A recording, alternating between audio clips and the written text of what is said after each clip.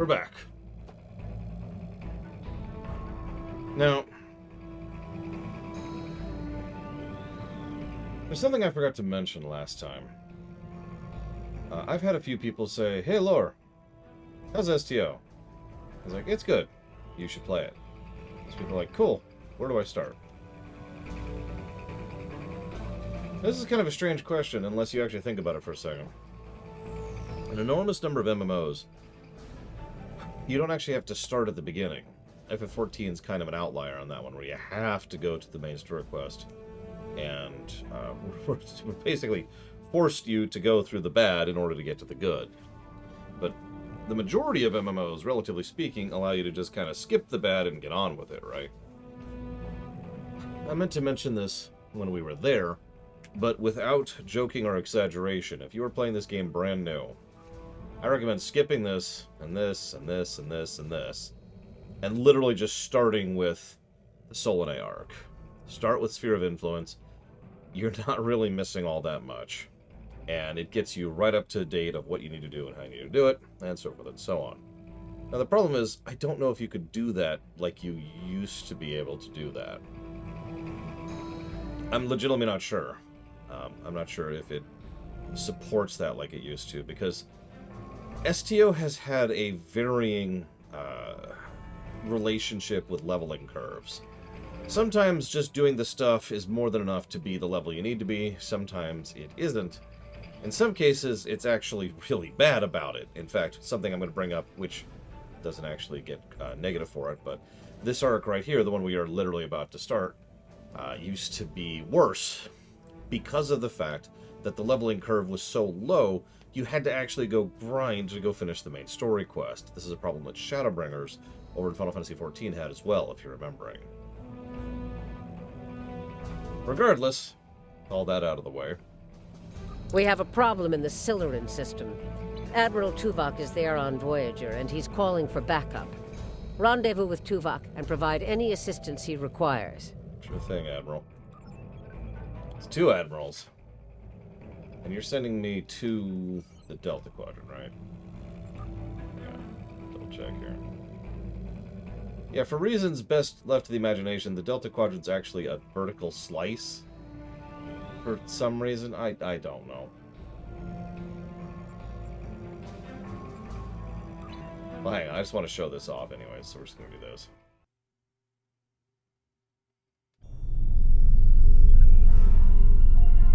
So we never really got to show off a Dyson sphere because we never actually saw one, right? We go in through a gateway and that leads inside the Dyson sphere. Well, there's a Dyson sphere. There's actually an interior too, you can kind of see inside there.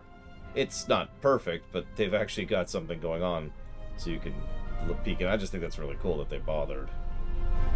And as you can see, this thing is absolutely colossal, as, you know, it would have to be. So welcome to the Delta Quadrant. I'm going the wrong way. Let's get this out of the way real quick. This game used to mandate...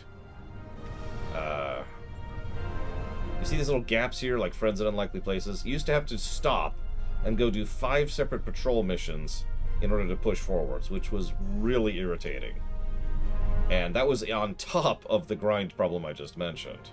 So none of that was cool. That's now optional, so instead those patrols are probably going to get 1 negative for being patrols that kind of suck, but otherwise just kind of being whatever. I just wanted to mention that for anybody who'd missed the end of the last thing. I don't know, Flygant.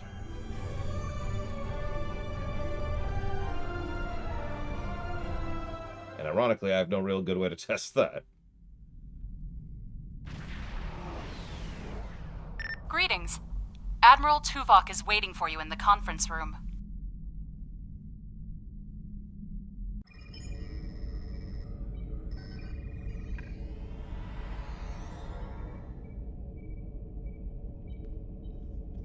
Welcome aboard. And if I may say so, it's good to see you again. Between doomsday devices and the Delta Quadrant, it looks like we get all of the interesting assignments. If you'll come with me, I'll take you to Admiral Tuvok.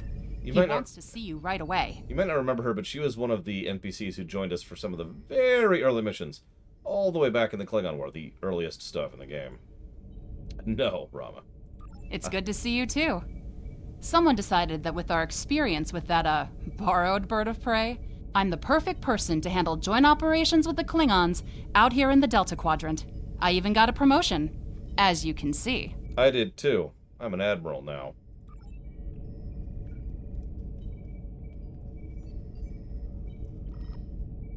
Sorry we don't have time for a tour, but the Admiral insists he needs to speak with you right away. Okay.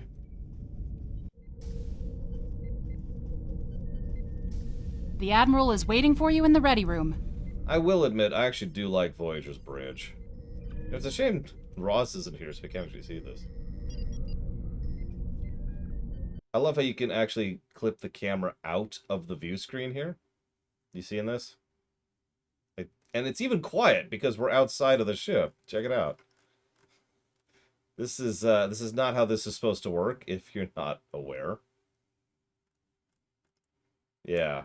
You can see kind of the bits of the ship that are supposed to be there. They're extremely low resolution. Anyways, ignoring that, I do like Voyager's bridge.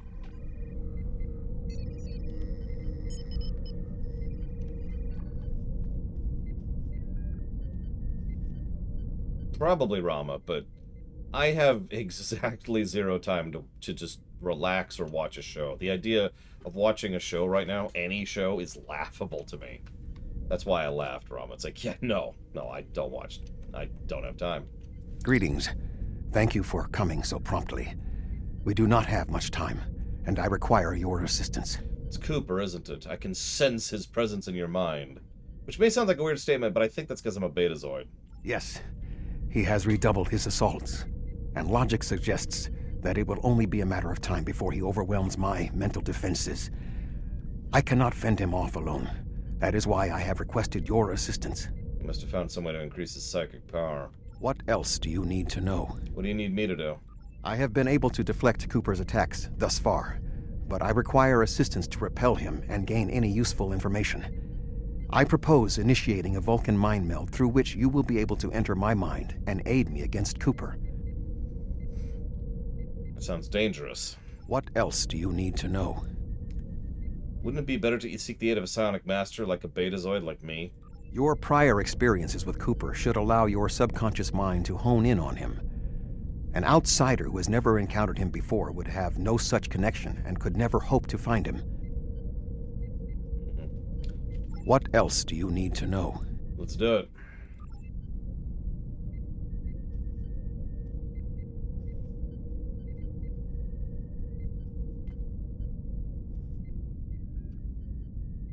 My mind to your mind. Tuvok, I'm up here. Your thoughts There you go. to my thoughts. Okay.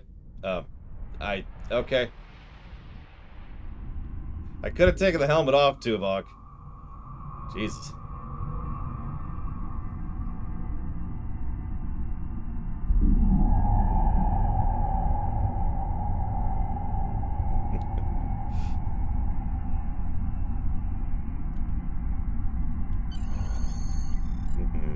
Alright, well. Please state the nature. A lot of Omega symbols around here. Do you see all these? Weird. Let's get some nostalgia in. Well, I can't believe Ross isn't here for this. Computer, explain the Omega Directive. The Omega Directive is the set of regulations automatically activated when the ship encounters Omega particles. Computer, release Omega Lockdown. Authorization Zale Merlini, Admiral. Unable to comply. Oh, okay. It depends on how long it lasts. Oh, there's Ross. Where you been, man? You're missing Voyager. Literally.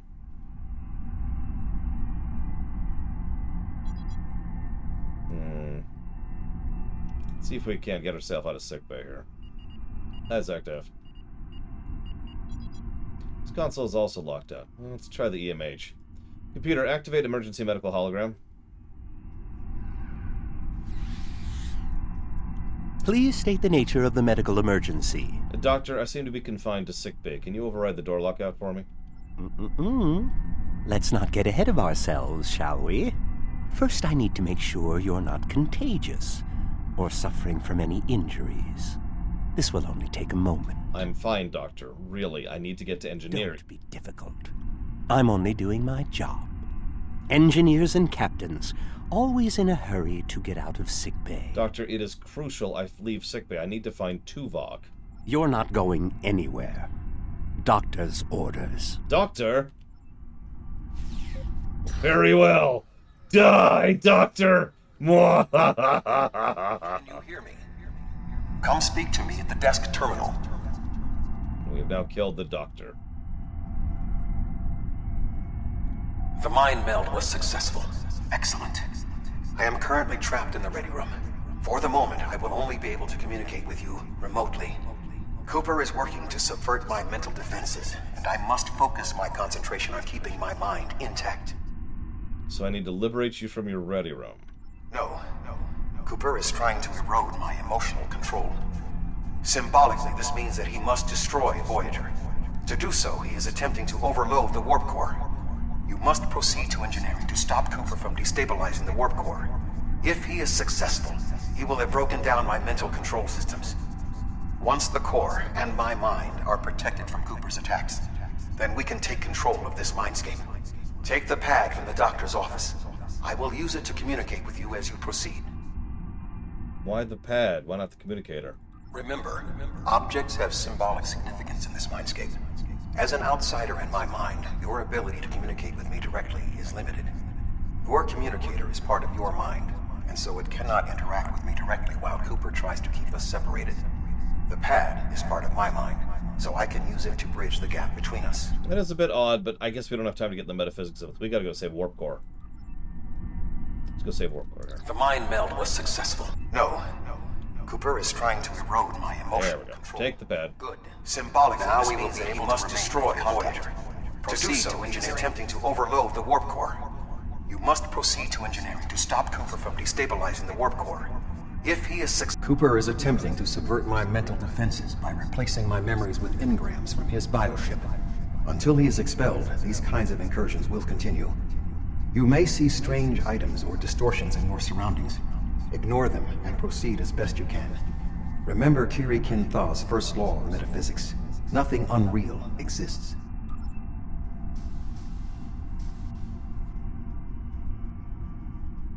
Of course, a Vulcan would have a rule for metaphysics. Cooper is trying to overload the warp core. You must keep it stable. I'm working on it. Jeez. Hang on, I'm running into a weird issue. Bonk. I love how they do this, by the way. If you pay attention to the minimap, you see it coming. But I love this optical illusion. How many of you even saw that I was just walking up to it? It becomes more obvious the closer you get because the angles get wrong. Yeah, first time that completely got me. I got to like about here-ish and I'm like, wait, hold up. The mindscape is a simulacrum. Cooper may move elements to suit his needs, or try to stop you. Certain areas may be blocked or damaged, or even transformed. Do your best to reach your destination. Cooper cannot simultaneously attack an area and conceal it. Alright.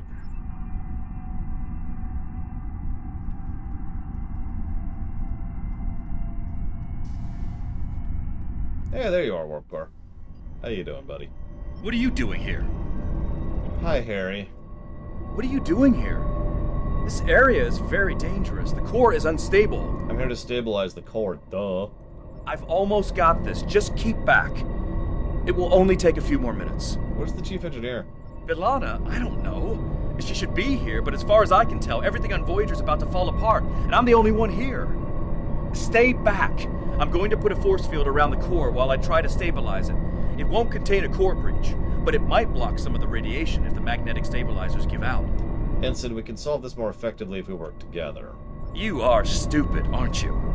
Only people the Vulcan melded with should be here. Not everyone on Voyager is part of Tuvok's warped little subconscious. Some of us are far more exceptional.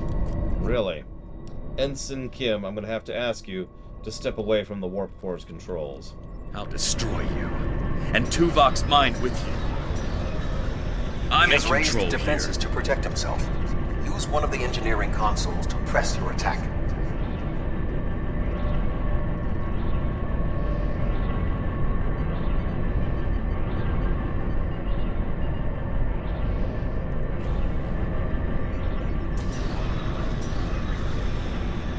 He has have you raised both defenses where I to want protect you. himself. Use one of the engineering consoles to press your attack. Hey, and let me open a portal to the sun inside Tuvok's mind really quick. No, this one actually is to scale. Actually, I think it's like 10% bigger, but it's close to scale. Quickly use the controls to restore the warp core. This will strengthen my mental defenses.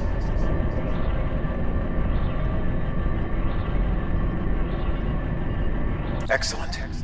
With my mental defenses stabilized, we should have additional time to fend off Cooper's intrusion. Head to the crew decks. Inside of my memories exist fragments of personalities from any person with whom I have previously experienced a mind meld. You may be able to find someone whose personality is not wholly part of my mind, and thus not susceptible to Cooper's influence. Now, let's see, who's Tuvok's mind melded with over the years?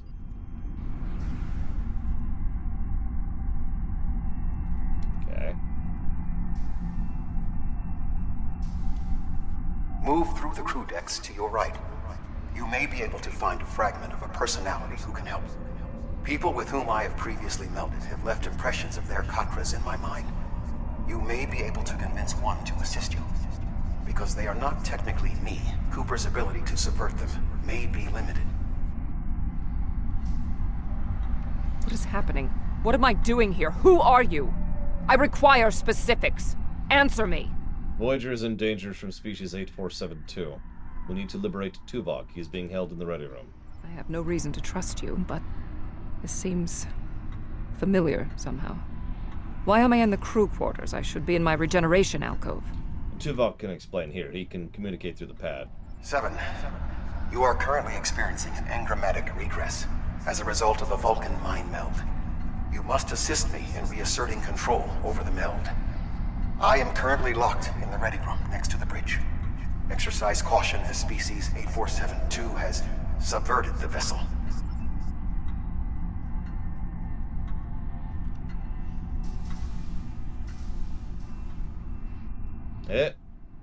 Well, that's new. Getting a little blunt there, Cooper.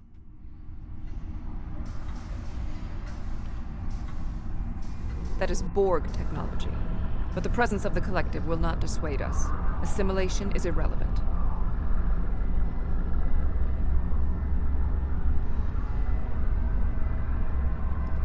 I mean, this might be my memories at this point. Whoop, hello. Hey, let me open a portal to the sun. Like you do. Assimilated Undine. They may be a reflection of the unconscious fears of species 8472. I actually agree with that, Chthon. Given that we know the Undine are terrified of being assimilated. That makes sense.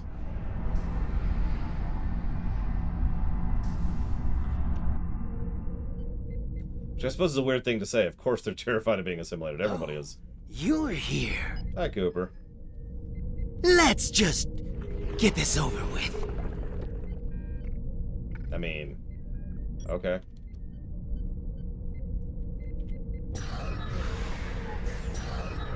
Yeah, no, it's reasonable. It's a reasonable fear. Hey, look, the view screen's actually there this time. Check it out.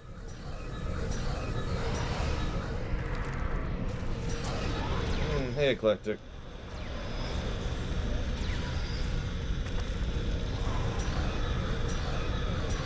I will secure the bridge while you release Tuvok. Also, I love the idea, if I might be so bold, that what is effectively a memory echo of 7 is sufficiently cognizant and logical to look at this situation and be like, oh, okay, and just kind of roll with it, because you know she would be.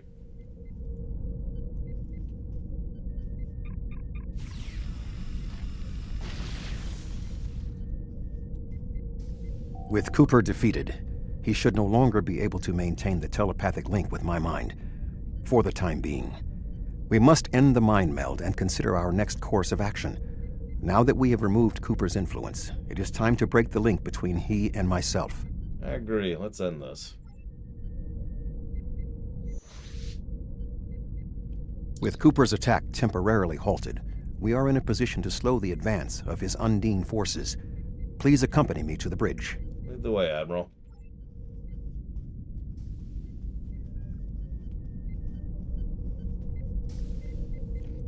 And the view screen's screwed up again. Wee!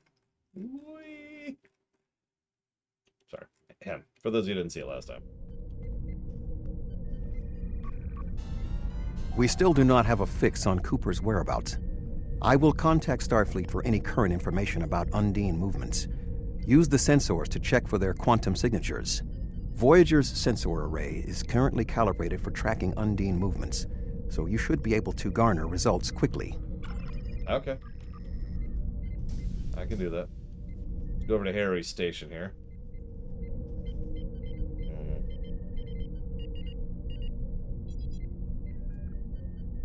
That's odd. Access denied. Omega protocol's in effect. That doesn't work out. You should return to your ship. While I am somewhat fatigued as a result of the mind meld, I believe that I can continue in my duties on Voyager while we plan our next steps. Yeah, a quick update. The Omega protocol is in effect. We must still be in the meld. Cooper is trying to deceive us. He needs to break the link cleanly, but lacks the strength to confront us directly. So what do we do? You don't belong here. I mean, you say that. I kind of belong here more than you do. I was invited, first of all. Yeah, the uniforms was a nice touch. Those of you not catching it, those are the old Voyager uniforms, not the current modern uniforms. I know it's kind of hard to see since I'm running around in a frickin' Voth suit, but, you know, whatever. Okay, I'm going to pause now. Thank you, Eclectic.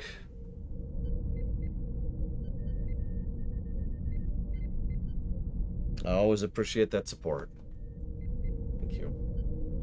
And I'm going to go write it down now, so give me a second.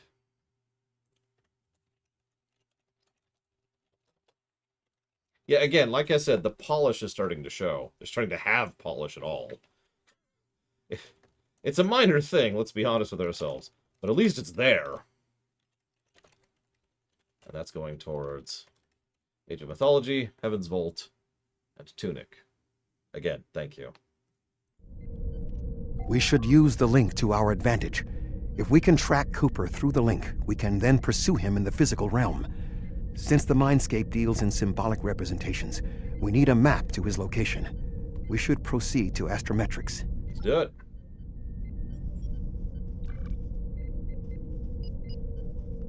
I think, and this is getting a little bit into pragmatism and cynicism, but I think part of the reasons they started getting better about attention to detail is they realized they could sell more stuff doing that way. If they have a really high detailed ship, or bridge crew, or uniform, they could sell that, and people will buy that because they bothered to put the attention to detail in. And if you have a mission which bothers to have the detail there, you have something fun to do with your new toy.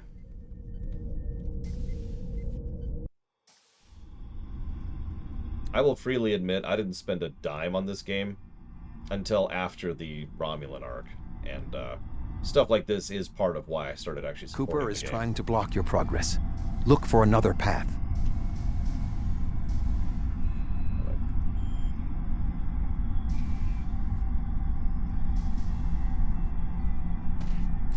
Ah.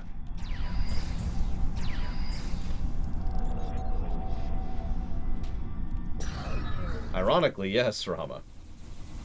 In 2375, Voyager encountered a malfunctioning board vinculum that had been turned into a trap by species 6339. This vinculum caused other personalities from the collective to surface in 7 of 9. I entered a mind meld with her in an attempt to stabilize her personality. These people are echoes of the personalities of people assimilated by the Borg. They are not truly aware, knowing only that they desire to escape. It may be helpful to think of them as Ghosts. Metaphorically speaking, of course. I'm not afraid of no ghosts. But that's the actual dialogue. Yeah. Cooper is attempting to distort your path again. Keep searching.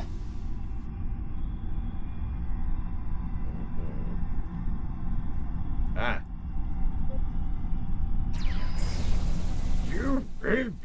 Yeah, no, there's actual tangible data that shows that. There's a decent corollary between something having a compelling and engaging story or gameplay, and actually selling well. Now, that's not a one-to-one, obviously, because nothing is.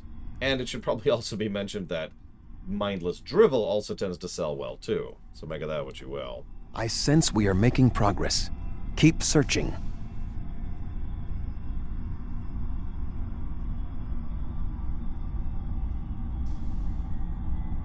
If you're paying attention, you'll notice that the terrain is actually changing on us as we move around. So, you know, that's fun. And yeah, the map doesn't really explain the nonsense that's actually going on here.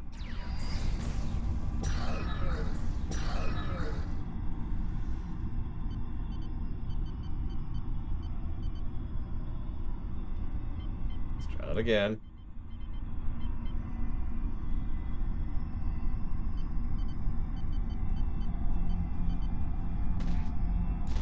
Hang on, I need to descale the herring. I'm not joking, that's the next objective, is to descale the herring. Would you die? Again, technically.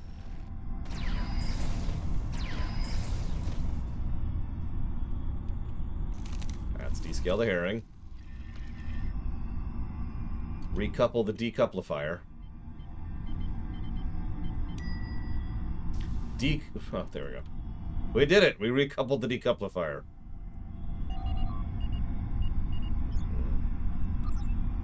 According to Voyager's logs, the location of Tuvok's previous mind meld was 7 of 9. Let's try here. After they left the Sobra system, Tuvok experienced a mind meld with Suitor. I wonder why that's on the map.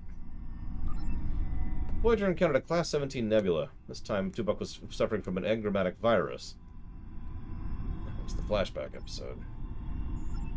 The Necron Expanse is an area on the edge of Borg space. Located near an unstable corridor, the Undine used to make incursions into our dimensions. The quantum singularities in that area of space make it easily subject to incursion by the Undine. Logic suggests this would be an ideal location for them to use as a staging area.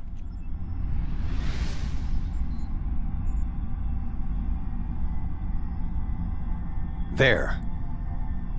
We have him.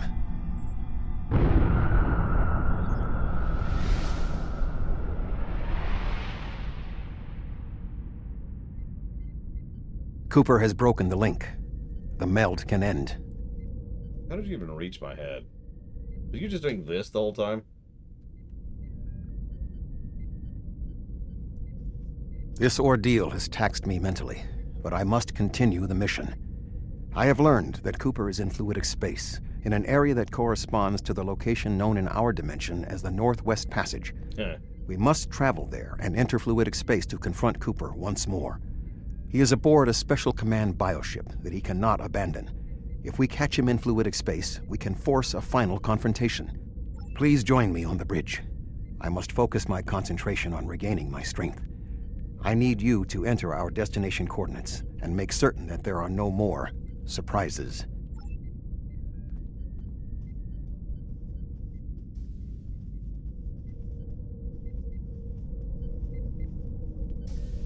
Sure. Well, I can still see out the view screen, so that's a bad sign.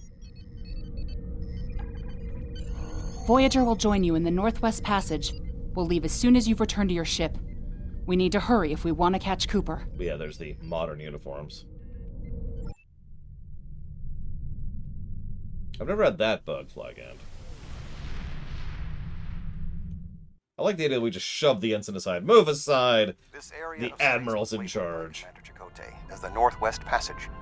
It is a corridor of space that the Borg avoid because of the high incidence of quantum singularities, which the Undine use as points of transit. Voyager encountered the passage in 2373. and Captain Janeway chose to use it to travel through Borg space. This precipitated our first contact with species 8472. Well, that sounds horrible. What do we need to do here? We must locate a quantum singularity that will lead us into the correct area of fluidic space. Done. My suspicion is that Cooper is using this region as a staging ground for the massed Undine fleet, and his command bioship will be there as well. Approach each singularity and check its quantum wave signature. When we find the correct one, we will pass through. Okay. Oh, it's gone. Had it. I swear it was right there. Yeah, canonically, I'm pretty young. I mean, I am fresh out of the academy, after all. But I'm that good, okay? You don't understand. I'm a Q.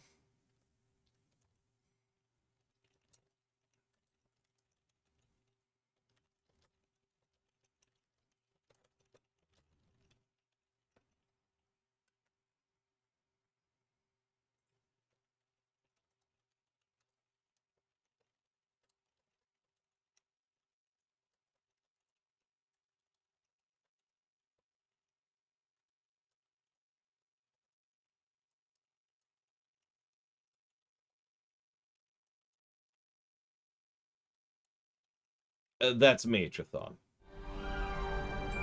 You know, actually, there isn't Flagant.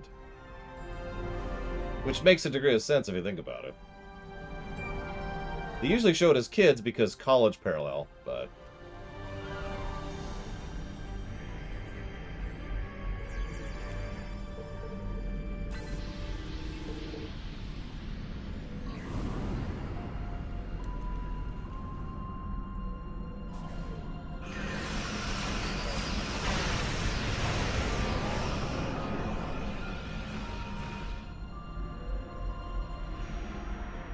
I mean, getting to the rank of Admiral inside of a year from the Academy is so many levels of bonkers that I actually gave it a negative.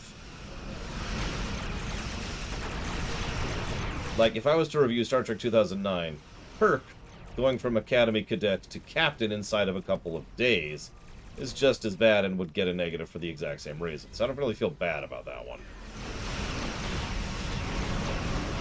I don't care that he's Kirk. That's still dumb. Now for Nog, well, that would be awesome. Nog would be running Starfleet inside of a month.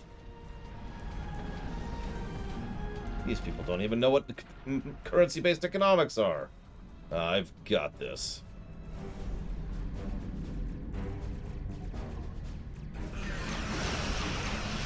I mean, I'm kind of with you, Flagant. We talked about that earlier, too.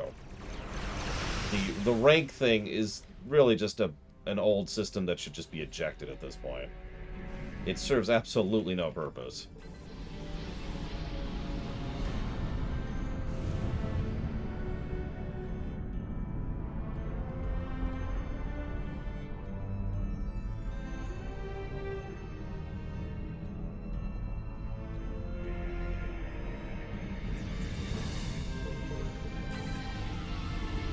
This passage will work.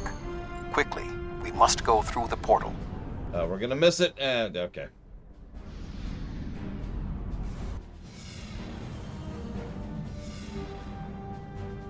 We need to reach Cooper's command bioship.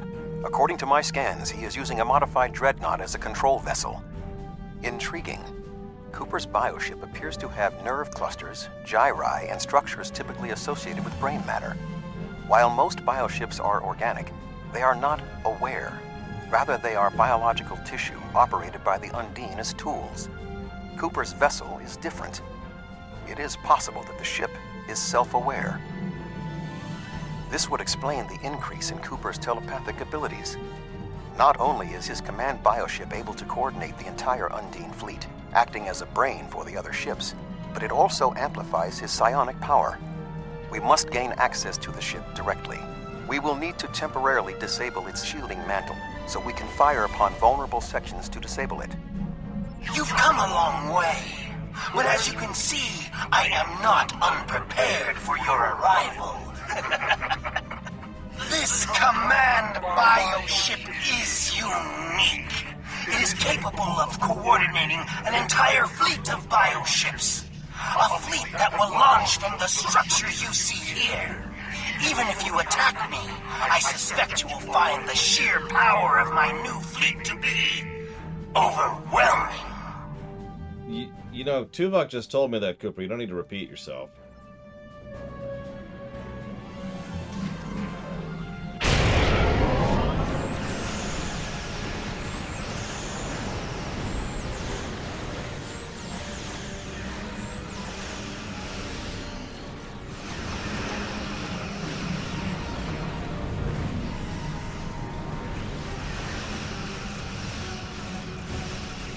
That is a brain ship. I think is the simplest way to phrase that.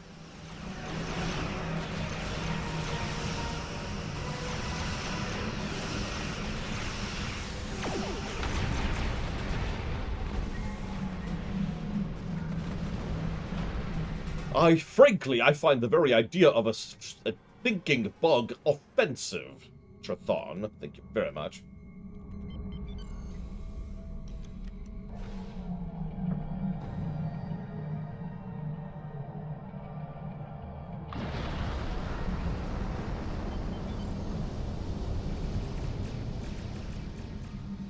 Yeah, if it's not obvious, this thing really is as big as it's looking. This is a brain ship, and it's a very large one. It's built into the coral reef, too. Now, unfortunately for you, I can shoot agony beams. Also, creative reuse of the planet killer Command model. bioship is weakened. We must beam aboard and locate Cooper while it is possible. Well, I'm getting gooped, which actually makes absolutely no sense, considering the goop is just fluidic space leaking out into our space, and we're in fluidic space.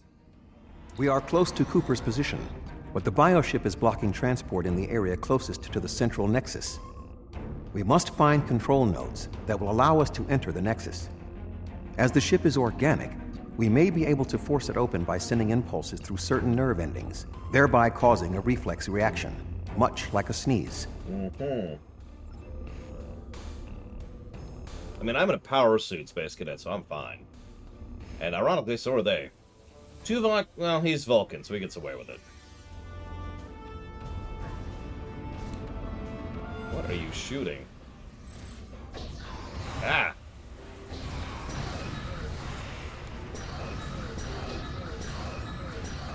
What am I shooting in the ceiling? Yeah, Tuvok's brain is so amazing, he doesn't need to breathe anymore.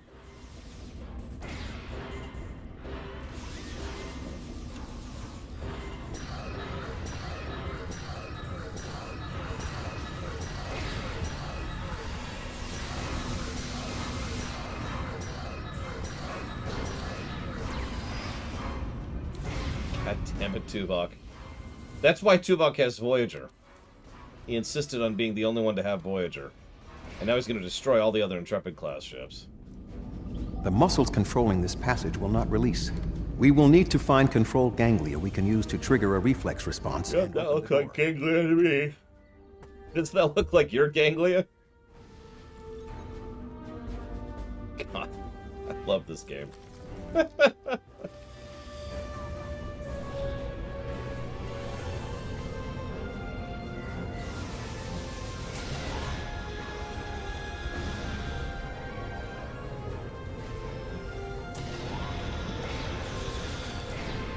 I'm surprised about how much of this interior looks like it's made of machinery, considering this is a frickin' bioship. Cooper should be in the chamber just beyond this door. Not that I'm aware of, Valerian.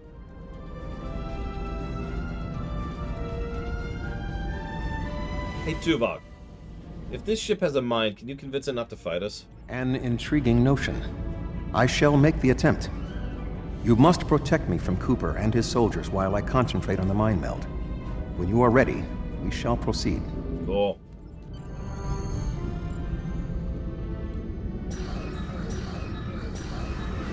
Hey, Coops. What's up? I brought a portal to the sun in here. We don't have suns in our galaxy. Don't worry, it's that good of a portal. See? They cannot, Triaxian, no.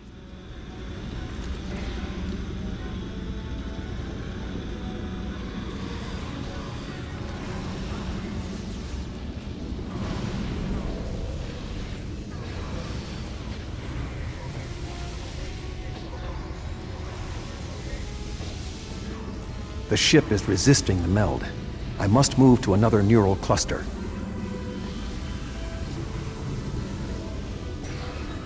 Well, thank God for that. If this game, if Star Trek in general had that kind of nonsense, then I would stop watching Star Trek. Okay, so real talk for a second. In my opinion, certain settings should not have certain levels of squick, gross, and gore. Like, I think that certain settings just shouldn't have it. They don't belong, right? That's just my opinion. I know some people disagree with me, and they're incredibly wrong. But I do know that that is something I've held a belief in for a very long time. If you want something in Aliens, nobody's going to bat an eyelash. If you put that crap in Star Trek, I'm going to be upset. That being said, you might think, when has Star Trek ever done that?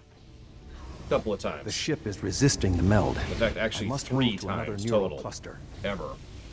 Can anyone guess the 3 times? Well, I go see this donation I got.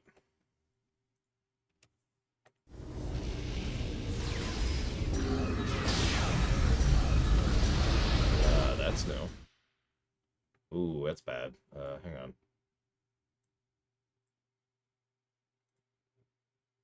There it is. Wow, they completely changed the interface on that. So that's cool. What is happening? Hey, Goober. You did this! My mind to your mind. Communication link established. Your thoughts to my thoughts. The weak will perish. Why should we listen to the weak? You will perish when the Iconians complete their purge. To the Iconians, you are weak. We must survive. When we fight one another, we are weak. United, we are strong. No! Don't listen to him! We must see to our needs. The needs of the many outweigh the needs of the few. The many must survive. We don't need them! The many will be strong. The strong will survive. They are weak. I will save us. You are weak. What? No! But together, we are strong. You will be repurposed. Yep. No! You really picked the wrong person to mess with. The bio-dreadnought has no intention of entering our space. Now we must return to our ships before the Undine retreat to their own fortresses in fluidic space. Yeah, let's get the crap hell out of here.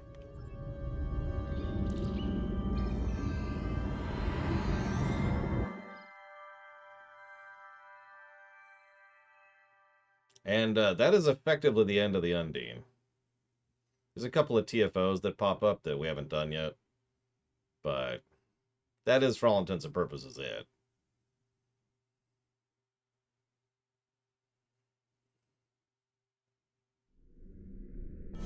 There are no signs of Undine pursuit. Whatever the intent of the remaining Undine forces, it seems that they do not involve our dimension. As a Vulcan, I am not given to personal displays. Nonetheless, we have shared a deep connection. We will always carry a part of this experience with us. In a sense, you have become a portion of my mental defenses. Part of the ship and crew that define the most challenging aspects of my existence. Our shared effort has prevented another Undine invasion, and incidentally allowed me to retain my sanity. Your contributions are appreciated. I must advise Starfleet Command of these developments. I am sure we will speak again. Until then, I am confident that events in the Delta Quadrant are in capable hands. Live long. Oh, I didn't mean to cut that off. Yeah, I always wondered what the real Cooper was actually like. We did meet him for like 5 minutes before he got replaced.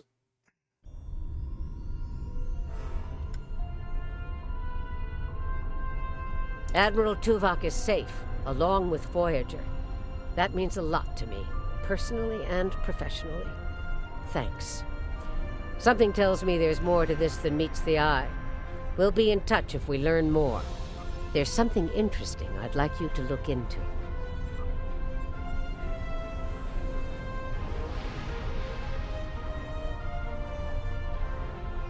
So, yeah, Mulgrew was added to this year, actually, Kay.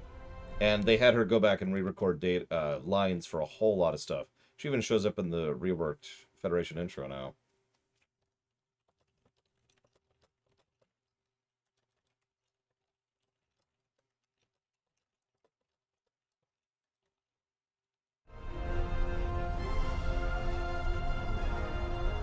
So the three things that have squicked me out across Star Trek. One is the really obvious one everyone thought about. Conspiracy at the end of Season 1.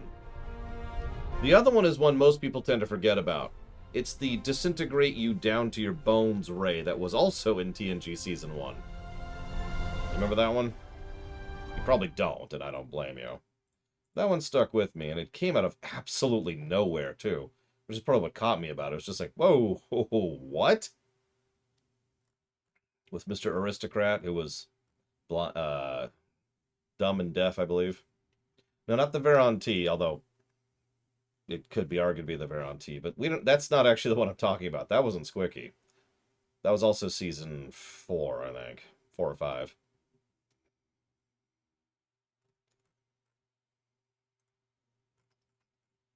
The last thing is actually from Discovery.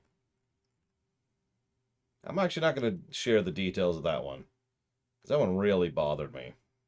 It's a Season 1 thing in Discovery. Okay. Scroll up a little bit here.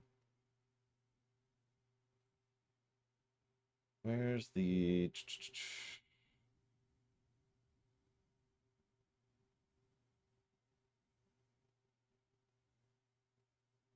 There it is. So who wants to join me for some TFOs? We've got 3 to do.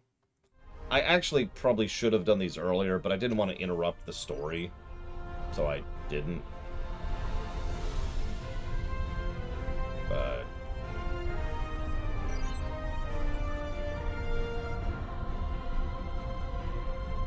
I don't remember. Hang on. I think one of them's ground. No ground. No ground. No shuttles. But yes, that one's space, and that one's ground.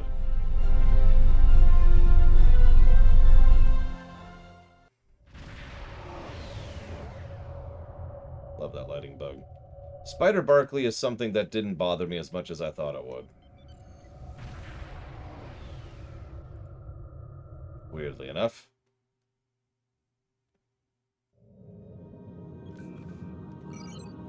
I'll go and head to Nukara here. Our usual meetup spot.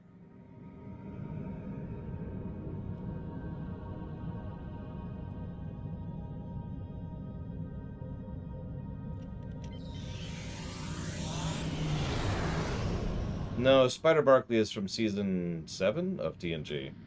The episode Genesis. AKA, huh?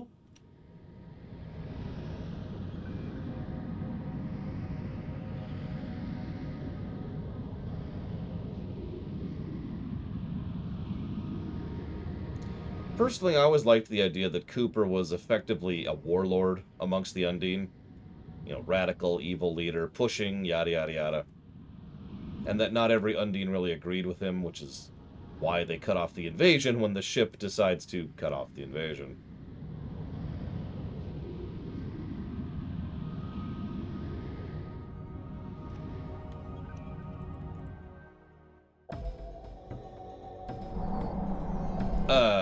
Right. Thank you, Melkor.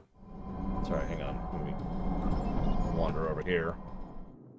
Look at my notes. Sorry, I was so thrown by the new donation page, I didn't even process it, Melkor. That's my fault.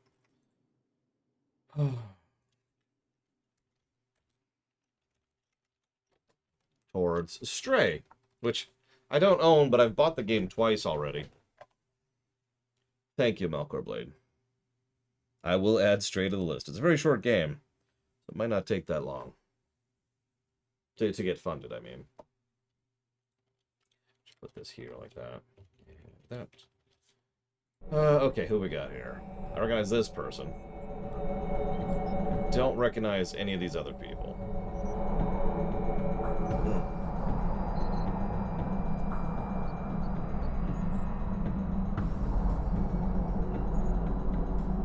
You know what?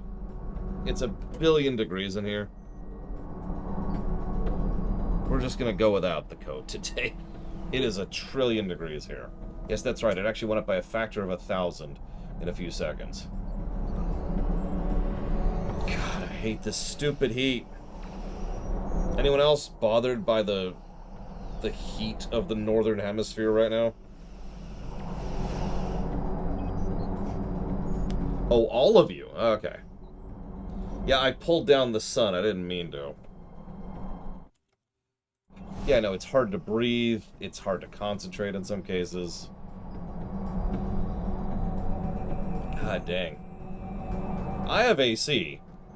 I have air conditioning and 4 fans going, and I am smoldering.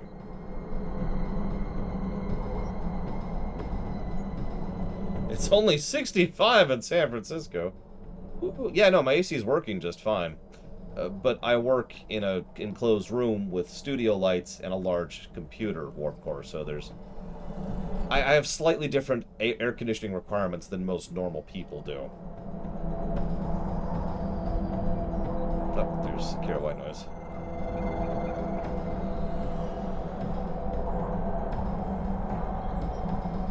I guess that's everyone for right now? Is this person? Nope. Is this person? Nope. I have a window. If I open it, it will get much hotter and much more humid. Like that, God, that is just, that's such a nightmare scenario there. That would be so terrible. Oh, God. I'm just picturing that. What's AC? Well, you see, it's this thing that's been mandatory in the continental United States for approximately 1 billion years. Actually, what's funny is it is somewhat a recent development. When I grew up as a kid, we actually didn't have AC. We had fans. You're probably thinking, oh, so you lived in cool areas. No, I grew up in Southern California.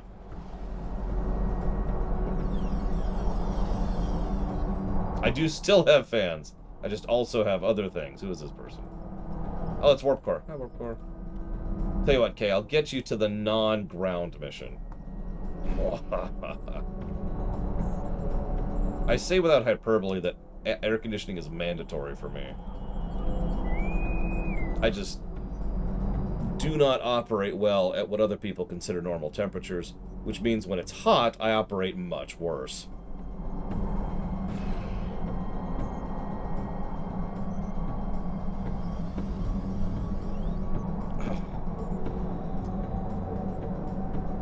Yeah, let me get this set up proper, like so I'm not just sitting on my coat here, because that's just awkward.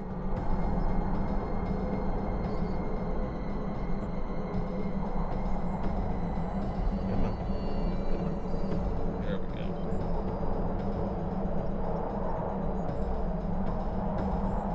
There. This way.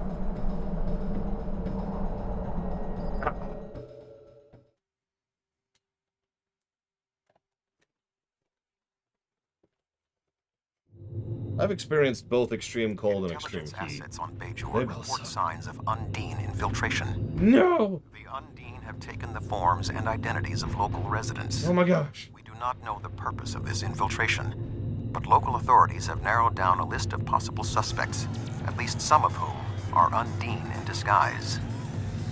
I am sending you to conduct an investigation. Attempt to remain discreet, but your ultimate objective is to expose the infiltrators and eliminate the Undine presence on Bajor. Speak with the local militia commander for further instructions. Don't worry, no one will ever spot us.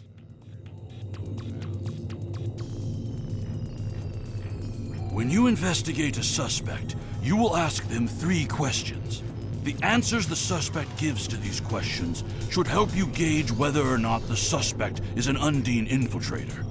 You will find clues in the areas near a suspect that will help by providing information an Undine infiltrator may not have. At the end of the questioning, you must evaluate the answers the suspect gave and determine whether or not he or she is an Undine in disguise. False accusations will have negative effects, so be sure before you quarantine anyone. The usual, Rama. The usual. About another 4 hours. Let's see, where's someone I could interrogate? Hey, look, they're getting some more usage out of this model they made for an arc that isn't even properly in the game anymore. Alright, so... You! Jacques.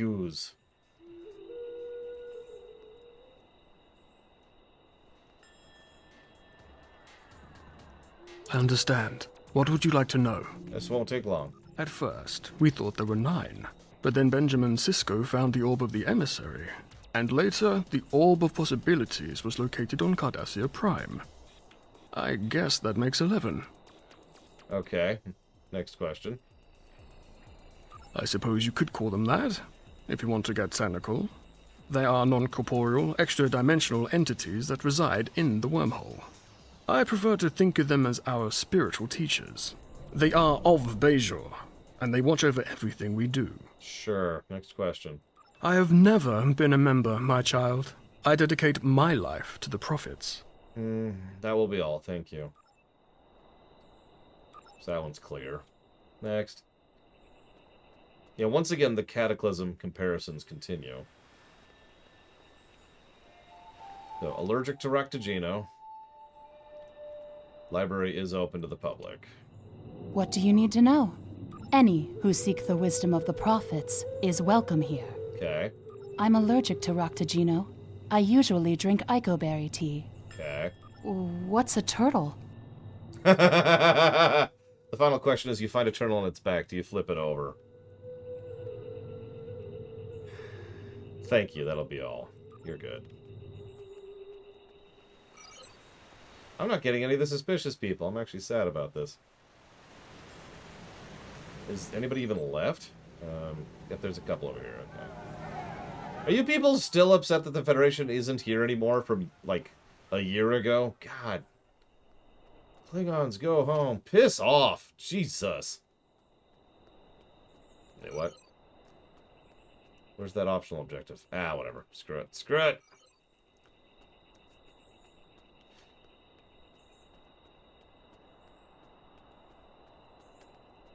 Death to Klingons and to the living.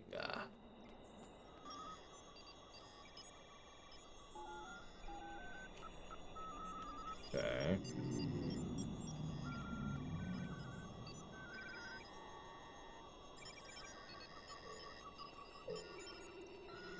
How can I help you? I have some questions for you. The caves are closed. No one's allowed to go there.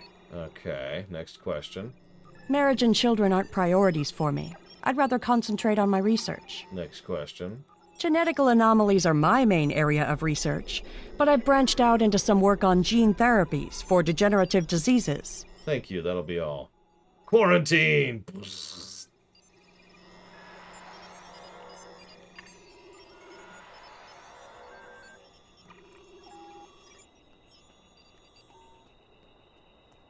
Don't you do genetical research? I do it every Tuesday. Alright, what do we got here?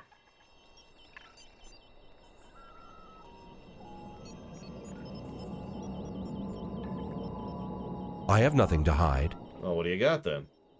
Jumja? Sure, I drink Jumja. I like it better than Ractogeno. I see. Next question. I don't know the shuttle schedule. Check with someone at the landing pad. Next question. I love nature. If a pig wants to fly, I say let it fly. Right. Quarantine. Bzzz.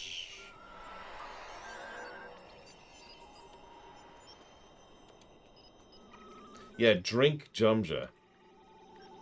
Thank you. What? Oh, shoot. It's a Bajoran civilian. What are you doing? Ma'am, what are you doing? Ma'am? Ma'am, please. Okay, you're embarrassing yourself, okay? Alright, fine, here. I didn't want to do this, but I'm going to open up a portal to the sun.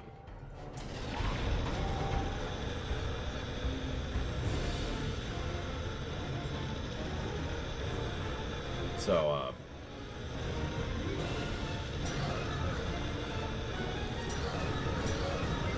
sun portal, I think you got her. I think you got her.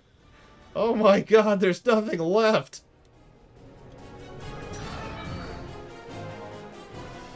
In case you missed that, the Bajorans are attacking us for kidnapping Bajoran citizens because Bajor. Okay, what have we got here? Klingon operas and adventure stories. A letter from the Mutter, postmarked in Jalanda City. I'm ready. What would you like to know? Light and sweet. I drink Hasperat every morning. Okay, next question. People like sports. Kayaking and velocity programs are very popular. Okay, next question. I was born at Jiraiya Colony, which is a small settlement inside what used to be the demilitarized zone.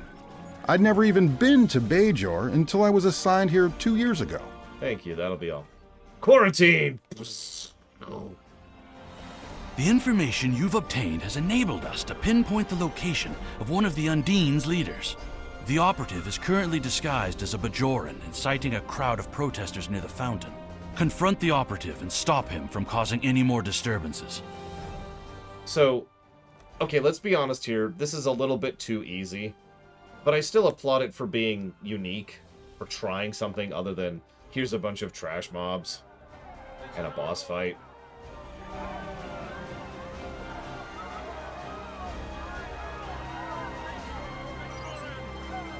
Let's wait for anyone else. I like the lightsaber targs, by the way.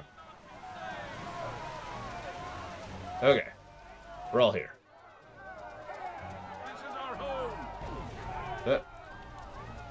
Yeah, so that's the person you've been listening to, you morons. God, you're pathetic. I should have opened the portal to the sun. Whatever. Is there anything left of it? Oh, looks like a no.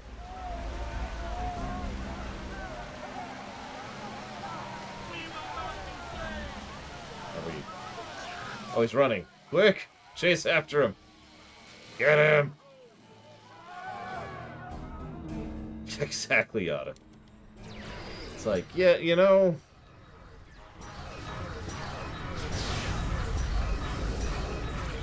I mean, hell, even the trash in this mission are more interesting than usual.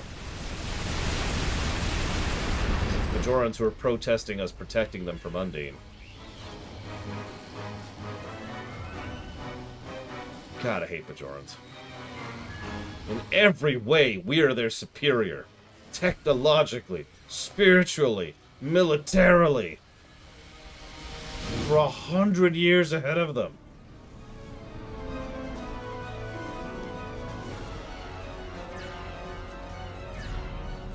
I don't remember the rest of the speech, sorry.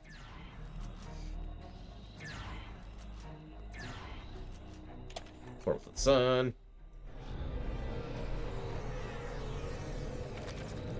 Wait, what?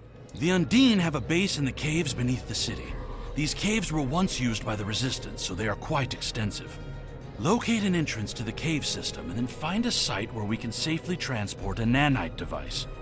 If you take out their leader, the device will make the caves uninhabitable for any remaining Undine. Yeah, but for all I've done, do I even have one freaking statue?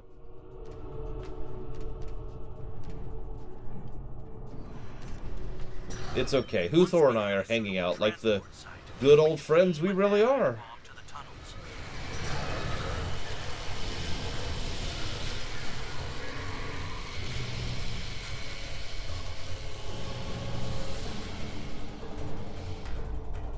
Oh yeah, solid latinum. This is a TFO, Mike Romano. I mean, I don't know, I've got the beard, Huthor. But I don't have the goatee anymore. But I do have the bald. I'm like partially there.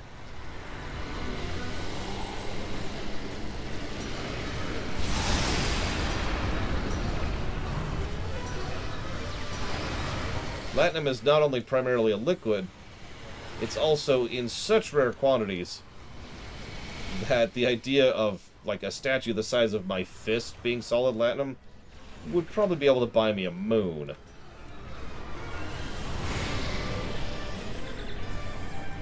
I'm not exaggerating.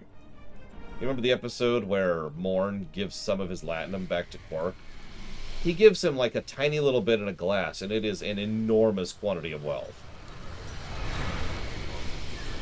To my knowledge, they measure latinum in atoms. Like, they actually count the number of atoms, and that's the currency. And activate the transport. And then they bind it in things like, you know, gold-plated stuff in order to make it easier to transact physically. You also can't replicate latinum because... I don't know. Because they said so. Because they needed a currency in a setting that didn't think about that. The bomb is in position. Take out the last of the active Undine to stop them from deactivating the device.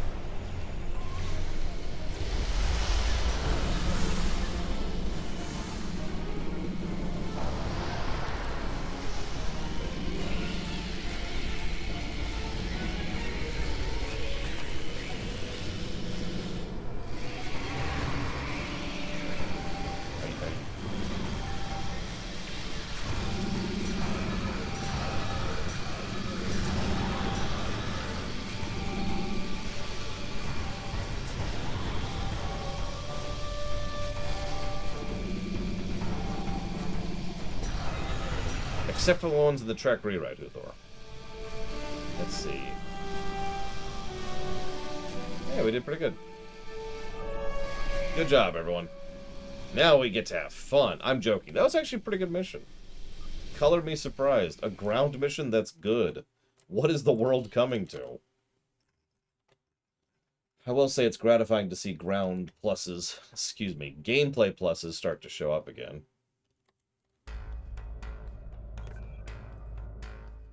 Even the actual pure combat section of the mission was relatively short and painless. A good shuttle mission? Well, no, that's never happening, because there are none. Literally none left.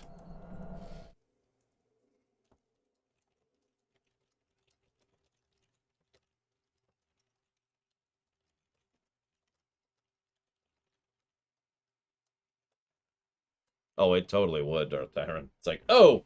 Well, there goes the entire interstellar economy. Huh.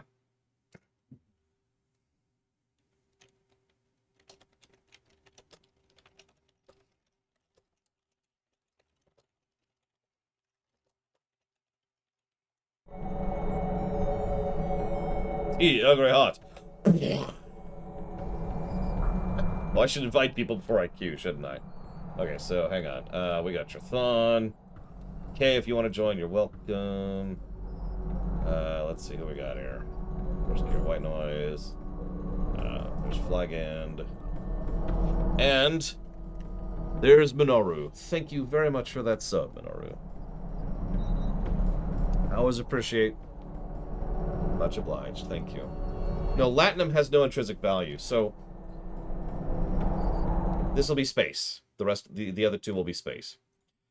This is one of those things I like to talk about when discussing economies and currencies.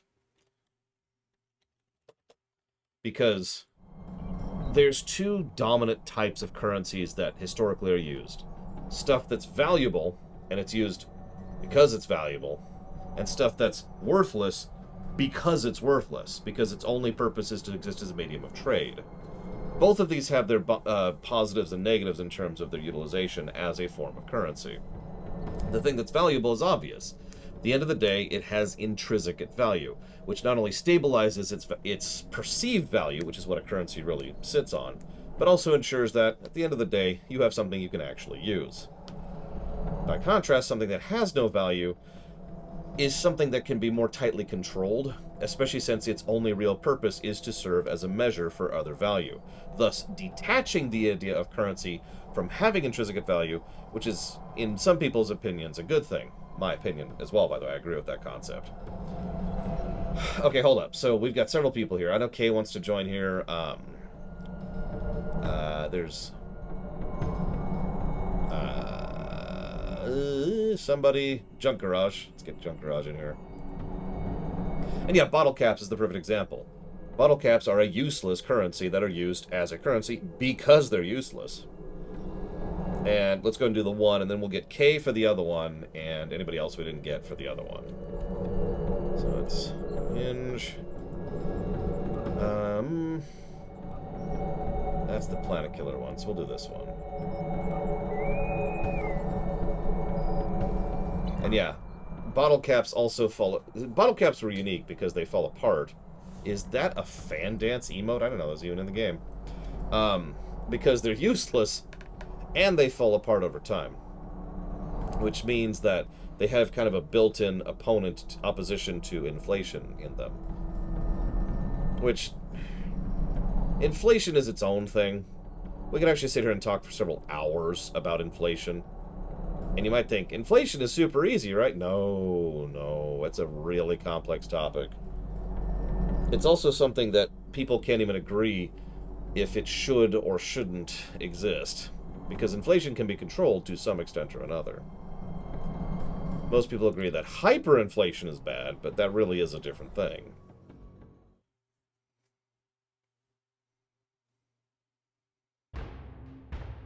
The Undine are attacking along 3 vectors.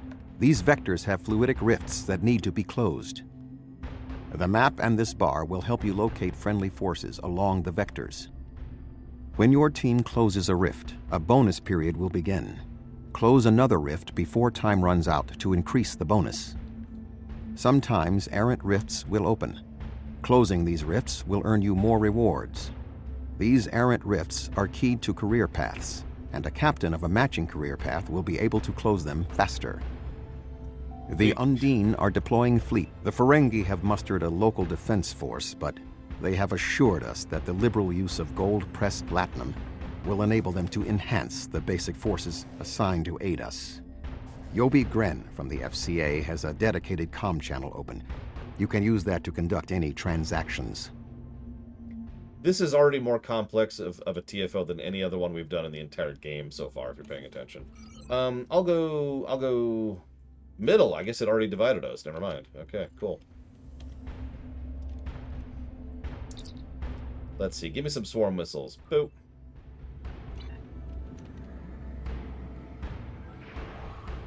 I've got a few errant fluidic rift has 1,000 gold-pressed platinum lying around. The location is marked on your map.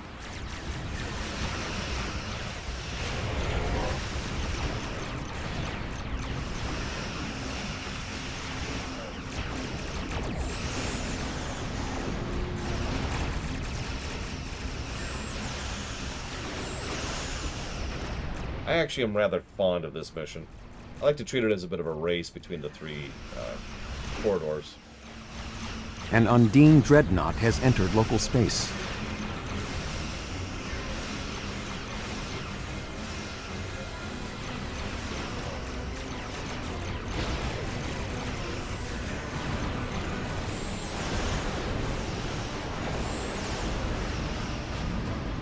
Undine Fluidic Space Rift Gamma has been closed. Undine Fluidic Space Rift Beta has been closed. And there are those Ferengi ships. Performing a scan of the rift now.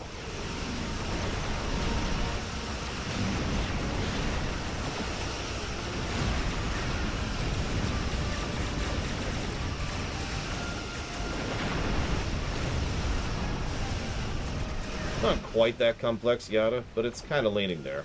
Imagine there's no enemy team. Rift now. You're kind of close.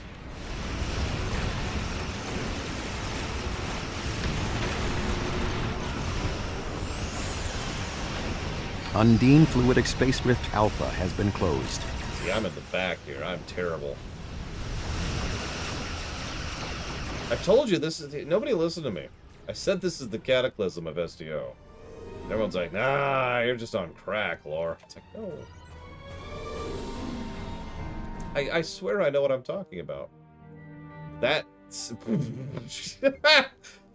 I can picture that, Uthor.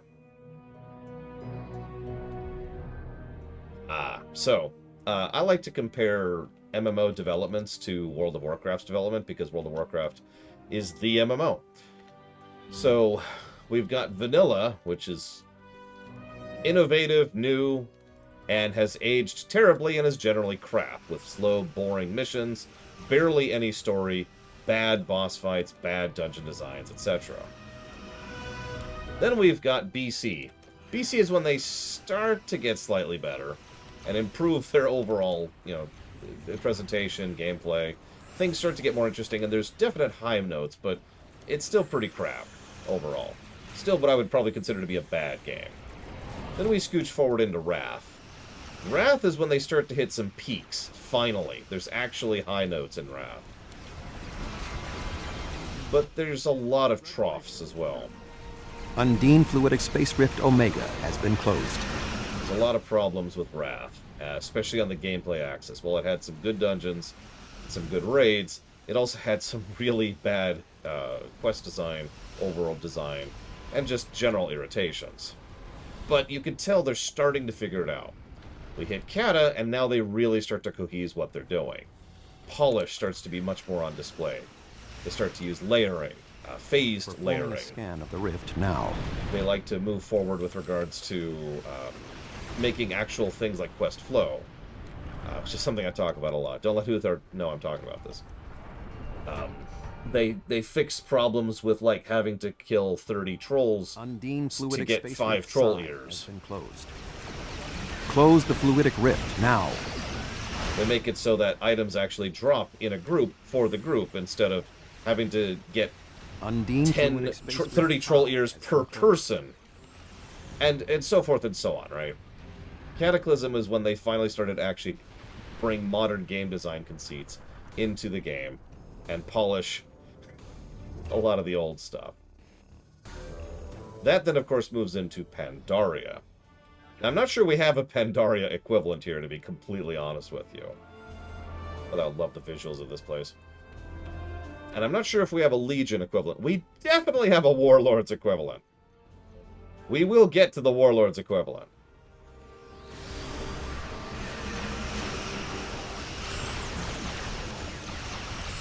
Or, actually, no, I take that back. We'll get to the BFA equivalent. No, that's not fair either. I don't think we have an equivalent in WoW terms for what we'll be getting to. Shadowbringers? Shadowbringers was Legion equivalent over in FF14.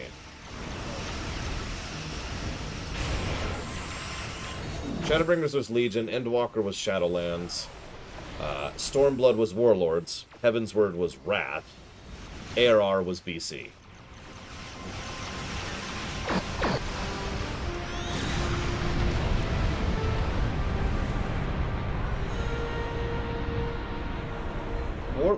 We'll talk about Warlords in a second. The Undine are retreating, and Ferenginar is safe. Well done. You're welcome, Ferenginar. Can I have my Latinum back? No? Okay, cool. So, not in FF14, no, Tyrant. And I stand by that comparison, Bregman. I went into detail about that comparison during the FF14 run, and I will not repeat it here for spoilers' sakes.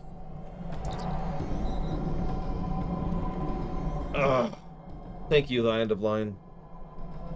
I do always appreciate. I'll put that towards dealer's choice. Now, what does Warlords of Draenor indicate? So, Warlords of Draenor did something interesting. Warlords of Draenor was partially good. In fact, I would go so far as to say partially great. And then bombed. Mostly because of some decisions and some questionable stuff. Where's K? Where's K? K. Identify your smell. Said I'd get you in. I'm out of my word. But here's the thing. a lot of people tend to forget just the cavalcade of gameplay improvements that Warlords of Draenor brought to the game. It was all quiet stuff. It's not the kind of stuff you generally notice. You don't note, you notice a dungeon, you notice a boss, you notice a raid, you notice a new class, right? Those are the big obvious things. Warlords didn't bring any of that. I mean, it did have some good dungeons. What Warlords brought was under the hood stuff. Whole lot of under the hood changes. Changes to the nature of how quests worked, of how layering worked, of how interactions with party members worked. They added the scaling system, which would then be used to great effect in Legion during Warlords. A whole bunch of stuff. A whole bunch of great stuff. Yeah, a lot of engine rework happened in Warlords. Everyone makes fun of the Twitter patch, and for good reason, but everyone also tends to forget that those patches had a lot of under-the-hood changes, which made that game demonstrably better. Okay, where are you?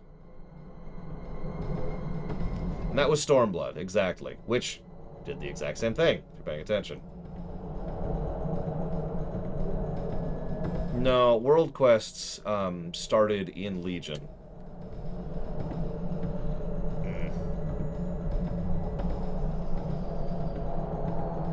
What's your character name, Kay? Oh, is that you over there? Nope, that's Kira White Noise.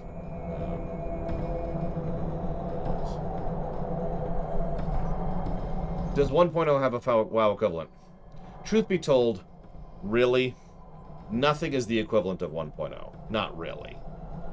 As much as I spit venom at WoW Vanilla, most people do not understand the monstrously huge gap in quality between WoW Vanilla and FF14 1.0. FF14 1.0 is the worst game I've ever played in my entire life. Without exaggeration, without meme, without anything. WoW Vanilla hasn't aged well. EverQuest Vanilla is better than FF14 1.0. Like, there just isn't an equivalent there. It is atrocious bad. Now, I got Space Cadet in, I got Kay in. Is that everyone who wanted to get in who didn't actually get in? No, the original Star Trek Online is still superior to FF. You really don't get it. There isn't such a thing. You're not going to come up with something that is as bad as FF14 1.0 because it doesn't exist.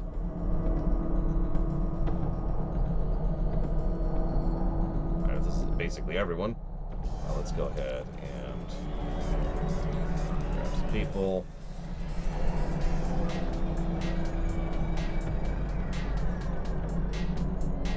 Dance.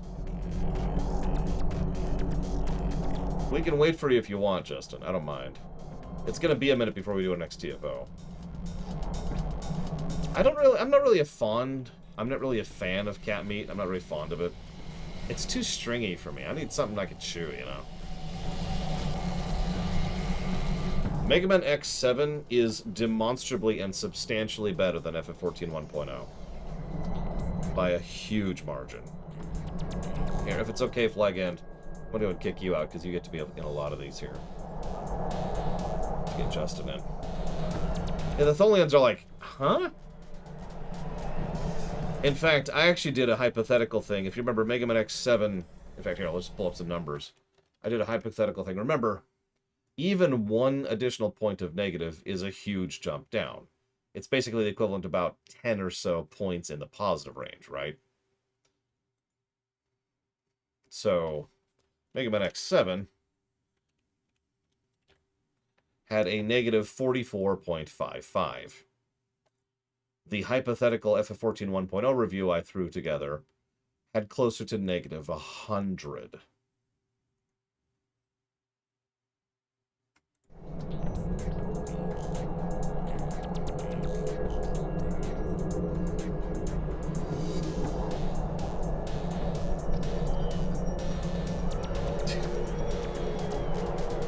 Pac-Man is a better MMO than FF14 1.0, and I mean that. I absolutely mean that.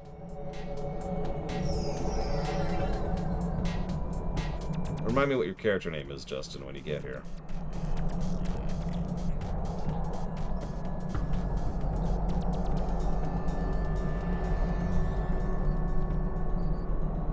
Well, thankfully, I will never have to play EverQuest again. Because I gotta be real, EverQuest would score pretty damn badly. Granted, MMO scale is different. Micromano is correct about that. But I think EverQuest would probably surpass Mega Man X7.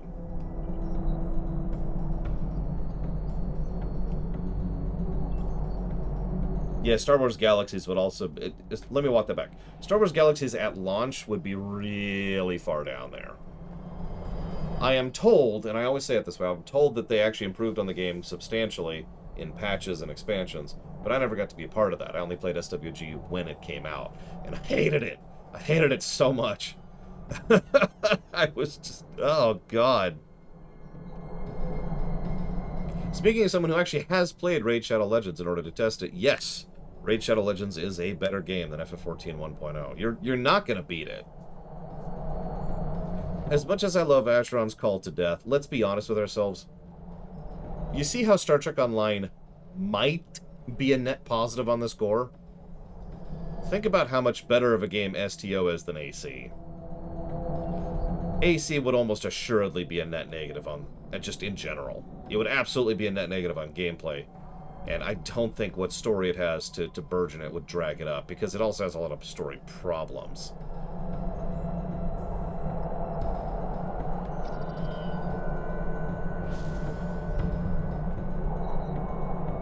And yeah, Ultima Online is a similar boat. As a reminder, I actually played UO and EQ for a decent chunk of time, actually. You can quote me on that, Warp Core. You can quote me on it.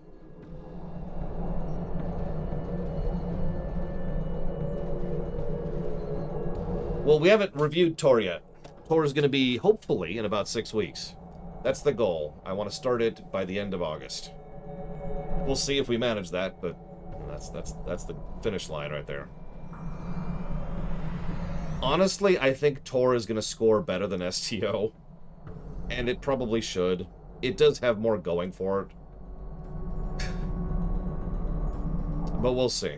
Because Tor is also going to have an absolute bucket of gameplay negatives. Just everywhere. Just everywhere. We're doing the whole of Tor. We're doing the whole thing. We actually don't have that much left on World Magmas. We will finish next week. Pretty assured. Yeah, the gameplay is what's dragging STO down, and if you've really been paying attention, and I hope you have, there are two major contributors to the gameplay sucking in STO. Contributor number one is the freaking in-game shops. Like, everything about the monetization of the game can go die in a fire. Thing number two is all the old content that you shouldn't do if you're playing this game. But it's there, and it exists, and it's part of the review. There's Justin. Like, don't do No Romulus. Don't do the 2800. Don't do any of that crap. But it's part of the review. That's how that works.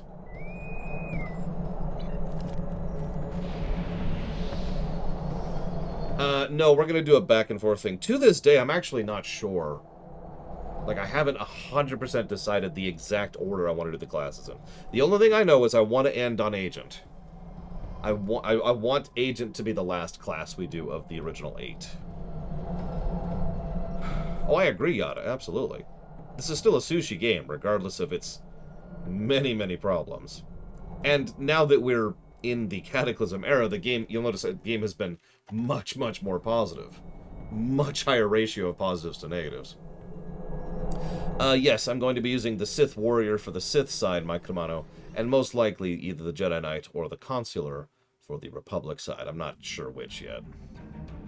I have been authorized to brief you on our mission objectives. This is a typical Undine shipyard. Intelligence suggests that the Undine use these sites to construct, or more accurately, grow their planet-killing vessels. You're funny, Huthor. These chimneys are the key to opening the maws. Once the maw is open, the task force will be able to destroy the planet killer within. Uh-oh. We got to... I like the name of your ship, Justin.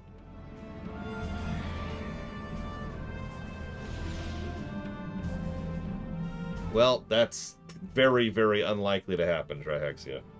I would say a 1% chance of likelihood. Yep, we're gonna go kill some babies. Wait. Sir, there's 3 shipyards in the area. Each one is growing planet killers. We should tackle them one at a time. I don't know if I'd say better, Flygant. Commandos are ready to beam to the surface and open that maw. So much as different but also good. One thing I plan to talk about during the tour run is, we'll use Sith Warrior for example. Sith Warrior is actually pretty good as both dark side and light side, and that's actually pretty impressive. Most of the classes don't actually have that quality to them. Well, I shouldn't say most. Several of the classes don't have that We're quality in, to sir. them. Give us a minute to breach and we'll crack this maw open. Yeah, so that's a good point, Flygant. So Darkside Jedi Knight sucks, and full Darkside Smuggler isn't great. Halfway there. And full Darkside Trooper is not good. Full Darkside Imperial Agent can work, it's just...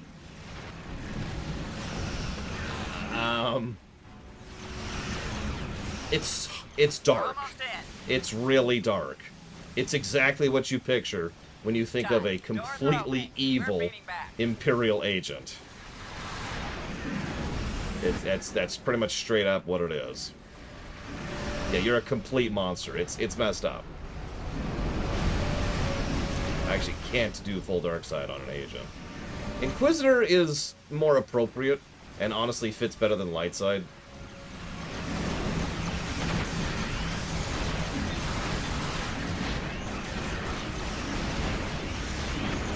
And Bounty Hunter needs to be a mix, I think. That's 1 shipyard down. 2 more to go.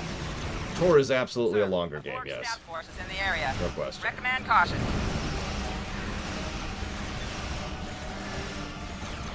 But so like Sith Warrior is good dark and light. Sith Inquisitor is good dark and okay light. Sith Agent is a well done story, dark and light. It's just, oh my god. Bounty Hunter's weird. So the way Bounty Hunter works out this way is most of the dark side options are one of 2 things. Either you being just an asshole and a thug, or you being hilarious. By contrast, most of the light side things is you being hilarious. So you kind of have to go for a mix on Bounty Hunter, in my opinion.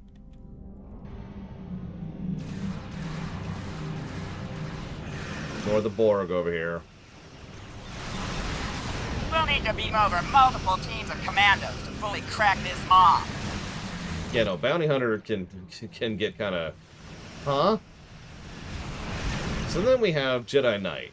Now, Jedi Knight is like a whinier Anakin, if they go dark side. It's not really engaging, and it's not really interesting, and there's other issues with it, too. By contrast, Jedi Knight light side is just boring. Consular, I don't remember, because it's so unmemorable. Trooper? Darkside Trooper has the same problem Bounty Hunter does. Almost 1-to-1. And then Smuggler, well, like I said, Smuggler really needs to be light, pretty much full light side, to make them the jerk with a heart of gold. You know, Han Solo. Because if you go with a Smuggler dark side, they're a jerk.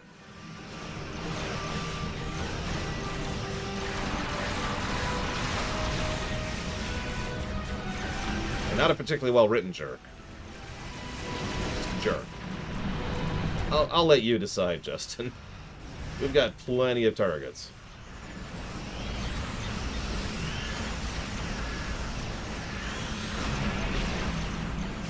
Possible, Zactap. This is different. We'll only be able to breach a single part of the maw from here. We need more teams transported over here if we want more than 1 door open. Alright, well, let's get those doors open. Lightning vision. Yeah, this is what lightning looks like from the outside, by the way. We're encountering some resistance. Nothing we can't handle. Oh, I adore Lightside Sith Warrior and Agent and Inquisitor pretty much unabashedly. Hey, this door's open.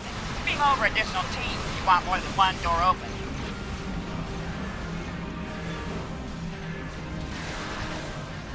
Yeah, Here's a fun challenge for you. What's the main plot of the Trooper story?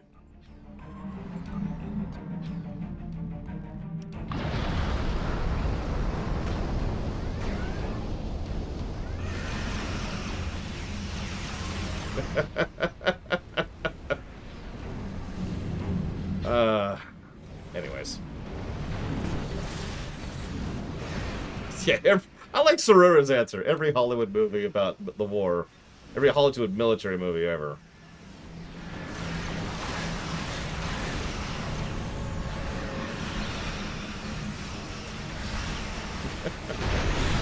I am being a little facetious, but I want to stress this with total sincerity.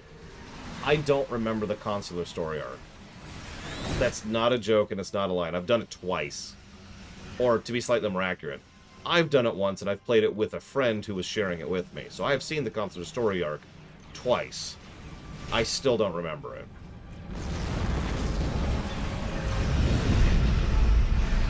I don't know what else to add to that.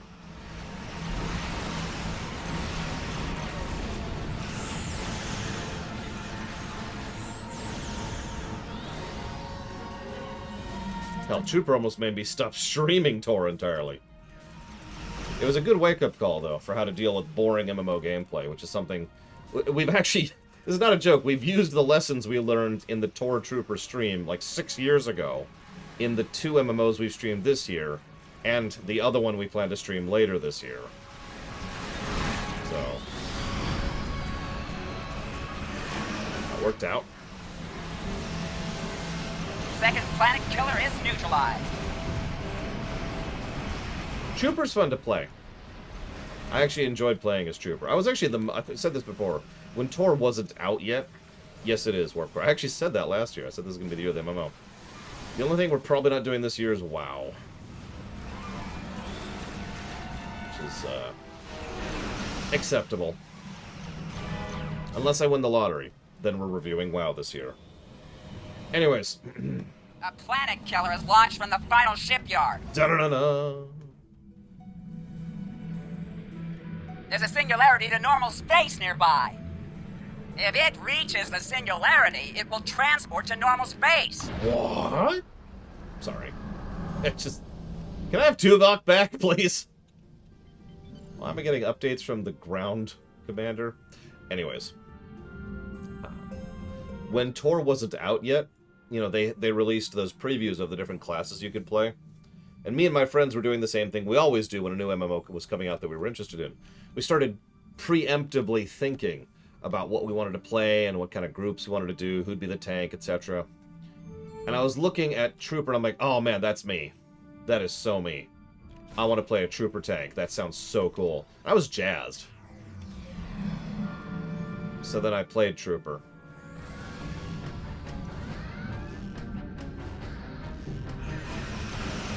Sir, this shipyard's defenses are stronger than the rest.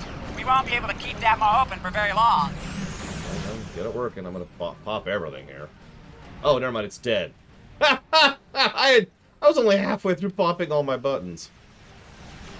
Yeah, wah wah. By the way. Well, anyways, that was quick.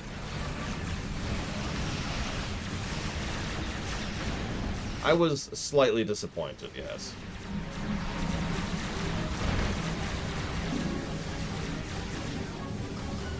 Shush, Lola Moss, shush. How long did it take me to regret Trooper? I got to Coruscant and was already regretting it. No joke. I forget the name of the planet, but the actual starter zone, the tutorial zone for Trooper.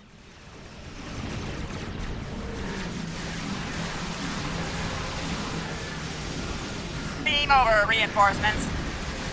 Oh my god, I hate this stupid thing. Ord Mantell, that's it. Thank you, Zektaft. Oh my god, I'm trapped between 2 of these damn things. Get me out of here. Dang it.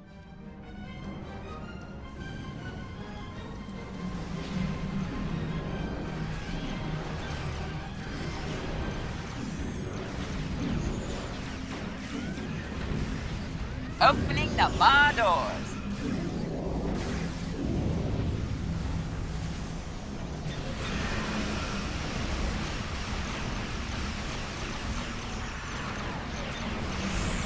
Can't even shoot it half the time because it's so far below me. Beam over, reinforcements.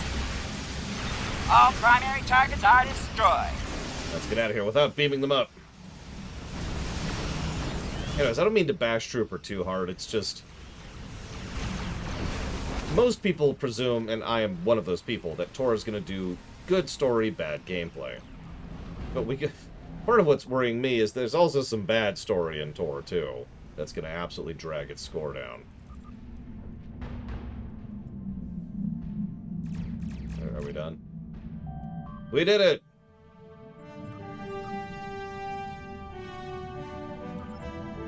Yes and no. Alright.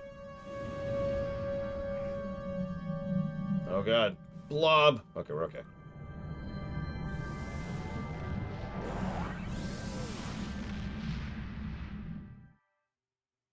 Favorite gameplay? Juggernaut on Sith Warrior, or equivalent on Jedi Knight, because they're kind of identical. Yeah, the power of not using a pug. Yeah, no kidding. Yeah, the intention is to probably do Trooper first. The general idea is we're probably going to do something like Trooper, Bounty Hunter, and then Consular Inquisitor, and then Jedi Knight, Sith Warrior, and then Smuggler, and finally Agent. And that's most likely going to be the arc. Not 100% on that yet, but that's most likely. Where's my... here we go.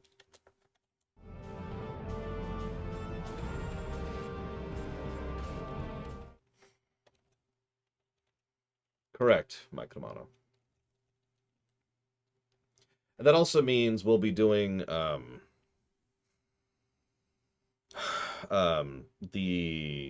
planetary stuff on Trooper and Bounty Hunter, most likely.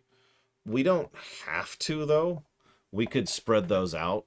So, for example, we could do planetary primaries on Jedi Knight and Sith Warrior.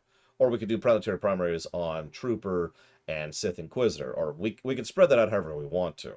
Because the point is, we only have to do the planetary and local stuff once per side. So...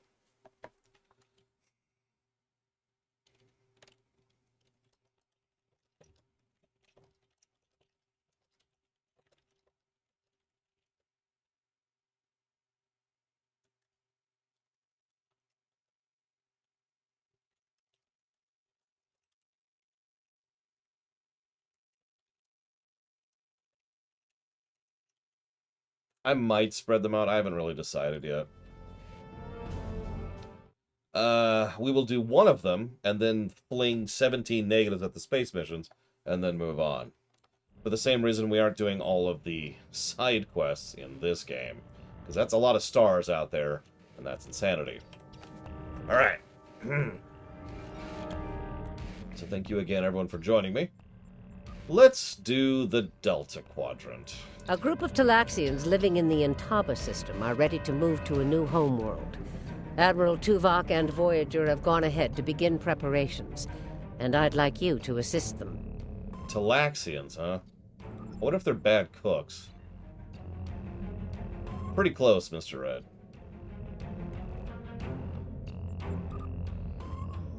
Pretty close. And they suck. We'll do one patrol in the Delta Quadrant to show that off. I guess we could just do now.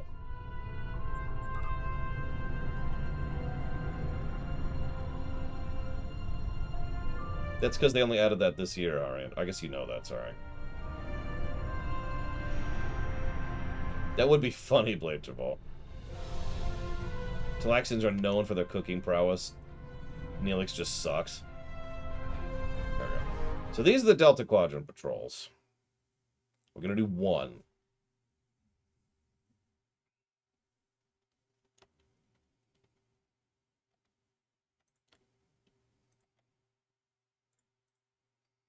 When it loads. Ignore all those Borg cubes. They're fine. It's fine. We're fine. Oh no, they're nowhere near as bad. In fact, so far, if you're paying attention, we're on our third iteration of patrols, of which there are 4. The very, very, very first patrols, mega sucked. The second group of patrols, that's the Romulan stuff, were bad. This is the third group of patrols, and then the fourth group of patrols will probably actually start being positives. We're not at those yet. So, there's arrays in the Genolan and Solanae spheres, which we've been using for subspace communications. Having another option is nice. So, we found a Hirogen array here. Let's see, we've got faint warp signatures. Take us in.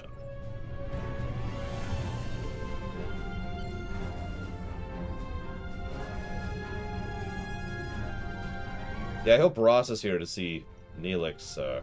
Not that he's going to be here in, like, 2 minutes or anything like that.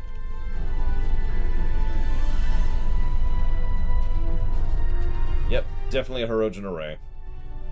Well, let's start using it for our own purposes. Attention, alien vessel. You're evil. Okay. Let the hunt begin.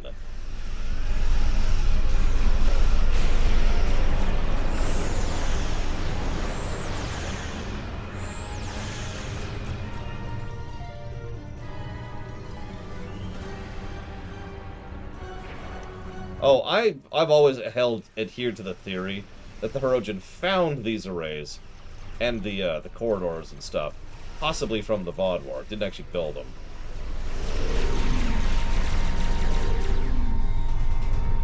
I mean, give me a break, you know. These people.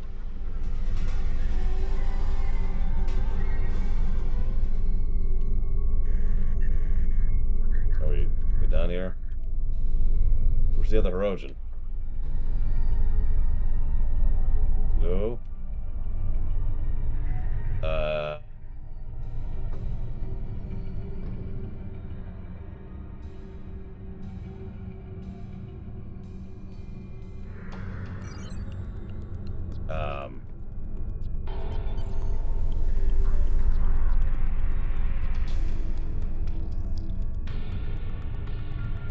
Okay.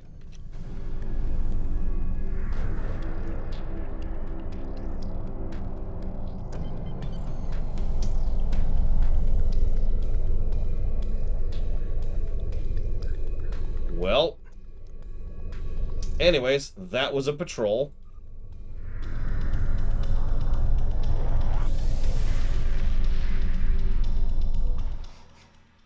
I think that patrol is good enough to qualify as a neutral, as a wash. And I know that probably sounds like an insult, but I actually don't mean it as one. Because if you're paying attention, both previous bundles of patrols got negatives. Multiple negatives. I honestly do anticipate when we get to this stuff, we'll probably get into the positive territory, especially Ninth Rule. That's a good one. So, back to the quests. Oh, nice, Justin. 83, Harand. Uh-oh, there's Kazon attacking! No! Voyager is under attack by the Kazon. Oh, God! Offline, requesting assistance.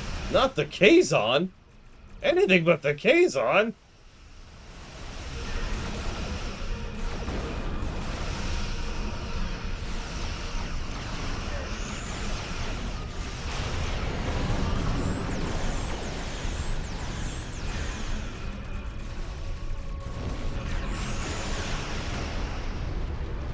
Okay, so the Kazon are dead.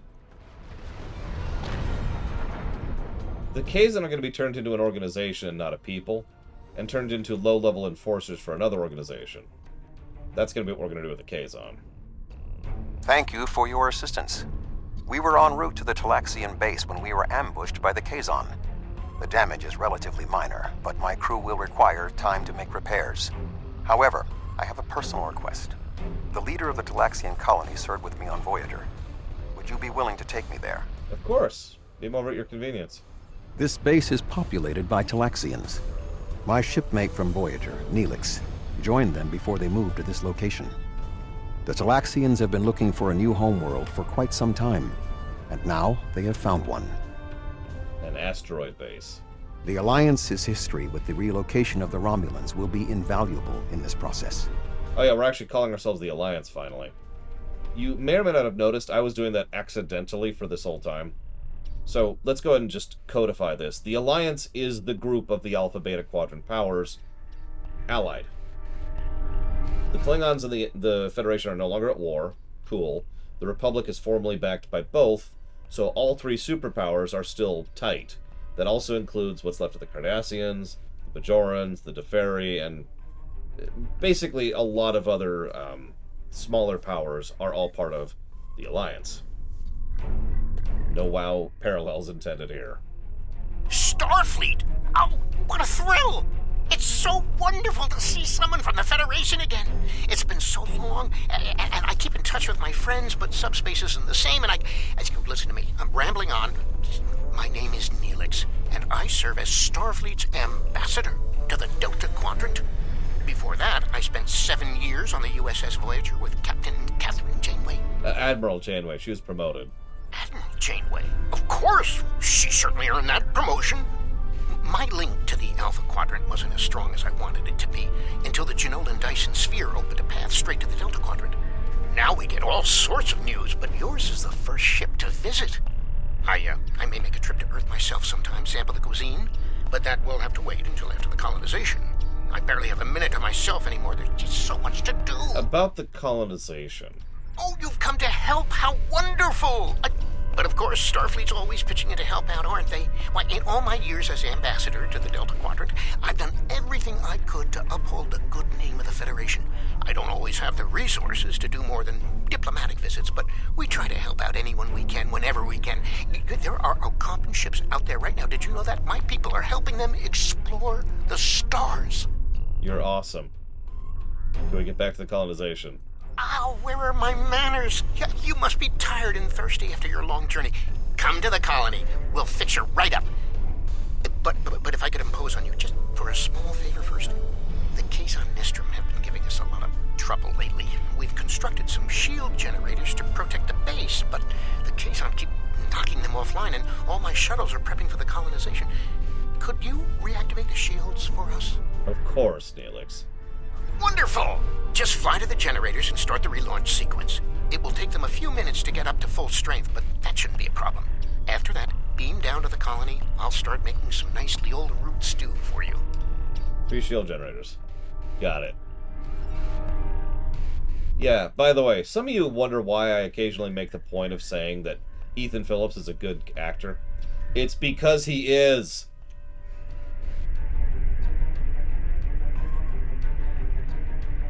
What, as a writer or as a captain, Trihexa? Because those are different circumstances.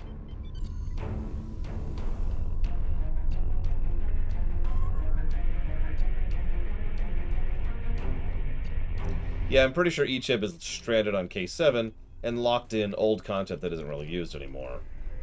As a captain, first thing I do is I whip out my sword. I start chopping him in two, and then I kind of shove the two halves of him onto the doctor's table and say, "Here, I fixed it." Thank you so much for your assistance. You may beam down to our base at your leisure.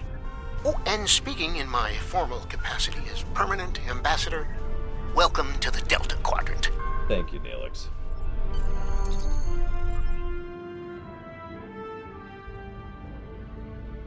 Let me guess, they got rid of Neelix because of Picard. So good to meet you in person. View screens are so impersonal, don't you think? May I shake your hand? If memory serves, that's how. Why am I in... Mr. Vulcan? Is that you, Tuvok? Indeed. It is agreeable to see you again, Neelix. What a wonderful surprise. Come, my friends, we have so much to discuss.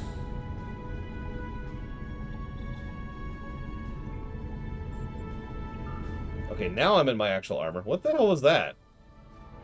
That's why I was making sure you were here for this, Ross. I knew you'd want to be here. I mean, the Delta stuff's good stuff in general. Like, ignore the fan service for a moment. Ignore the nostalgia for a moment. This is some good content. Then add on top of that the nostalgia and the fan service. And you start to have some really good stuff.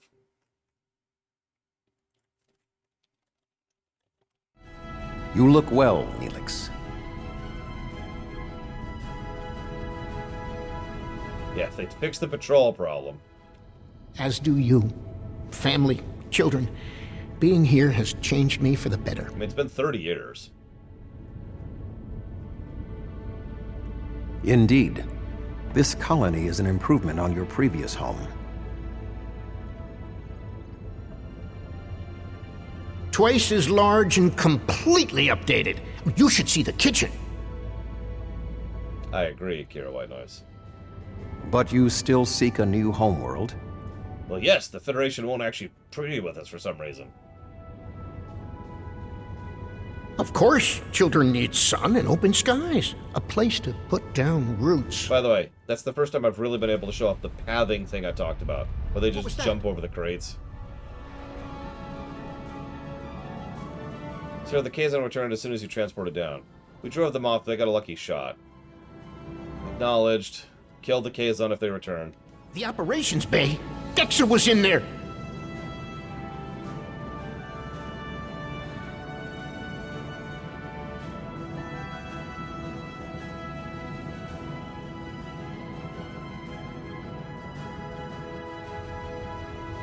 It was a good damn scene, Ross. It's a shame the next episode kind of ruined all of that by being unnecessarily positioned. Please, do something! I got you. I'll go back in time. We actually beam her out from under something. A point I applaud for making some freaking sense. Dex is a little dizzy, but she'll be fine. I have to stay with her, though. I'm afraid I must impose on your kindness again. Several of our systems were damaged in the attack, and I can't help fix them just now. Of course. What can I do for you? Several of our systems are malfunctioning. Our communications, environmental controls, engineering, and the controls for the crane loading our ships all have been damaged. Well, it'll be my pleasure, then.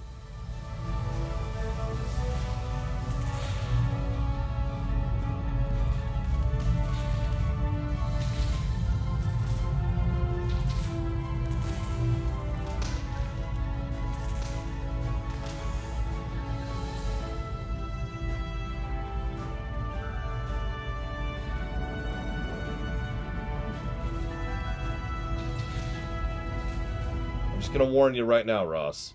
I'm not gonna use the same send-off in the rewrite. Sorry. I can't. It doesn't work. It doesn't work.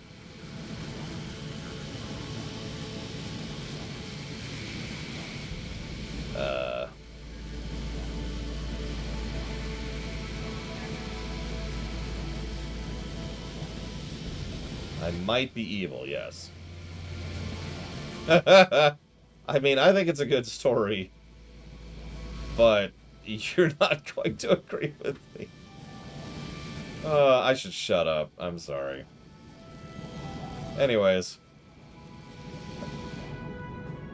Alright, yep. Here we have demonstrable proof the Talaxians can build better consoles than the Federation, because their console didn't blow up.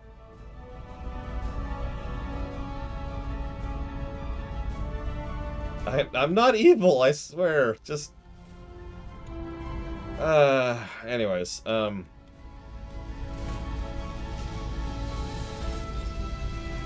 it didn't spew rocks or kill anybody. It's weird how that works out. Oh, poor Neelix. Anyways. It's okay.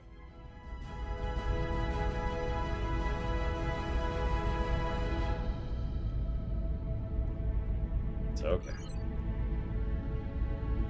He's gonna go out doing what he loved. He's gonna be in the kitchen, trying to cook something, and it's gonna explode and kill him.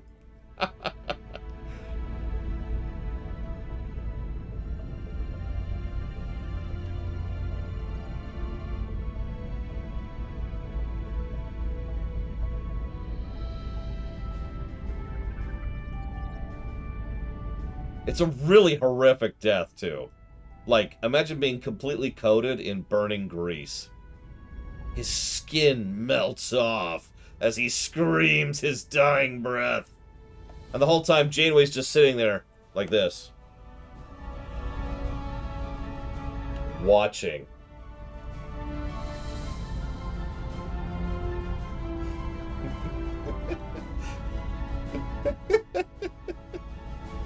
That's actually not a bad idea. Not the kitchen fire, the Janeway scene. Wonder if I could repurpose that scene to put somewhere else.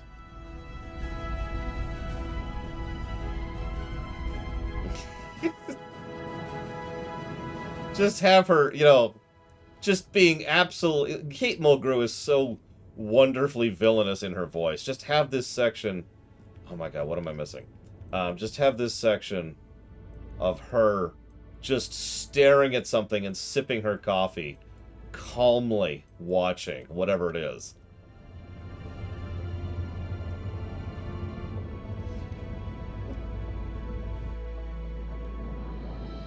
Oh god damn it.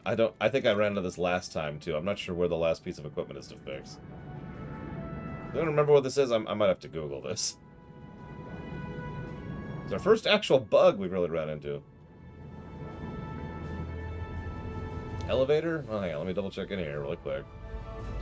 I see sparks. Maybe? Nope. Okay. Damn.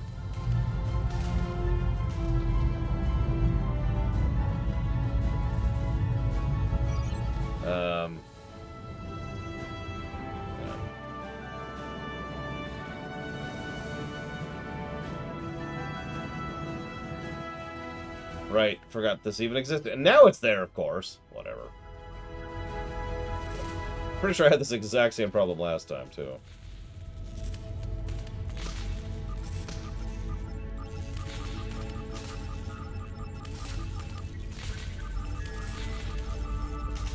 Oh, sorry, you asked me who you should back this time, Yada. I suppose the best question is, who haven't you backed at this point?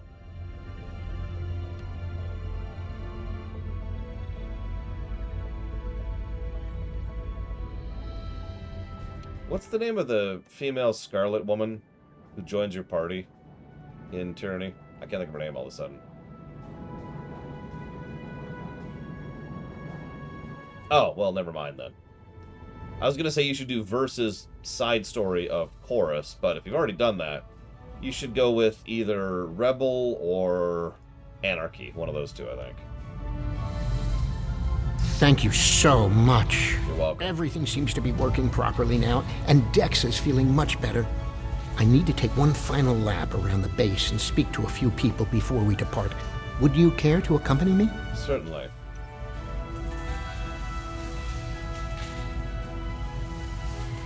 Come back here, Neelix. I'll get you. No, he's following me. That's why he's being rude. Oh, Jesus Christ, Space Cadet. So, for those of you who don't know, I actually have worked in fast food. I have had grease. Like, burning hot grease on me. It's not fun. I need help loading this ship. Mannix was supposed to help me, but now I can't find him, and I can't reach him on internal comms. I know he hasn't left the station yet, though. Could you look around and tell him that his shift has started? Sure, I can do that. The lack of discipline among the Talaxians is alarming. Yeah? I would agree. Greetings, friend. What can I do for you? Your shift is up. Really? I was scheduled to work now, but I traded shifts with Oxel so I could meet a friend who's returning from a long trading mission. Find Oxel. He should be able to help you. I've known Mannix for many years now. If he says he traded shifts, I believe him. Okay. Are you Oxel? I don't believe we've met yet. I'm Oxel, and you must be one of Neelix's visitors from the Alpha Quadrant. It's a pleasure to meet you. Yeah, I'm actually from the Beta Quadrant. I'm trying to track down someone who's supposed to be working the cargo lifters right now. Medic said he traded shifts with you. That's right, but then I beat Drexa in a game of Kat is Kat, and she agreed to work the shift for me. You should find her. Hey. Betting work shifts on a game of Caddis Cot is extremely unprofessional.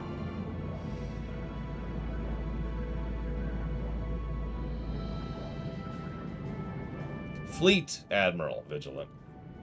Hi there. I'm Drexa. I heard you helped save Dex's life.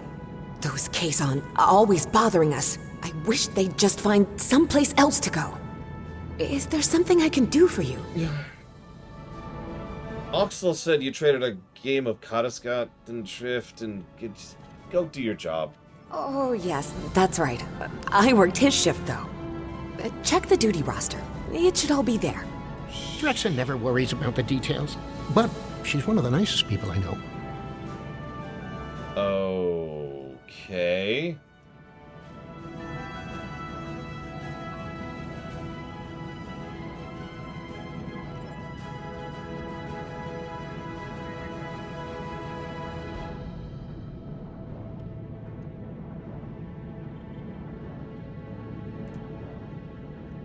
Oh, it's you again. Did you find what you needed? Oxel traded with Menex. So you did Oxel's shift. You were supposed to do Menex's shift. Really? But I worked the shift that was in the duty roster. Don't go anywhere.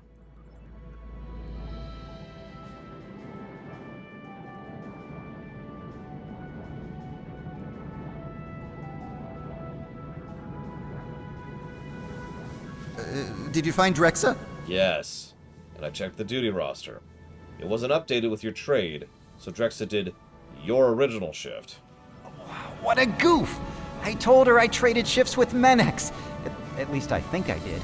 Does that mean both Menex and Drexa showed up for my shift?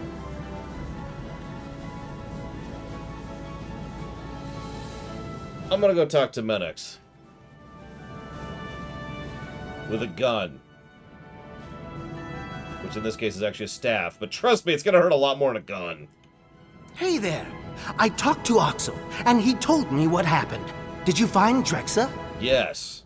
I looked at the duty roster. Drexa was supposed to do your shift to repay her debt to Oxel, but did his original shift by mistake. Where are you? Oh, that explains it.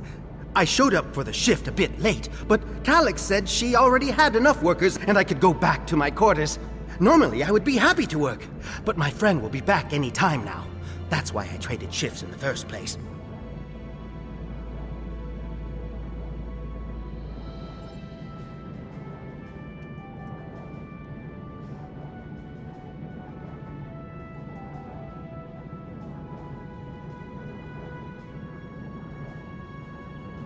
Did you find Menex? Menex traded with Oxel. Droxel lost a bet to Oxel and took the shift. But Drexa did Oxel's shift instead of Menex's shift. Once Menex showed up to work Oxel's shift, you told him he had enough help and he could leave. Sounds like quite a series of miscommunications. But I still need help here. What do you think I should do about it?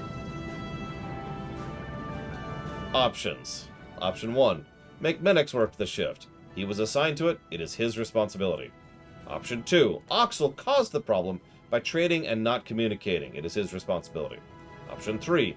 Drexa should work the shift. Just because she accidentally took another one doesn't mean she's let off the hook for something she agreed to do. Option 4. Figure it out yourself!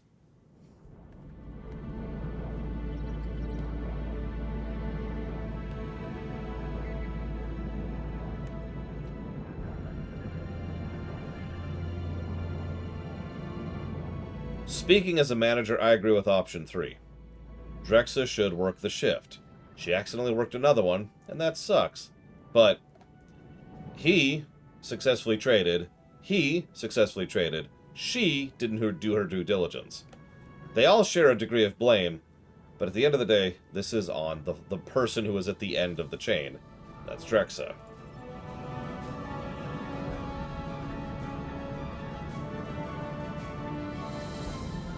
Hey, Drexa. Go do your damn job. Alright, moving on.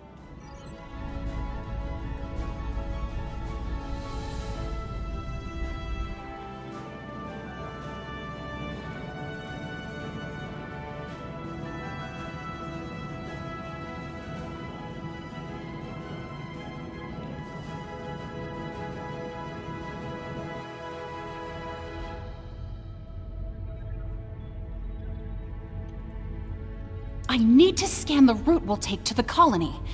But the Kazon attack has damaged our astrometric system. All it will tell me is how far off I am from our target position.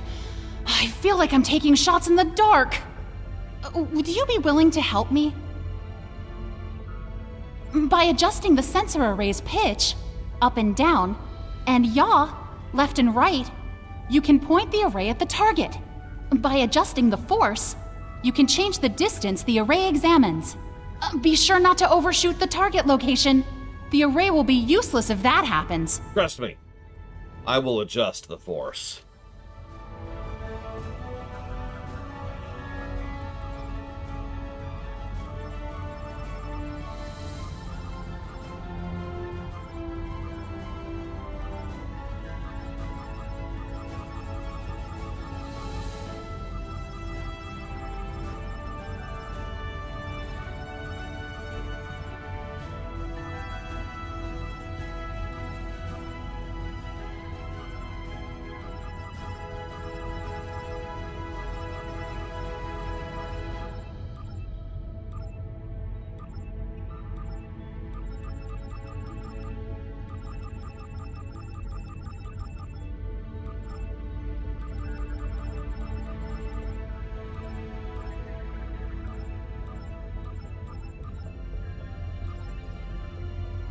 I can't thank you enough for your help.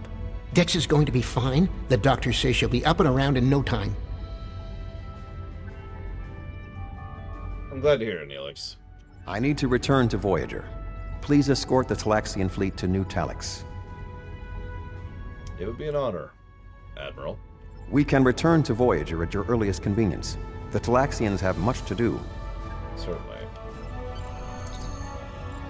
So you're on, Neelix. If Riddles is the one I think it is, then it's actually going to be mine as well.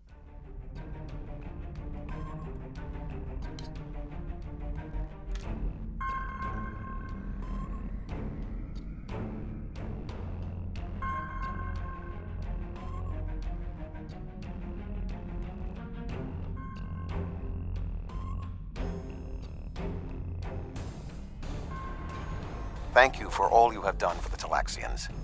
I believe that they will be a valuable ally to us in the days ahead. That would not have been possible without your assistance. I am confident we will see one another again. Until then, live long and prosper. Peace and long life. Our ships are ready to depart. Travel to the staging area to join us in our new adventure. On my way. Are you ready to depart for New Talax?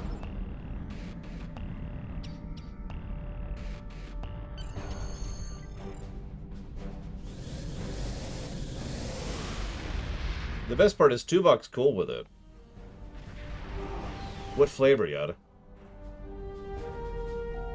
Yep, nope, that's the one, Ross. The high level of radiation. That's strange. Are you detecting the theta radiation spikes? Those levels have been normal and steady for weeks now. What could have happened? I think you can guess what happened here. You stay here. We'll go check it out for you.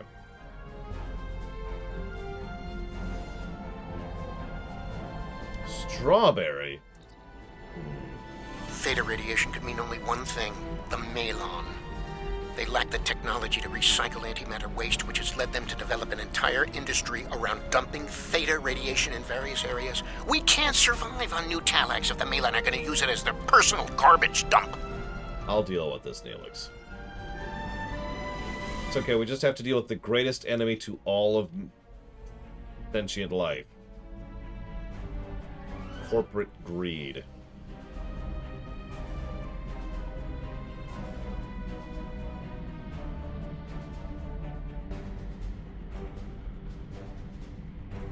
On why?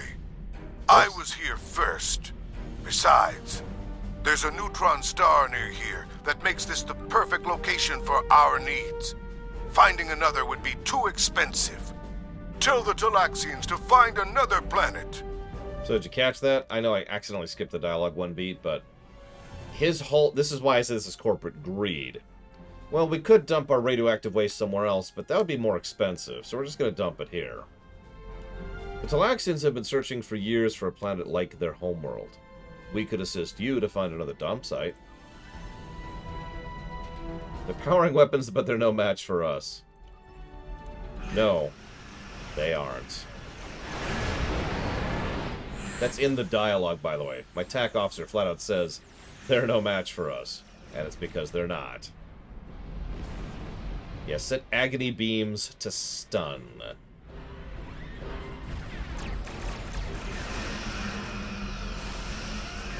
Pretty sure my fighters could solo these things.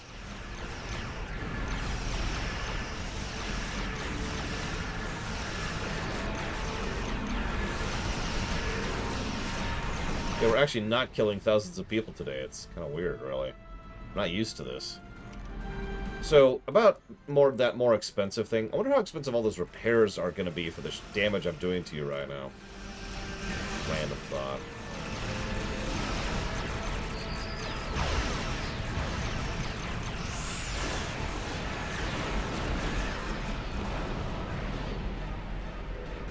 We done here?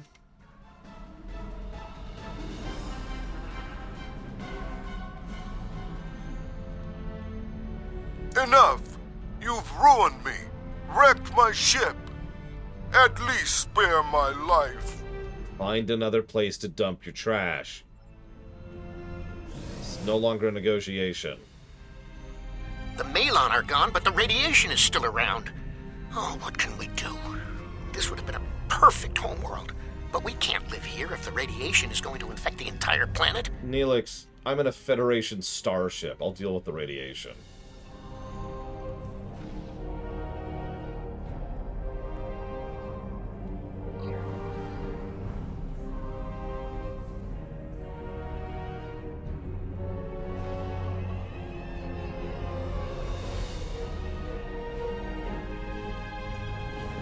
For once, I like the fact that us being super advanced is really helpful, instead of kind of casually ignored. Shush, Harriet. They don't need to know that. That's just going to open questions. I can just picture Neelix. What's the Terran Empire? Don't worry about it. Don't worry about it.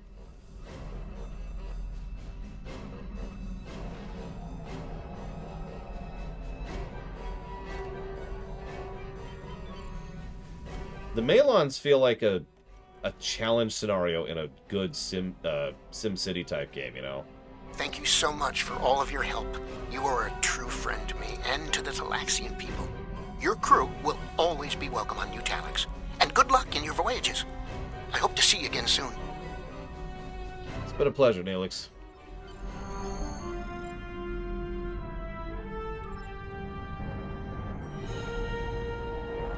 Yeah, we all know what Mir Neelix was like. Seriously, he's in the comics.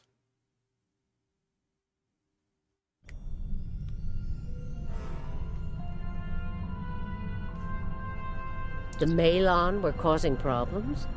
Can't say I'm surprised. Hopefully this won't amount to more than a minor inconvenience. If it does, we'll be ready to take action. There's something interesting I'd like you to look into. Mir Heave is like, we must do everything we can to help these people. So then we do 5 patrol missions. Then we move on to... We've received a distress call from the USS Callisto. The signal was garbled, and there's little more than their last known location in the data. Get out there and bring the Callisto home if you can. Okay.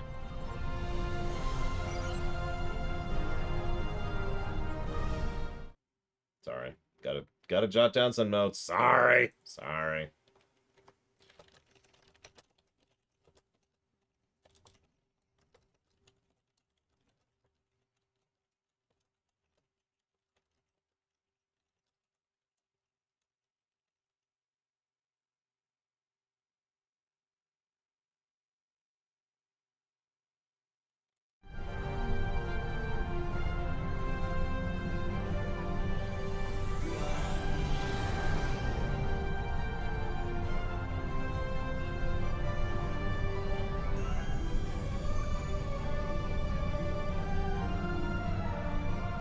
Mir Neelix is just such a good cook.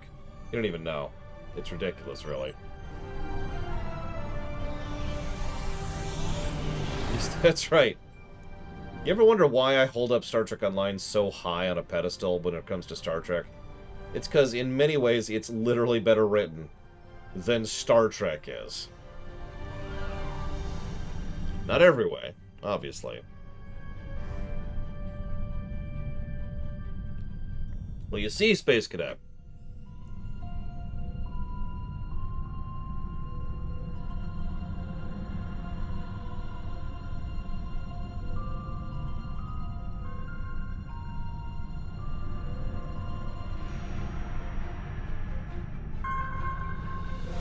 Quantum.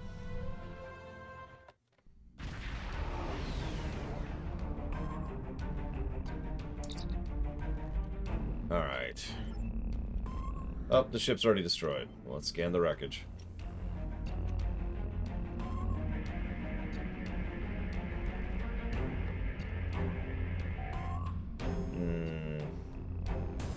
The Callisto had a crew complement of 350. Can we identify who attacked her?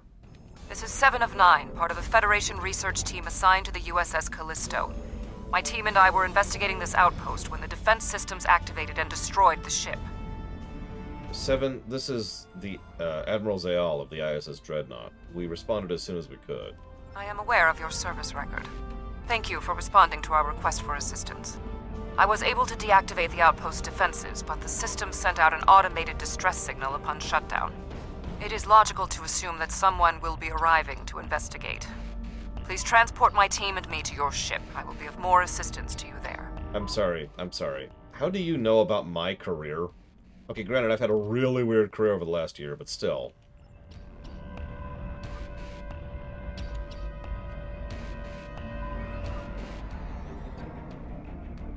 Long-range sensors are picking up inbound energy signatures. Voth ships.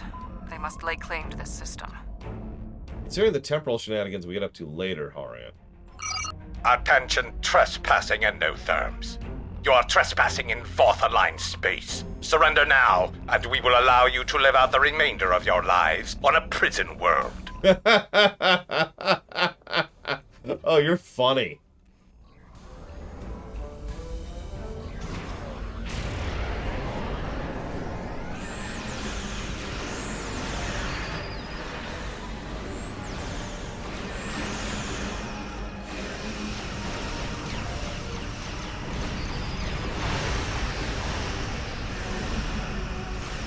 Yeah, you and what fortress ship? Remember, I've already taken out one.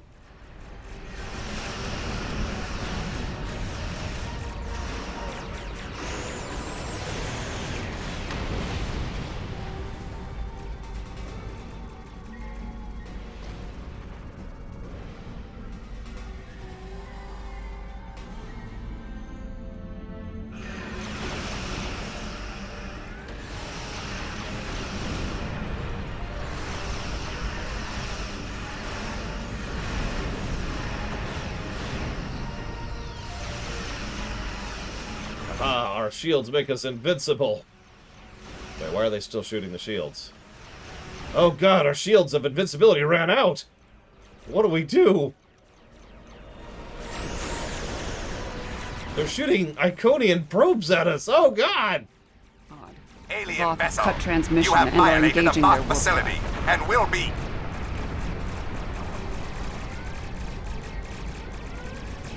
Oh, for Christ's sakes. Do you... Huh? Where are they going?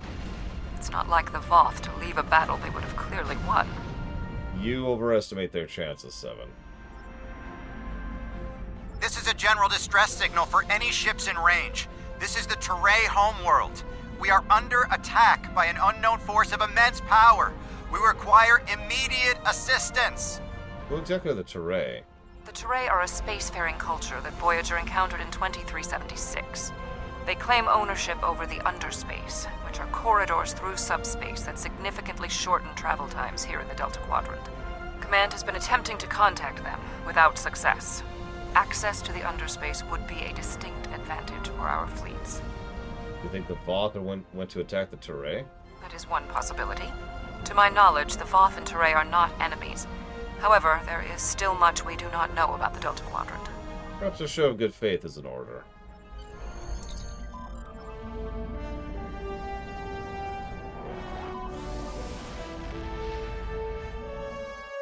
It should be 45 degrees or 90 degrees K.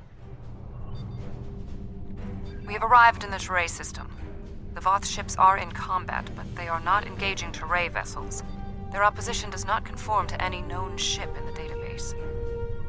Okay, so yeah, that's a 45, that's a 90, that's a 135, and that's a 90.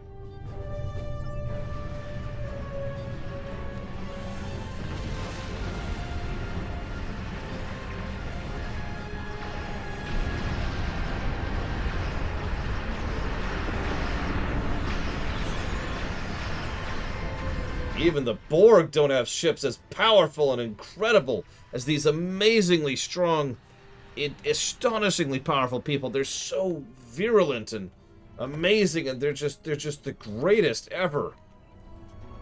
Even the Borg are not as powerful as these. Just, God, I really... Okay, I like the Delta Arc a lot, but I really hate how much they build up the Patheticos here. Now, yes, I know they just absolutely destroyed me in 5 seconds, but... God, I hate these things so much. Yeah, we basically found Space Ranjit. Try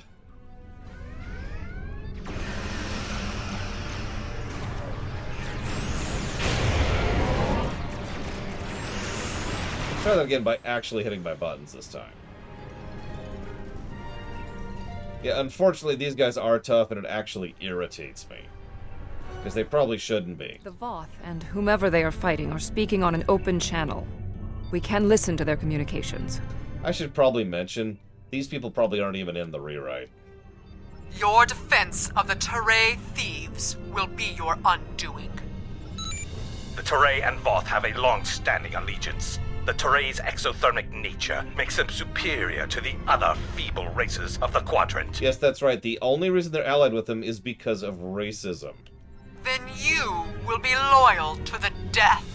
I select them individually. So you recognize who these people are yet? The surface of the Teray homeworld is being devastated by the debris from the Voth vessels. The Teray do have a defense network of satellites and shields that is capable of protecting them, but the control network is offline. This was intentional. Their attackers deliberately targeted the area during the initial assault. There is a secondary command center on the outskirts of one of their major settlements. If we transport directly there, we will be able to restore the control network. Let's go. To beautiful Ryza. The invaders attacked this facility, I will follow but they your did lead not here. do significant structural damage. They were, however, able to take down the control network controlling the orbital defense grid. That defense grid is the only thing capable of stopping all of the debris from the battle in orbit from raining down on the planet. Small pieces will burn up in the atmosphere, and your ship's weapons can deal with some others, but a significant percentage will get through. Until that grid is operational, there will be widespread devastation. Maybe we should stop sitting here chatting about it and go do something about it. Random thought. There was a firefight here. One of the Teray is injured, but his condition is stable. He may be able to give us more information about the invaders. You. Talk to me or die. Thank you. My name is Bellis.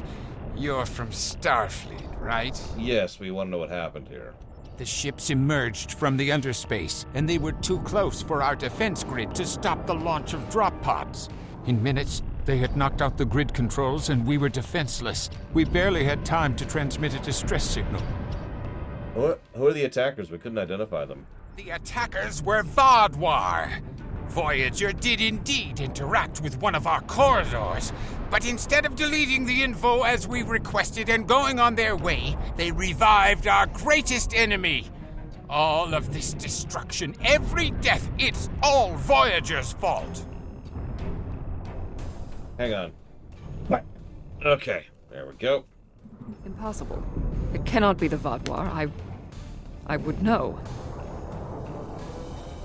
Who are the Vodwar? This is all my fault. When we first encountered the Vodwar, they were in cryostasis. I foolishly awoke their leader in a moment of curiosity. I didn't know their history. They were conquerors, despots. The Vodwar used underspace to rule the Delta Quadrant for decades. It was only when the other races banded together that they were defeated. At the time we encountered them, when I awakened them, Captain Janeway said she probably would have done the same thing. But it wasn't her choice, it was mine. I am responsible. However, the Vodwar we encountered did not have a level of technology like what we face here. This is far beyond anything the Vodwar are capable of developing in such a short amount of time. Understood. What's the plan then? My analysis remains unchanged. We need to restore functionality to the defense grid. There are 4 nodes located on the edge of this complex. We must restart these nodes and realign them to the central tower to re-establish the grid. I'll go to the central tower and start the initialization sequence. Sure. So I don't think it's so much the Vodwar are, you know, classified as the Vodwar are irrelevant. Think about how many literally dozens of random species that Voyager ran into in their journey across the Delta Quadrant. Do you really think that we would sit down and memorize every single individual one? It was a door best left unopened. Again, the Vodwar are quite literally a threat of the week. Even more so than the Voth. And substantially less interesting, I might add. Yeah, exactly, Blair Tuvok. So it's like, who cares? Yeah, this is why this whole story arc irritates me. It's actually not a bad story arc. And if it's not obvious, the Vodwar are going to be our big bads for much of this story. It's just... why the Vodwar? I mean, I know the answer to that. Don't answer that. Don't answer that. It's just, god dang it. Oh, blaming Voyager for this is redunculous. Anyways. I'm not going to give it a negative. No further hostile beams detected. Yet. Complete these steps in the correct order to initialize and align the node. Go on. First, you must access the AI subroutines. Next, you must reinitialize the kinetic dampeners. Finally, you must establish the satellite uplink. Okay, or you could do that. Since you're standing, way too close to me. My God, Seven's tall. Look at her. She's almost my height. Jesus.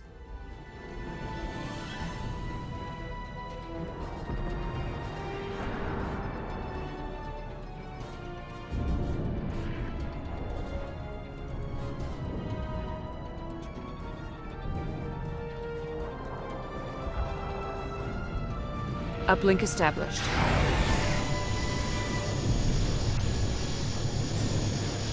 Hold up. Never mind. She was on a slant. Whew, I was gonna say.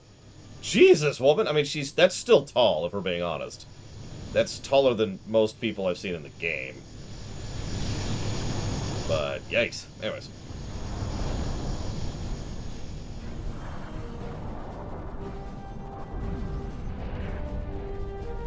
When we first rescued the Vodwar, we thought we could be allies.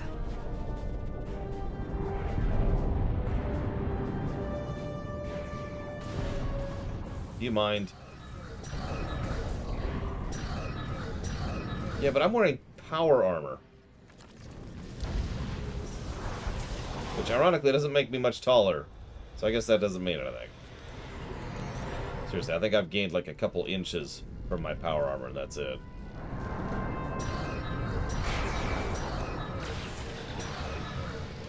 No one can be taller than me, Loke. No one! That's why I main a Tauren. That's not true. Kind of. No Analysis further hostile beams detected. Perform these steps in the correct order. First, you must launch the startup sequencers. Next, you must update the defense protocols. Finally, you must establish the satellite uplink.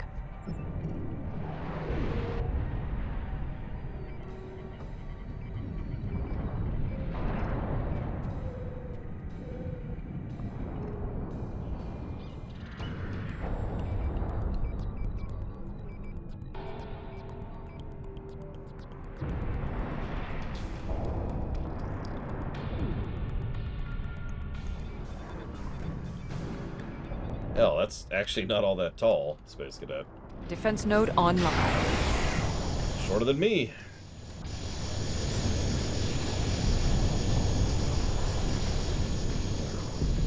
Someday I will be the tallest of them all. Just walk around on stilts.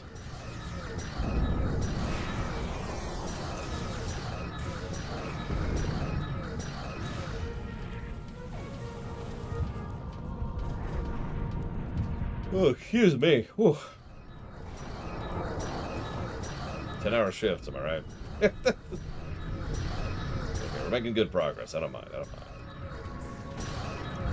I'm killing Vodwar. That just makes up for it, you know what I mean? It's okay. I may not have maneuverability, but I'll have reach.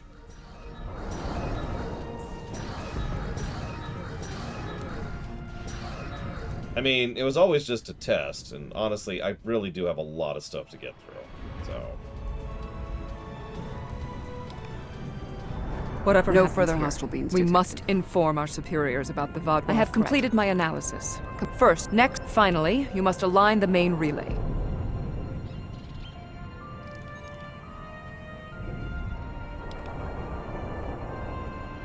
Come on.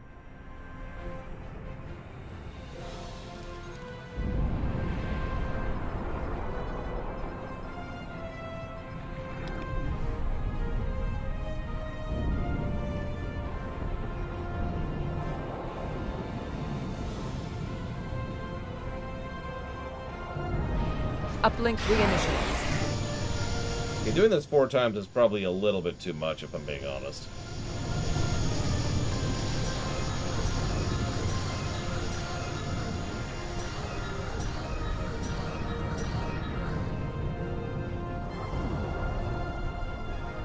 I mean, let's be honest, phasers are pretty crap.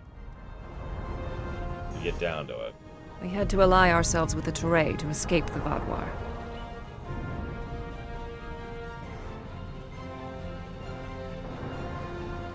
My analysis of...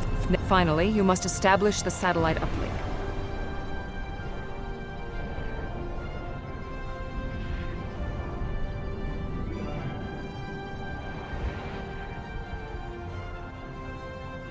Yeah, I mean, honestly, they encounter the Malon for more and more significantly than the Vodwar. Hell, they encounter more of the Kazon than they do the Vodwar. Which is just really sad when you think about it.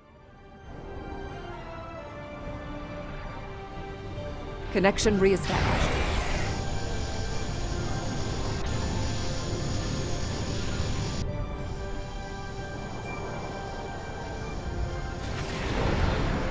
I don't know, I've seen Star Trek K. I think phasers are pretty unreliable. Starfleet, I need assistance at the central tower. Really? Say please. No, seriously, I will let you all die if you don't say the word please. I am exactly that petty.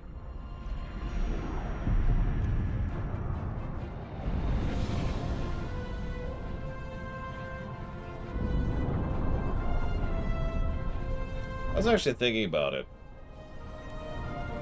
In the Trek rewrite, phasers are probably going to be pretty overpowered, all things considered. So much so that we've already nerfed them a little bit, and we might nerf them even more.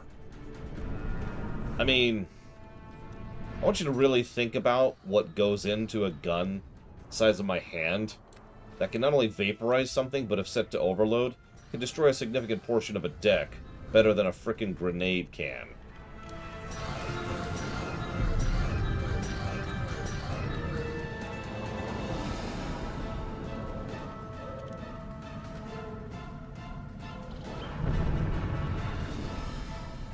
No further hostile beings detected.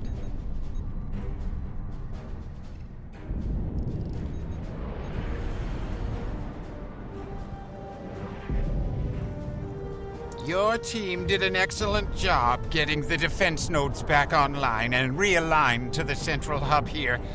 The restart process will take some time, but the defense grid will be active in about 2 minutes. We'd be in good shape if the Vodwar hadn't launched more assault pods. These are mobile transporter pads used to bring more troops to the surface rapidly. I assume they're coming to stop us from restoring the defense grid. We'll hold them off. You jackass. Say please. The Teray took control of underspace after the Vodwar were defeated. Clearly, the Vodwar object. So one of the only things I like about the Vodwar is their pods. No further hostile beings detected. Right. They launch these pods. The pods themselves are effectively a transporter receiver, or excuse me. Yeah, no, receiver pod. So a bunch of people hop onto their transporter array, beamed down through the pod, and it exited. It's kind of neat the way they do it. Bajor reinforcements approaching.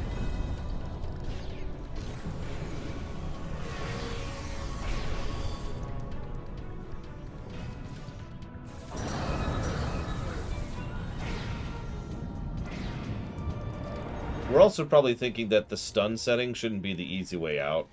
Reloader and I are both of the same mind of that one. The problem is Star Trek tends to treat the stun button not only as an I win button, but as an... The Vodwar are relentless. Probability of our survival is slim. Oh, we're fine. Part of the problem with that, though, is it removes all tension or danger from a lot of situations. It's also ridiculous how often they don't use it. Actual intelligent use of the stun setting would nullify a huge amount of ground encounters. So we're probably thinking about ejecting stun entirely. Or maybe replacing it with something that is actually a stun. For our tenacious fighters, we must be more so. It's just, you know, legitimately dangerous and possibly fatal to the person being stunned. Because you're disrupting their nerves. Directly. Yeah, something like a taser, which... if you've ever been tased before, is extraordinarily unpleasant.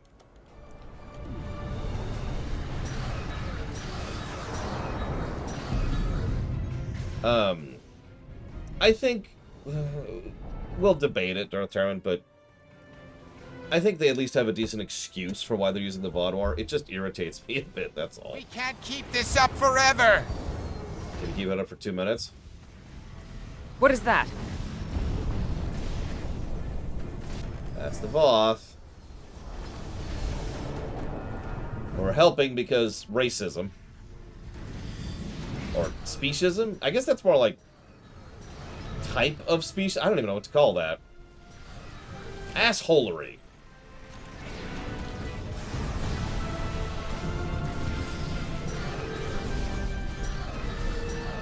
Also, it's a part of a decent amount of military training, okay? Having to actually experience being gassed or being tased.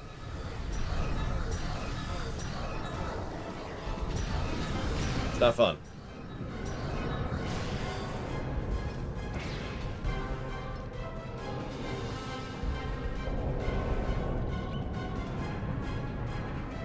No further hostile beams detected. It is not odd. Voth reinforcements have entered orbit. These Vodwar do not want to do battle with an obviously superior force. Really? I remember the Vodwar tearing your ships apart. While we did sustain great losses, we have made good on our agreement with the Teray. Bellas, we have restored your defense grid. Actually, that was us. I'm not interested in petty squabbling about who did what. The grid is restored and we are safe. That's all that matters. I'm gonna shoot you.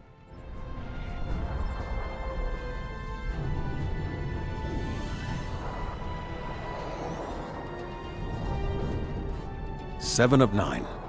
Admiral? We detected the destruction of the Callisto. What? It was your fault! Your ship invaded the Voth outpost!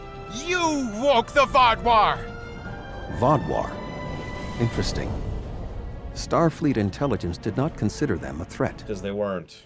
We believed their numbers were few and their technology outdated. Because they were. Then you were wrong!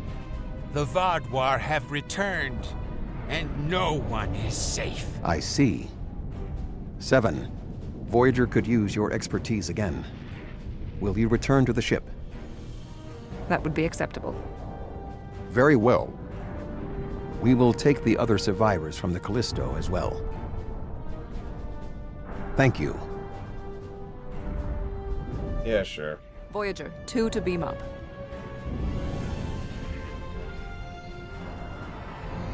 Yes, leave me alone with Bellas.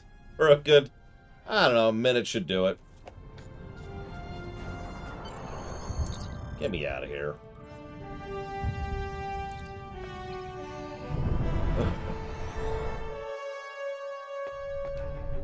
Thank you for assisting 7 and lending aid to the Teray.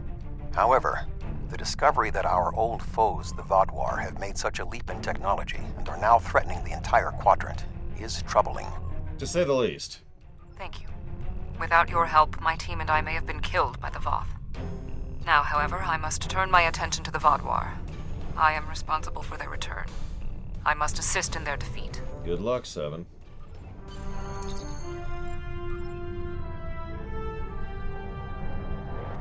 Yeah, it was weird. The Vodwar, they've become so advanced technologically they could open a portal to the sun. The Vodwar. I had a feeling I hadn't seen the last of them. They were dangerous before, and now they have tech that can defeat the Voth. If the Vodwar come for us, we need to be ready. There's something interesting I'm honestly not super worried about the Vodwar. I'm going to take a very brief AFK here before we do that. It's okay, we've encountered our next big villain. We defeated the Undine. We defeated the Borg. We defeated the Voth. Now we have to stop the Vodwar.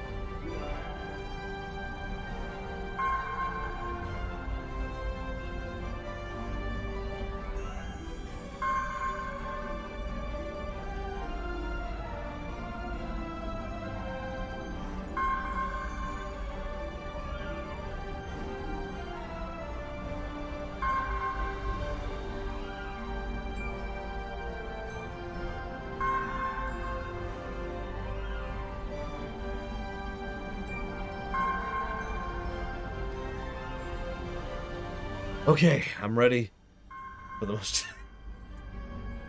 most dangerous, horrifying villains we have ever faced in our entire lives. The reverse spoonheads. The doctor is asking for assistance with a situation in the Shenda system. I'd like you to lend a hand. Sure.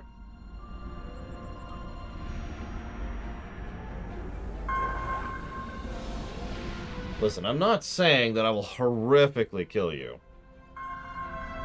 But I will send the Kazon after you. No force can deal with such a terrifying threat.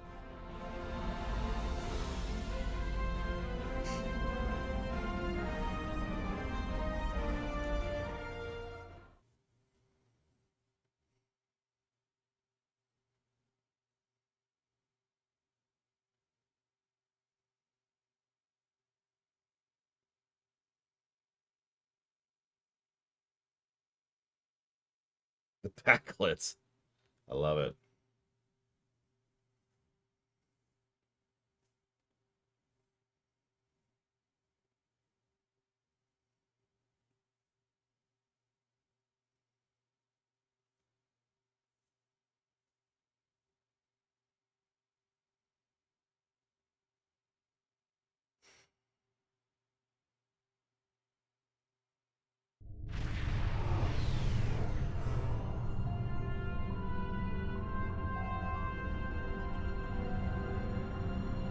Let's see, we have a distress signal from some transports up ahead.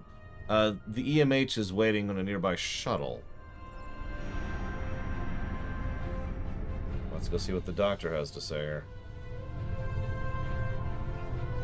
Whoa, that's a sight. What is that nightmare behind us, and why are we here next to it? Oh well. What's up, Doc? Pleased to meet you. I scanned your service record before your arrival. You've been in quite a few battles, haven't you? Ever stop to think about the strain you're putting on your medical crew before you charge into combat? Of course you don't. No captain ever does. Nice to meet you too, Doctor. We've been hailing this Ocampan freighter for some time, but we're not getting a response, and our sensors cannot penetrate their shields. Their initial distress signals indicated that they were suffering from paranesty measles. I can treat it easily, if I can get onto the ship. Now that your ship is here, it should be trivial to board the vessel and assess the situation. Transport me aboard your vessel, and then my shuttle can return to Voyager.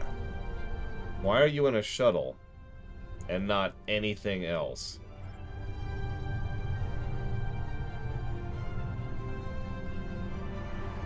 Excellent. Your ship has more powerful sensors than my shuttle. My ship has more powerful everything than your shuttle.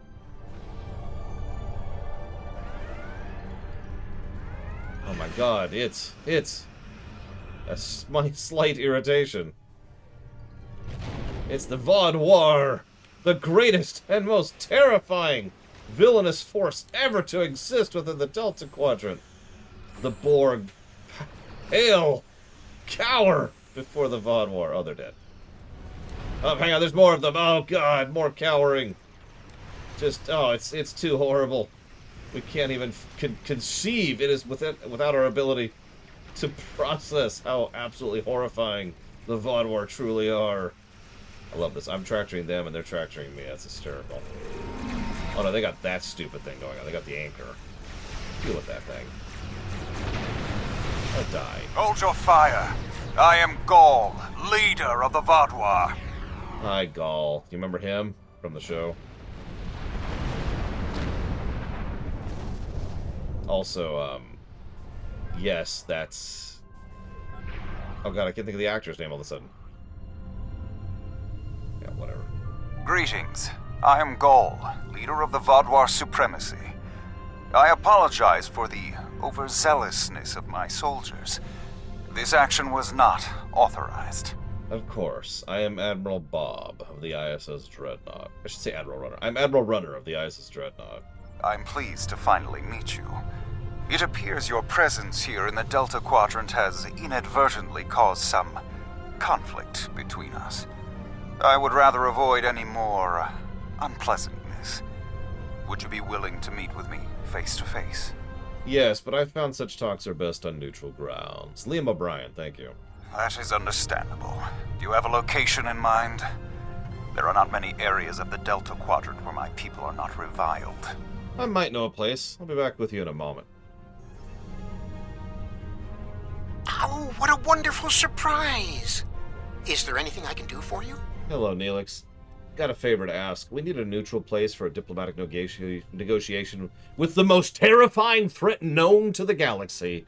I was wondering if you could help. Diplomatic negotiations? I am Starfleet's ambassador to the Delta Quadrant. I would be more than happy to offer my services as mediator. As for the location, Dexa and most of our people are on New Talax now, but we still have the asteroid base in the Intaba system. It's mostly empty now, just a few cleanup crews, and the Kazon have been leaving it alone. It would be perfect. Excellent. Thank you, Neelix. Your assistance is greatly appreciated. Well, did you find a suitable location for our meeting? There's an asteroid base in the Intaba system the Talaxians have been using. Talaxians? Are there still Talaxian communities? How odd. This site is agreeable. Send my ship the coordinates and I will meet you there. Coordinates sent. We'll talk there. I'm contacting the closest medical ship. They can investigate this further while we meet with Gaul. Yeah.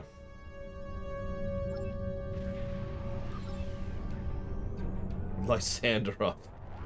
I mean, the Lorium for Lysandaroth is Lysandaroth. I'm not making that up. That's where that's at.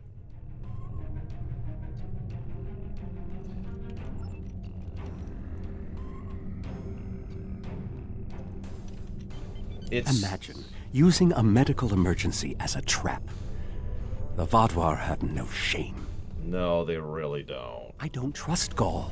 He betrayed us on It's good to see you again so soon. He'll do it again. If I might make a suggestion, I would recommend only bringing 2 crew members with your away team. Gaul brought 4 aides. You'll have the doctor and myself, and bringing more of your crew down might look like you're trying to get an advantage on him. Gaul seems very touchy. Proper protocol will be important. Are you ready to beam down? Is that actual legitimate diplomatic advice from Neelix? My goodness! You have grown in the last 30 years, and being written by a writer who actually gives a damn.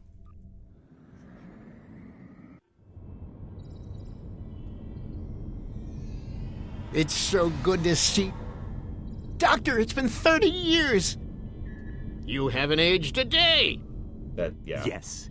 It's good to see you too, Neelix. We have a bit of time before we'll begin. We're giving the Vaudwar a fine Talaxian feast to help ease the tension. Doctor, you must tell me all you've been up to. Oh, Neelix, I couldn't. Not with the Vaudwar here. But I suppose it is important that you hear about my many achievements since our last meeting. And my brilliant research was able to prove conclusively. Thus, I began my grand adventure into the challenge of writing Klingon opera. Well, Brax and I agreed to never mention the incident again. Well, at least not to Dexa. Neelix, the Vaudwar have finished the appetizers and are waiting for you. Oh, well, we had better get going. We can talk more later.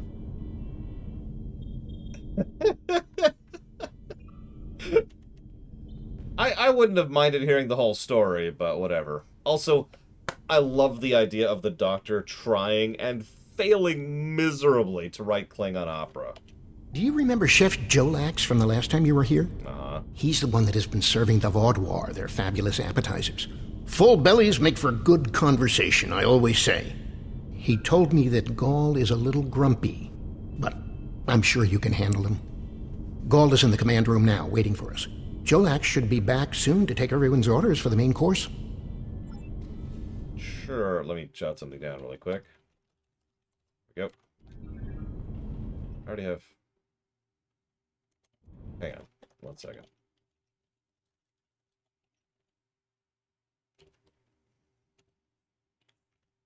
That's what I thought. That's what I thought. Okay. It's okay, Neelix is a good cook now. That was strange, but I'm not going to argue it.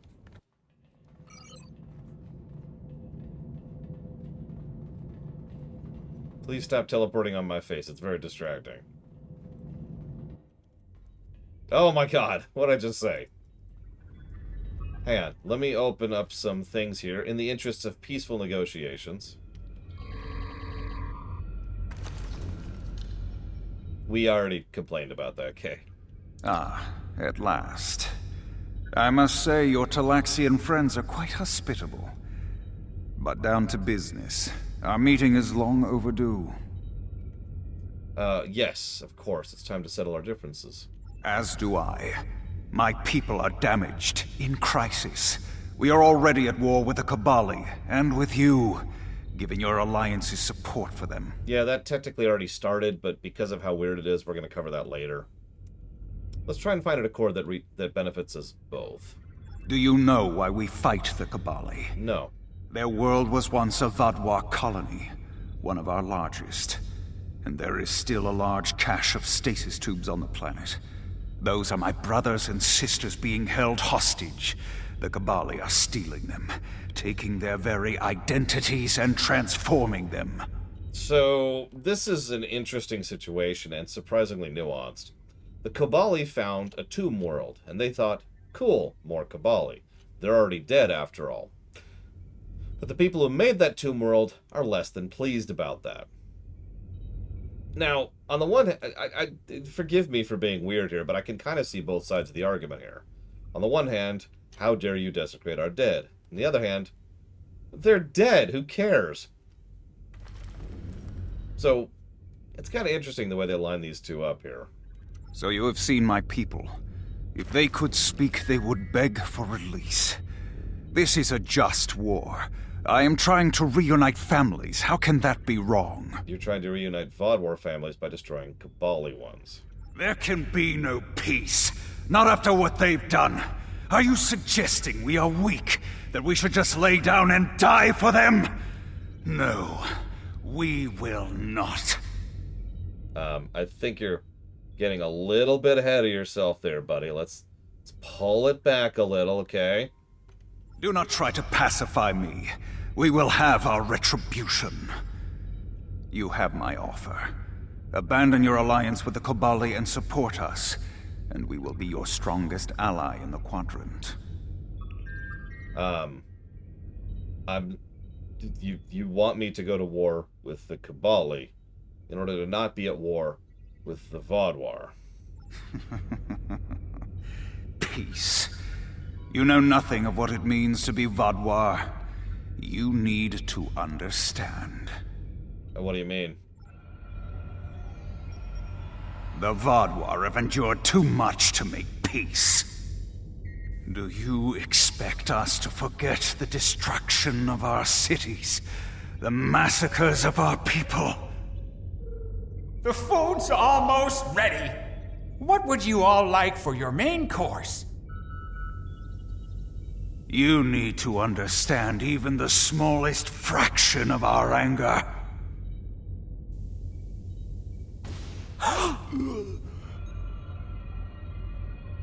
He's dead. I'm sorry. Does that make you angry, Talaxian? No. It makes me sad. For Jolex. And for you. Then we are not done.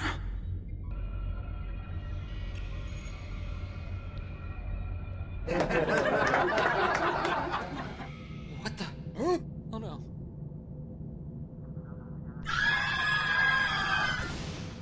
And that's the Vodwar in a nutshell. They are weirdly pathetic, extremely short-sighted, and ultimately are actually impossible to coordinate with. Not because they're intractable, and not because the fact that, you know, they're the Borg or the Dominion or whatever, but solely because the thing that they want is to cause pain and suffering to the long, long detached descendants of the same species who displaced them bagrillions of years ago.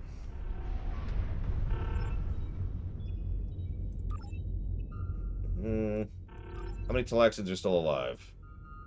2 groups. Okay. Well, let's frickin' go. Doctor, you're with me. Time only to save one group? I do not envy your choice. I would go with you, but I cannot leave Neelix alone. And time is of the essence. I'm afraid you'll have to go on without us. Make sure to get Neelix. No. I'm going. I can't sit by and let the Vodwar kill my friends. I won't be a burden. I promise. I have to do this. Stay close, Neelix. Let's go. And I really got to stress how nonsensical this is on every level. These people... let's really line this up. These people were brutal conquerors. They were so brutal, they unified all the other weaker races against them. Those weaker races managed to depose them and put them down. A very small number of Vodwar managed to hide away some of their people in stasis, along with, you know, some of their ships and technology. Hence the term Dragon's Teeth. How do we choose who to save? Yeah, that's not how that works.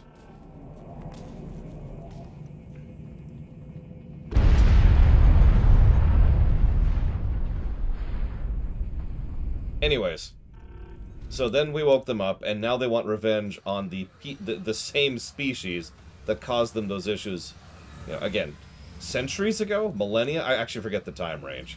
But at the very least, it's been generations. But they may be safer here.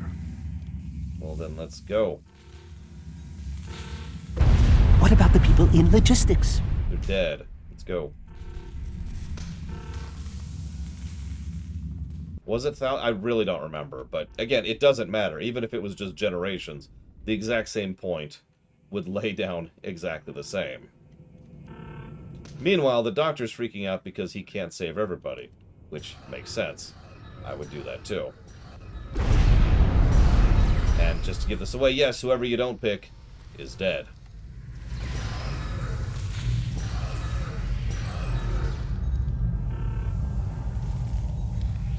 Doctor, you have to save them. These are my friends. Were.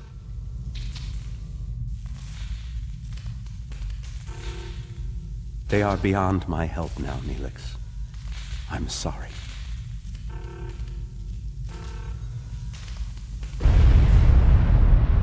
Then we can still save the others. We have to get to the shuttle in the cargo bay. So this is the type of villain we'll be fighting in the Delta arc. For whatever that's worth.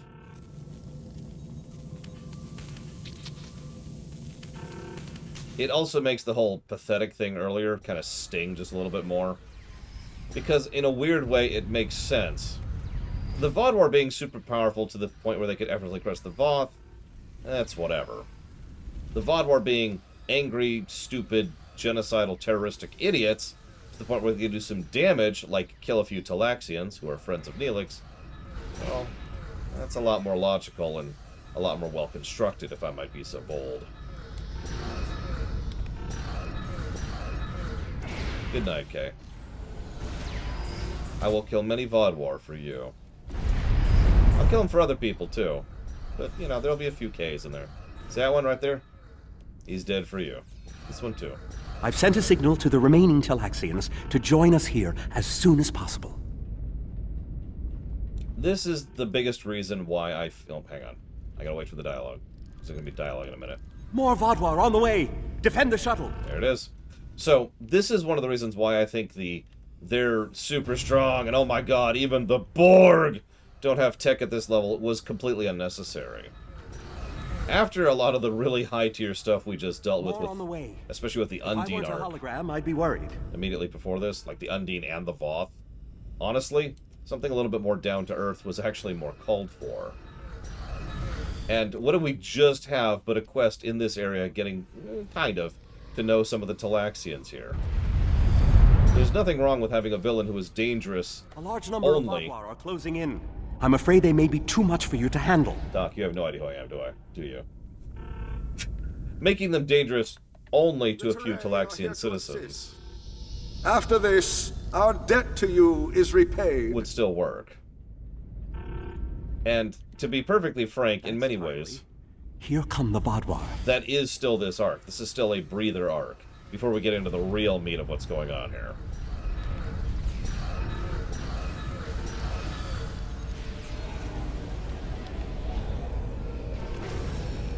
But we'll talk more about that as that developed. I'm just pointing out how there was a clear misstep in... Like, they even have a line, even the Borg couldn't do this, and it's like, really? The Voth War have been repelled. I would have words with you before you continue. Of course. Our help does not mean we are now allies. We are repaying a debt. Our ships are currently engaging the Voth War fleet. It is unsafe for this shuttle to launch until they are defeated. We will return to our ships. I suggest you do the same. We will provide cover for your ship so it may drop shields to transport you. Appreciate. For all my irritation earlier, I actually like that the Tarai just show up to irritatedly decide to defend us. Like, okay, fine. I knew this meeting was a farce. The word Voth War means fool in ancient Talaxian. Did you know that? You thought me a fool who would swallow your insults without comment. A fool who would blunder into the trap you set with the Tarai. I am not. You did this, Gaul, not me.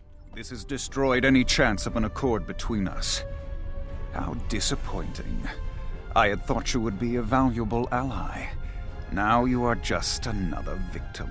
We have done everything we could to make peace with you. And then you killed the chef just to prove how evil you are. I mean... No, it's to prove how evil you are.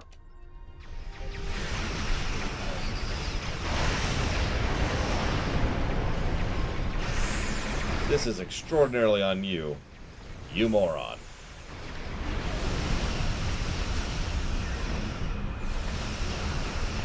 I guess they earned the name, though.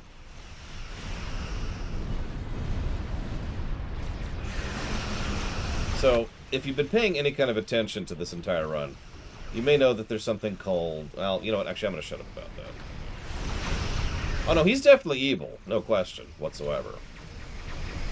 But, it's a very, very pathetic form of evil. Someone earlier compared them to bullies, and I actually agree with that. Yeah, things should go this way, and if they don't go this way, then I'm justified in doing whatever I want to. Voyager is here. So? We will not allow the Vodwar to escape. That was buggy, but whatever.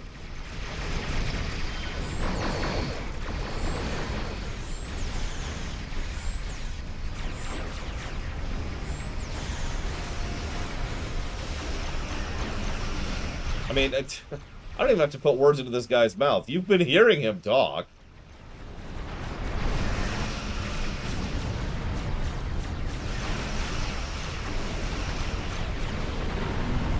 Greek city-states. A more wretched hive of scum and villainy you will never find. Set my buff out.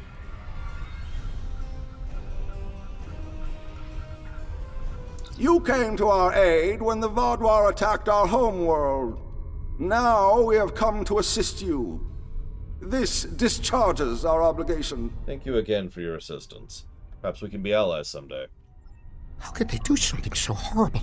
We're no threat to them. We'd done nothing but welcome them. And he killed my friends just to make a statement. I don't understand how anyone would be so callous. I'm sorry, Neelix. I don't blame you. I agreed to let the Vodwar come here. I put my people in danger. This is my responsibility. I just never conceived that even the Vodwar could be so treacherous. They double-crossed us on Voyager and tried to take the ship, but slaughtering innocent people. My time on Voyager changed me. I saw the best that people could be. I forgot, or wanted to forget, how evil they could be. Neelix, I promise you that I will beat the ever-living snot out of Gaul. With your permission, I'll lead the survivors back to New Talax. Then we can return with a security force to collect the dead. See you around, Neelix. I've been in contact with the USS Blackwell. They boarded the freighter in the Shenda system, but it was empty. It was all a ruse by the Vodwar to lure us into that system. Everything was part of this play Gaul wanted to perform, from the initial distress call to his intervention and offer to negotiate. And then he used a massacre to set his stage. That's the kind of man he is, and unless he's stopped, the entire Quadrant may fall. So there, once again, they keep pushing this into the wrong direction. They keep being like, oh my god, it's this big existential threat. I'm just sitting back here sipping my Iconian drink out of my Voth skull with my Borg straw going. Gaul has shown his true nature. I expected he was not dealing in good faith. But nevertheless, we had to make an attempt to find a peaceful solution to our problems with the Vodwar. Now the war will continue. I grieve for all who have been lost, and for those who will fall before this conflict ends. Senseless, meaningless death. I'll never understand.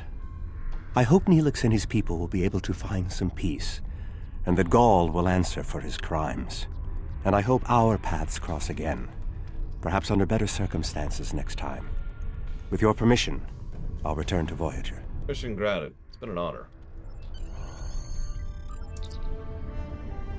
Yeah, he's gonna have some fun times.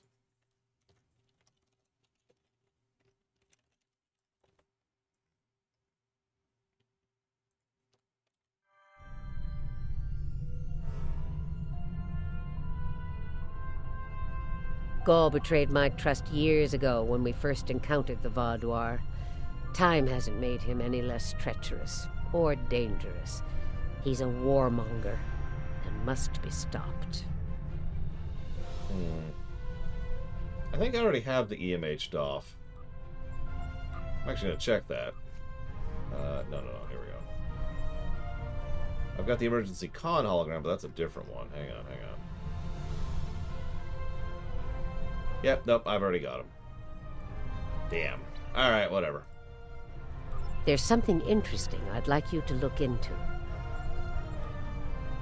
I mean, I guess I shouldn't say damn, but, whatever.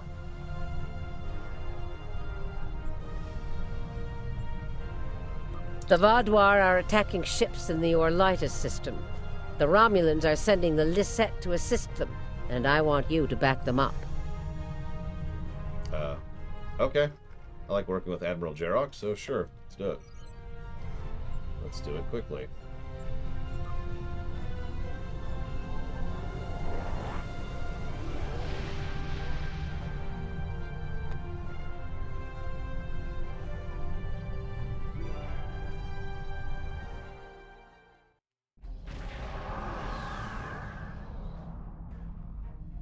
Glad to have you by our side. This is one of the systems marked for further examination during your work with Subcommander Seyhen. I'm not sure what the Vaudouar are up to here, but they're fighting like demons. They're attacking a small group of Alliance vessels. More hostile ships are on the way. I propose we divide and conquer. The Lissette will fly ahead and catch any incoming ships, while you free our trapped allies. Your thoughts? Good idea. We'll rescue the trapped ships.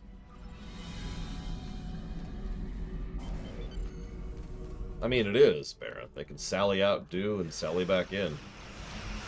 It was one of their only real advantages back in the day. 900 years ago, apparently. Thank you for that.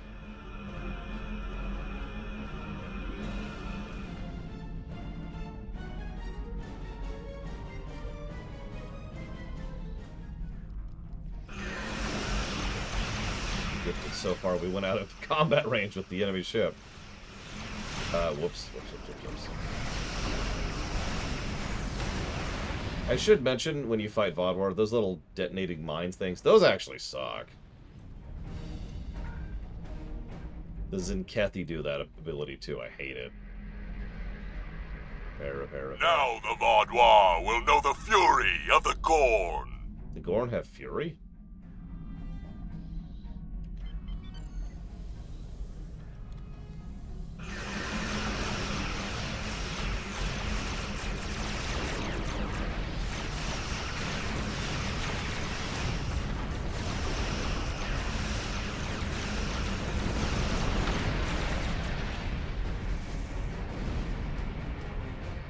Thanks for the help.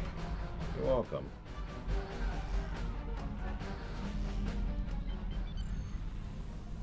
I mean, they've mentioned Underspace a few times already.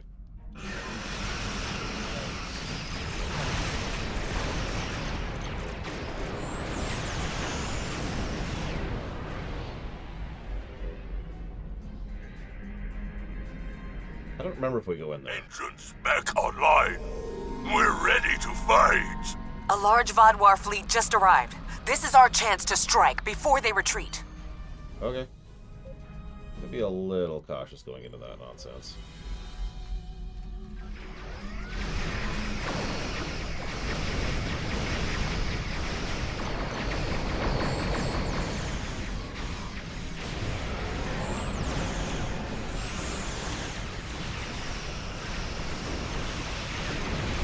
There we go. That should be much better then.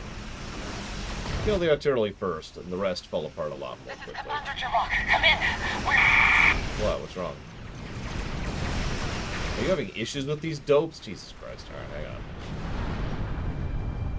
Greetings. I am Lieutenant Gaius Silan, Chief Intelligence Officer for the Lissette. I know, we've talked. I regret to inform you that the Vaudouar now control the ship. The bridge is lost, and we are locked out of most internal sensors. However, I managed to access a secure comm channel before the security codes were changed, and have located a safe location for transport. I have sent the coordinates to your ship. Without your assistance, the Lissette and her crew will be lost. Well then, let's go save them!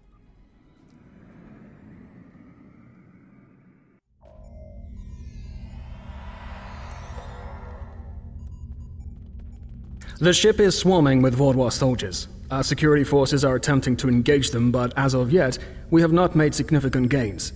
I am unable to contact other members of the senior staff, but I believe they are still alive. Very coincidental, really. Our current situation is remarkably similar to my invasion scenario 4591. When you are ready, we can go over our plan of attack. 4591. Scenarios, plural. I have gone through several hundred holodeck simulations of various factions attempting to board the Lissette. As the designated intelligence officer, it is important I know what to do in every scenario. The Vaudois simulation is incomplete, but they are acting in accordance to several other scenarios. If you are wondering, I do have a scenario that deals with your crew boarding us. I would enjoy talking to you sometime about how to improve your vulnerabilities.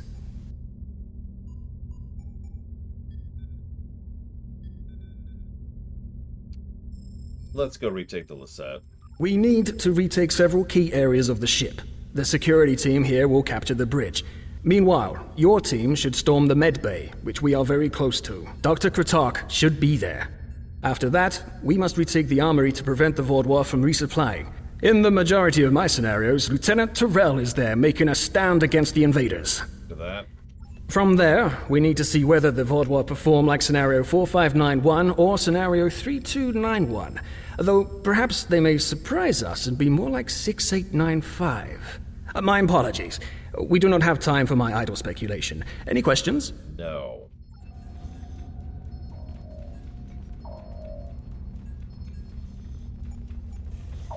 Hang on, which of your scenarios posited me opening a portal to the sun? Admiral. All of them do. Good.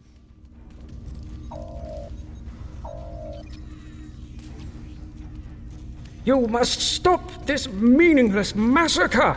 Consider the balance! I'm sorry, what's a Defari doing on this ship? That's the one who defied Gaul! Kill them all! Actually, while we're on the subject, why do you have a bar on this ship?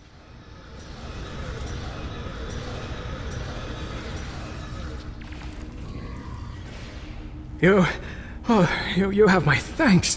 Such reckless slaughter. My slaughter is precise. Oh, you meant the others. Thank you for the rescue. The Vaudois have no respect for anything other than their own selfish goals. I'm sorry, but I cannot help you any further. I am just a civilian scientist, not a trained killer, a trained soldier like you. I'll wait here until everything has settled down, unless you believe there is something I can do. Well, I am just a trained killer. But do me a favor and see if everyone here is alive, and then bring them back to the medbay after my team secures it. Yes, that is more than acceptable. I will not fight, but I can help restore the balance by helping others. I will attempt to stabilize anyone who needs help here, and then await word from you or the doctor that the medbay is safe. Good. Go.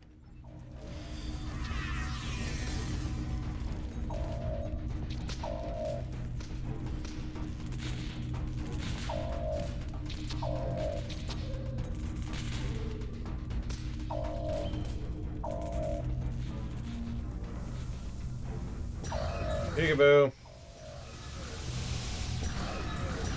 I'll give you balance. Hang on, let's decide your fate. Up. He's fine. It's heads. Do your worst. You're amateurs compared to the tall Shi'ar. I mean, I will not sit by and let you take this ship. That's honestly really...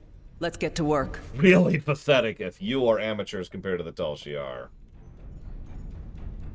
Glad to see you, but if you came here instead of the bridge, it means you're following a plan made by Gaius and his scenarios. Yeah.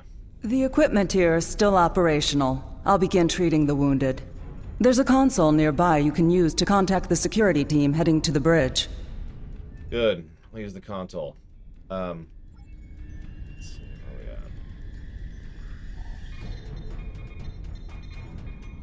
Good timing. We're about to storm the bridge. We'll keep the channel open during the assault. I'll contact you again after we have control. Understood. Good luck.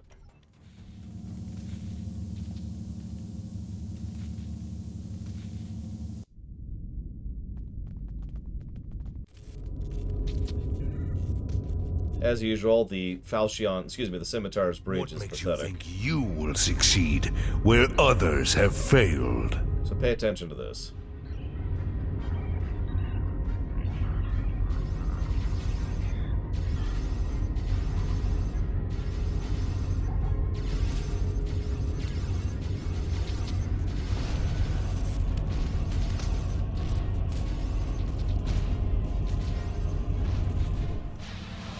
He's unarmed, by the way, if that's not obvious. Because I know the animations are not the greatest.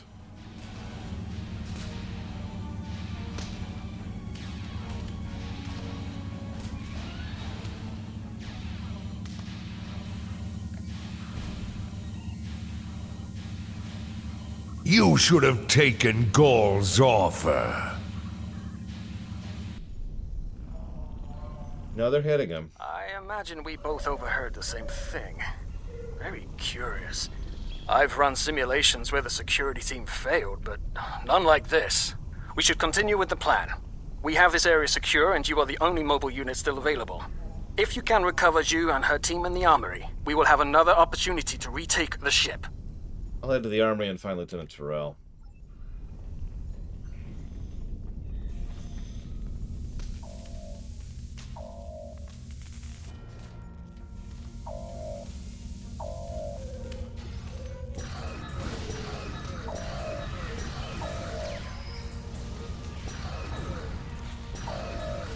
See you around, Chthon. Enjoy.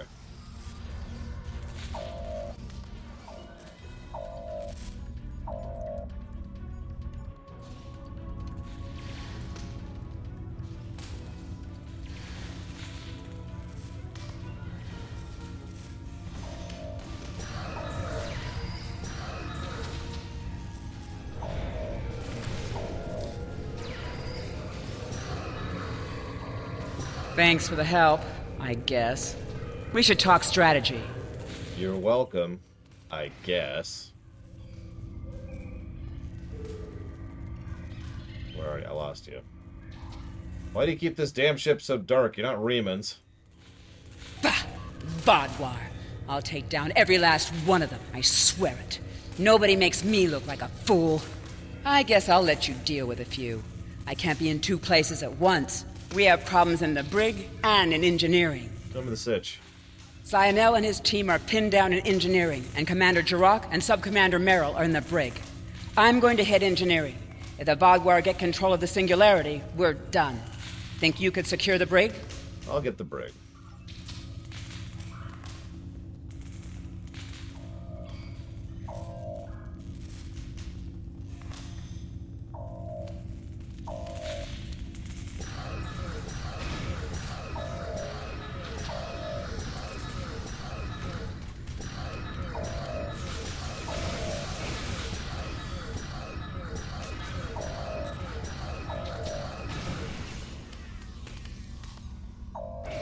Yep. Let me get you here.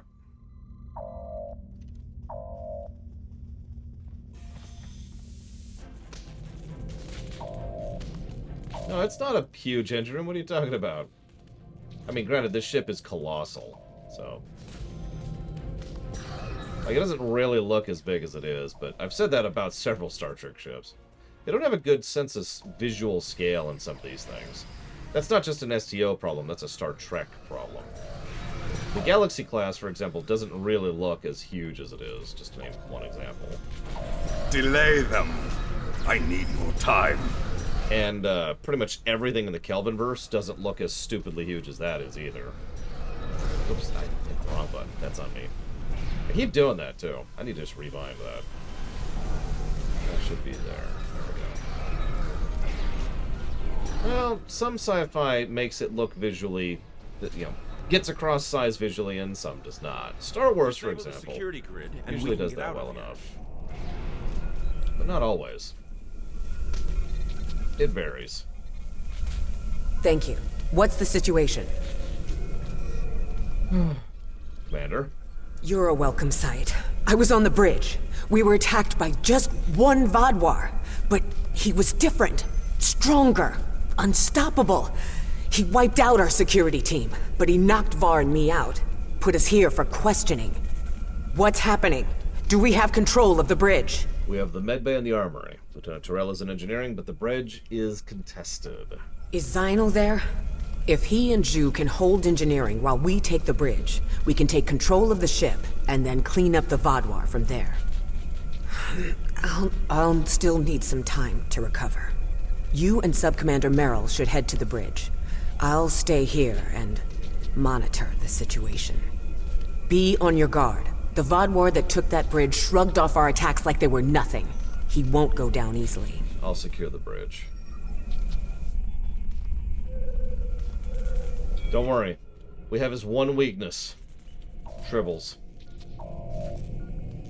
Commander Jirok requires our assistance. Then go assist. Why are you talking to me about this? I got work to do, buddy.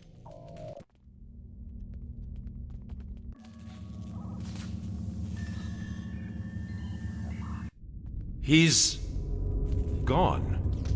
Strange. Excellent work. We have control of the ship's life support, navigation, and weapons systems again. According to the logs, the Vodwar leader was attempting to open fire on your ship. Doesn't look like he could get past Lieutenant Salon's security algorithm. I'll handle things up here, but could you use that console to contact Lieutenant Terrell? Tell her to scramble her security teams and find that Vodwar. I'll let her know the situation.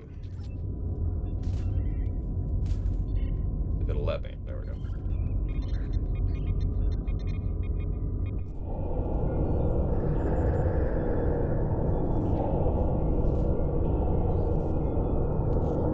If you want to live, you'll give me what I want. I've survived worse than you. You have no idea who you're dealing with.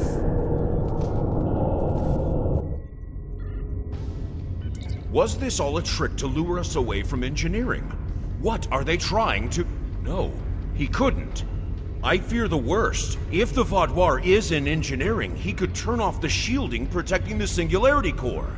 Without containment, the Singularity will implode. Stay here and keep the bridge secure. I'll go and stop the Vodwar. You know, he's not a Ranjit yet. Now, if we go and get curb stomped by him, effortlessly,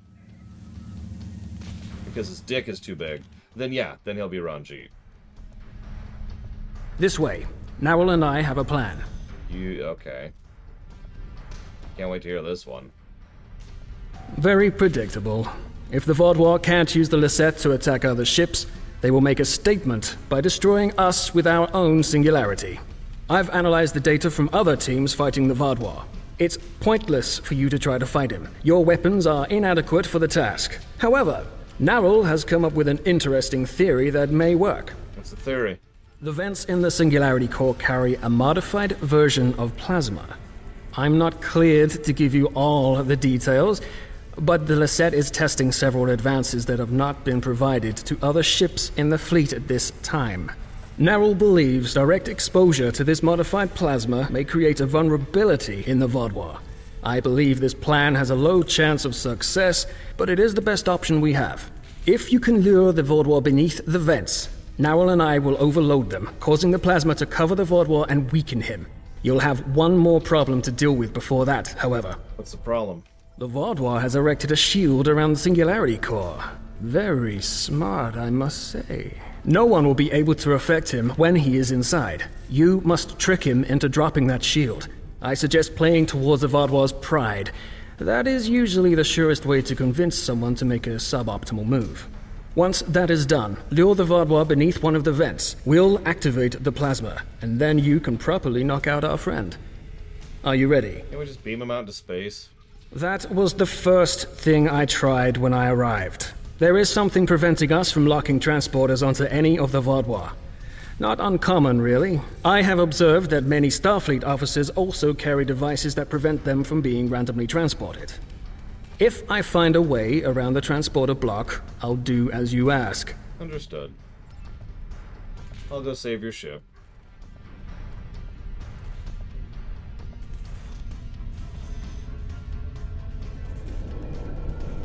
Your ship is doomed! Right. Yep.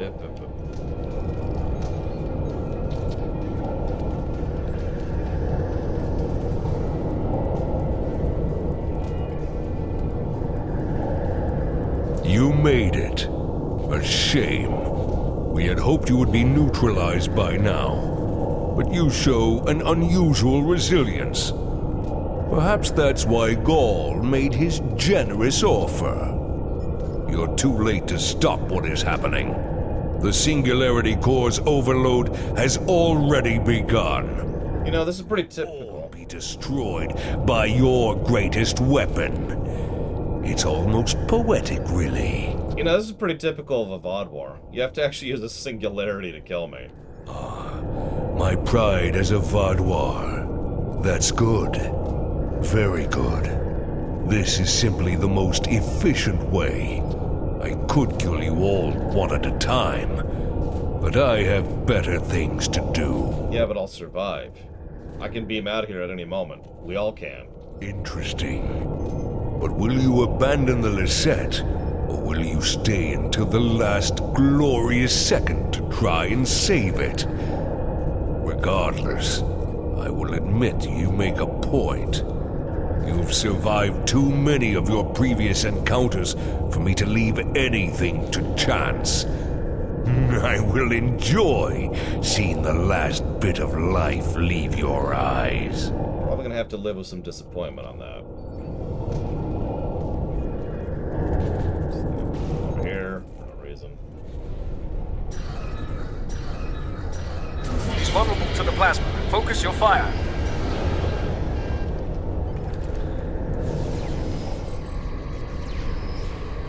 No.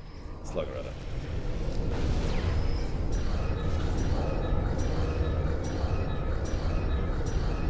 He's recovering. Lure him back beneath one of the pipes.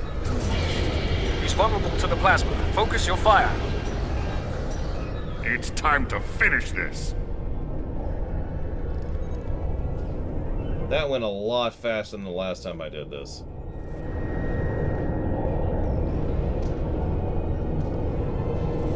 It'll take more than that to kill me. It is, Hari. I will not be stopped. We need a better solution. What about a grenade? I've got just the thing.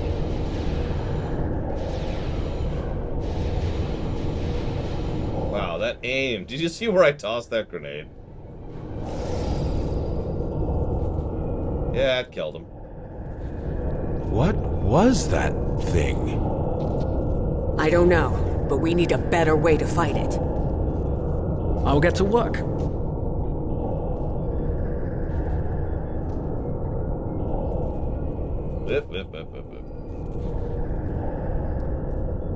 Thank you, Overseer USA. I do appreciate. I'll put that towards Crusader Kings 3. Give me one moment, please.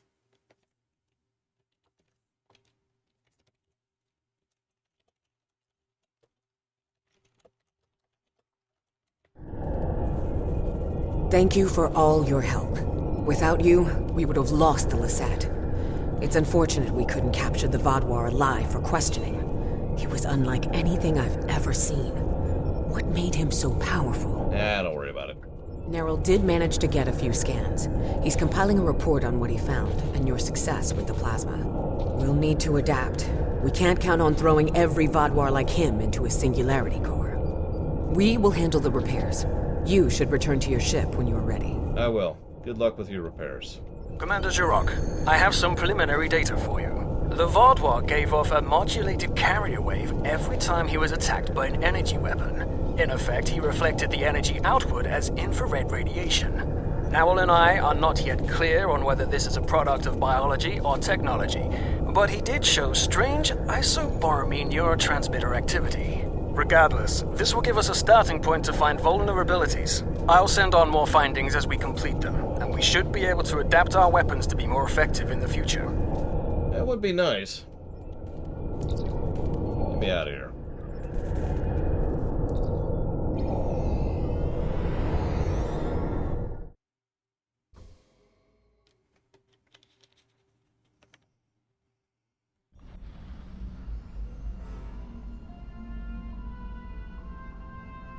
So, the Vaadwaur have some sort of super soldier to throw at us now. Wonderful. I've tasked some research groups to discover a way to fight these super Vaadwaur.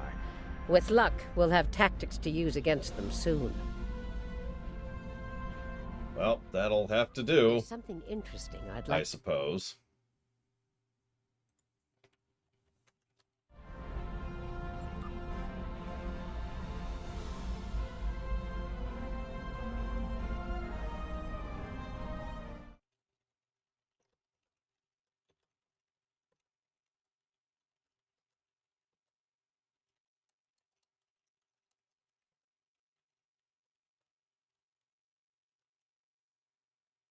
Shoot him with a slug thrower.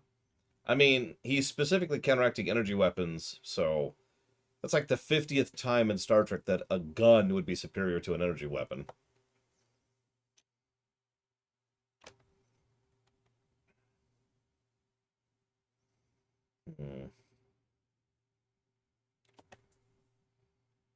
Never Harient.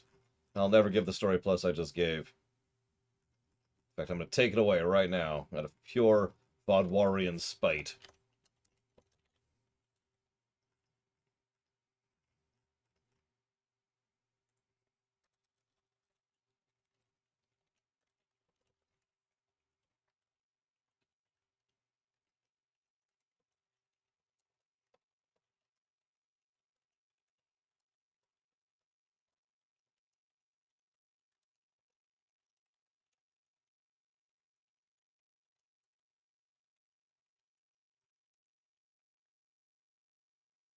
Hi, Hazardous. Okay.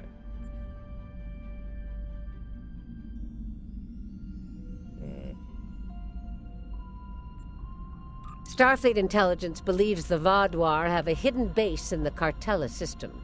I'd like you to investigate. A Hazari bounty hunter known for their skill at infiltration will be working with you on this. Good hunting. Great. That sounds like fun. Well, that does that. I'm going to go ahead and update the HUD, because I haven't in a minute. Dragon's Teeth, Mag. They're literally only in one episode, so that's probably why you're having trouble remembering them.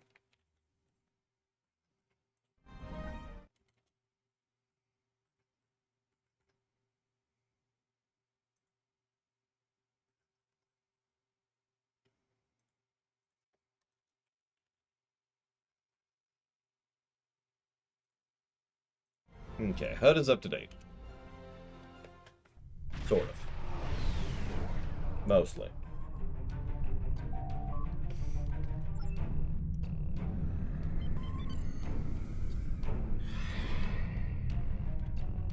Greetings. It is agreeable to work with you again. The Vaadwaur have greatly expanded their reach since Voyager first encountered them. Their military capabilities have developed at a rate that Starfleet Command finds troubling. An additional concern is that some leaders of the Vaadwaur supremacy have developed unusual physical characteristics. These individuals exhibit strength and resilience far beyond the norm for their species. The crew of the Lissette has shared their data of your previous encounter with one of the enhanced Vaadwaur with the Alliance. We have used it to devise several modifications to our weapons that may counteract their ability to reflect a portion of energy directed at them. I have provided the specifications to your crew, and they have already made the modifications to your weapons. However, these modifications are untested. It is unclear how much effect they will have. Do we know why these Vaadwaur are different? Not yet, but we have found a location that may have the answers we seek. Officially, Cartella is a defunct mining colony.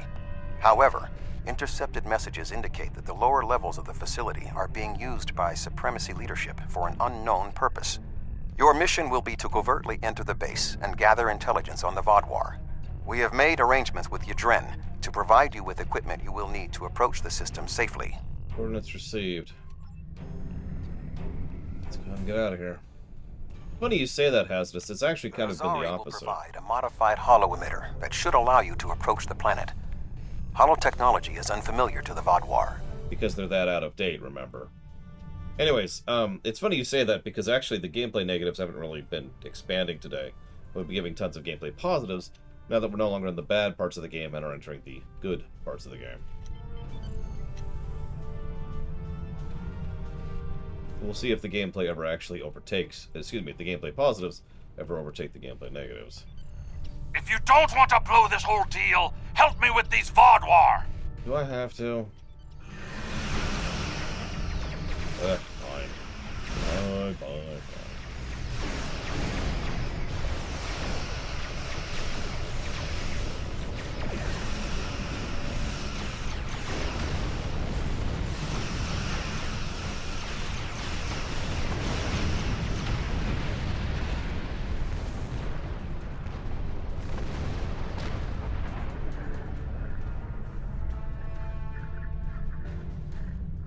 Thanks for the help, but don't expect a discount. I wouldn't have been in that mess if I hadn't been waiting here for you. I picked up this device called a hollow emitter from a big-eared fellow named Quinn.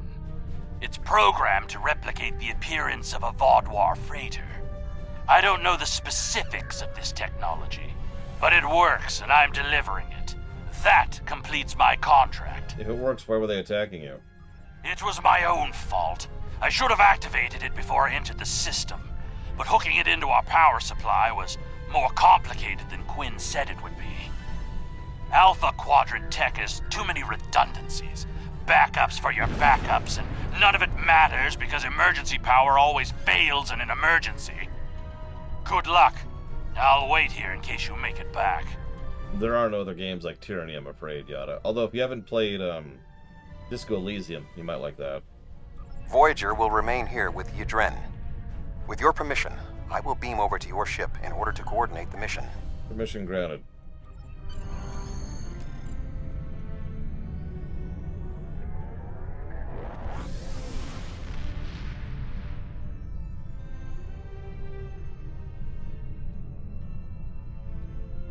We have arrived at Cartella Prime. Your engineers have installed the hollow emitter, and it is ready to activate at your command. We will need to infiltrate both automated and manual detection measures before we can reach transporter range of the planet. Then activate it. Our first task is to bypass the automated security perimeter.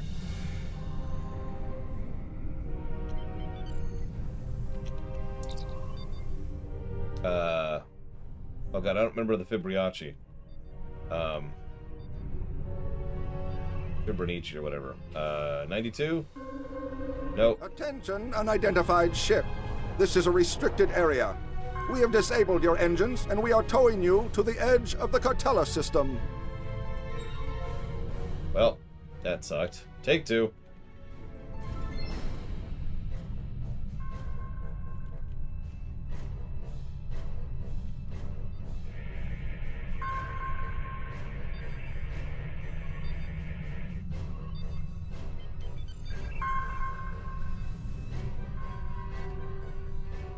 Weird not being able to just shoot my way in. Also, I love how my fighters are still out and about. The Vaudwar don't use fighters that I'm aware of.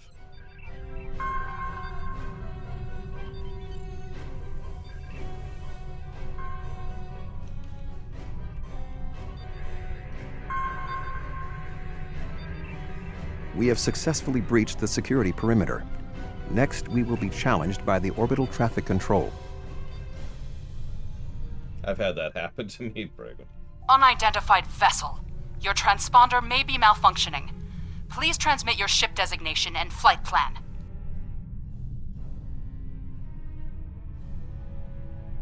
So, we can give a tech answer. We could say we're here to dock. We could be aggressive, or we can flirt with her. And yes, we have, Ariane. I don't think I've ever flirted with her before. If you clear me, I'll be happy to tell you all about what happened to our transponder over dinner. I'm flattered, but that won't get you cleared any faster. Besides, you know regulations prohibit fraternization without direct authorization from a superior. Wait, you actually have a reg for that? Oh my god. This could be love, though. You're clever, but not quite as clever as you think you are. Please transmit your ship designation and flight plan. Fine. If you continue to get in my way, I guarantee you're going to spend the rest of your career mining rocks on the edge of nowhere. You're cleared for docking, sir. Good. Now we must avoid detection from the Vaudwar ships. The hollow emitter will be essential.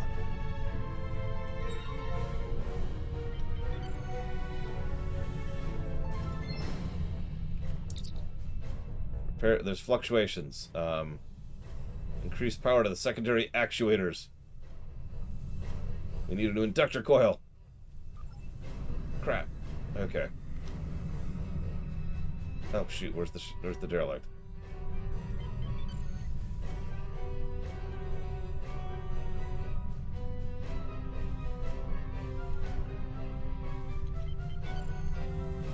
Oh my god! Where's the stupid derelict?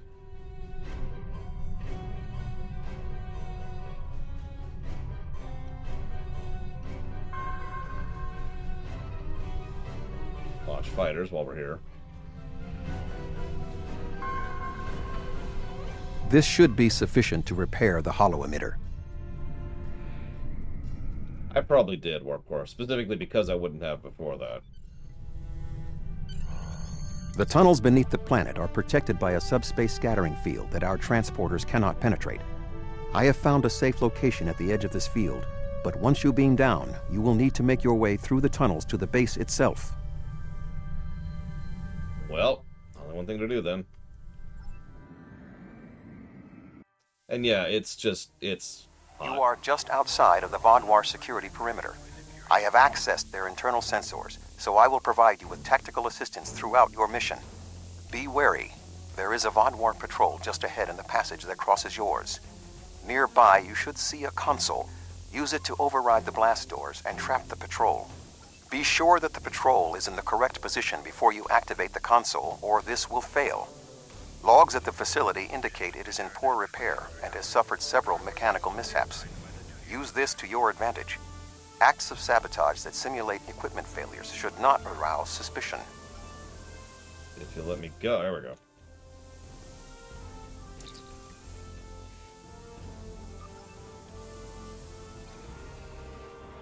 I am detecting a Vaadwaur patrol ahead. Maintain your position until they pass.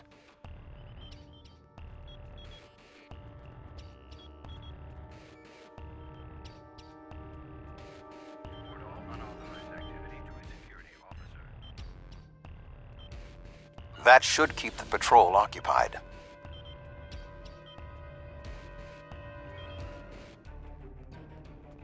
I am detecting another group of Vaadwaur ahead.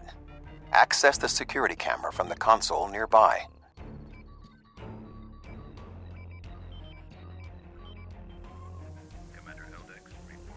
I mean, the score probably doesn't look good, but it's been getting substantially better today, Mr. Rudd. I mean, look at that 65 there. If you overload that data tower, the Vaadwaur patrol will investigate.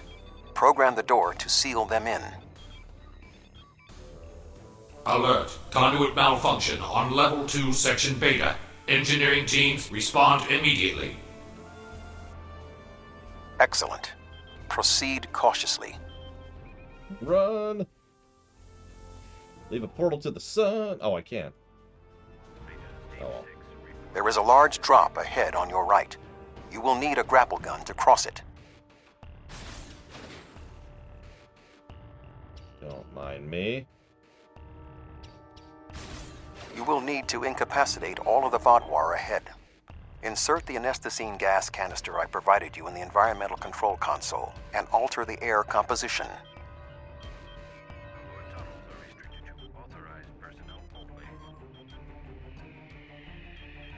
Speaking of which, this mission's probably getting a game for Alert. us. Environmental control malfunction on Level 2, Section Delta 3. Engineering and medical teams, please respond. There is a large drop ahead. You will have to rappel down. It's okay. These people are acceptable targets. There's nothing wrong with, committing war crimes against them. I mean, they did... Gaul deserves to die horrifically, let's just be honest with ourselves. I don't know what you're talking about, Junk Girls. There's no visual bugs here. See, the cabling's gone. I don't know what you're on about.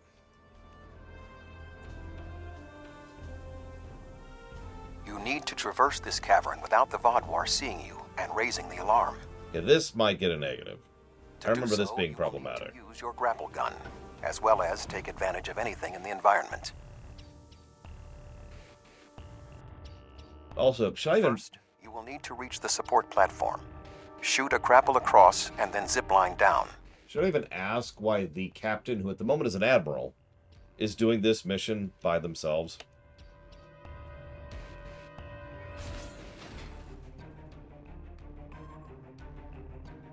Like, Sneak personally. up behind that guard and incapacitate him. Sneaking. There we go. Incapacitating the guard. To advance further through the cave, you will need to disable the proximity sensors. That console should allow you to do so. Now, zipline to that outcropping.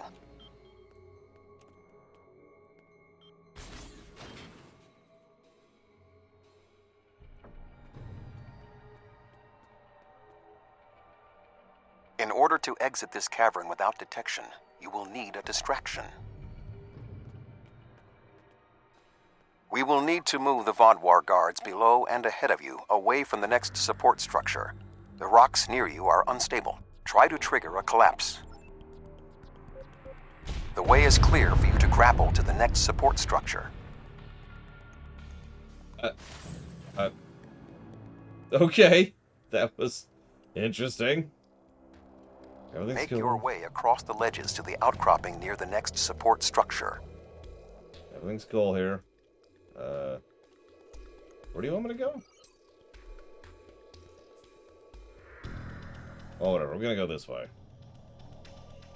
Oh, thank goodness for that, Rama. Tired of being an Admiral anyway.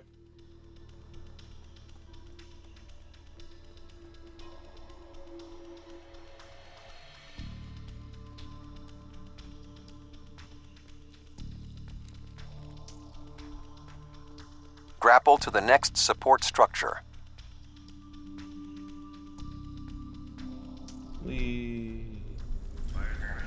Approach the guard and disable him. With extreme stealth. Oh, hey. There's that wonderful bug again. Look, I'm even holding the damn thing this time. Check it out. Him.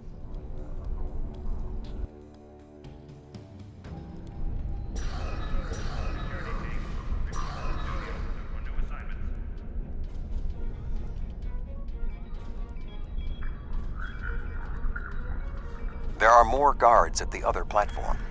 Use your tricorder to reprogram the anti-personnel turrets near them to attack the Vodwar targets. Or I can just shoot them. I've still got this stupid thing with me. Alright, whatever.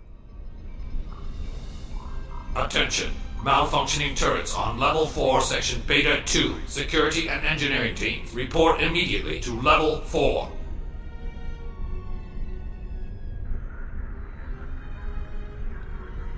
The walkway is offline. You will need to grapple across the gap. They are aware of your actions. You cannot delay. Really? Sensors are reading something large blocking your route through the cavern. Activate the crane with the nearby controls to move it. Not much further. Sure, there is another grapple ahead.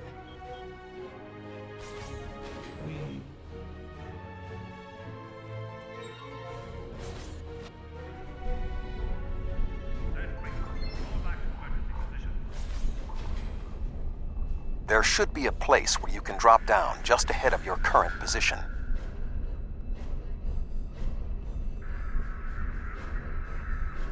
Now slip quietly out of the cavern before the Vodwar see you.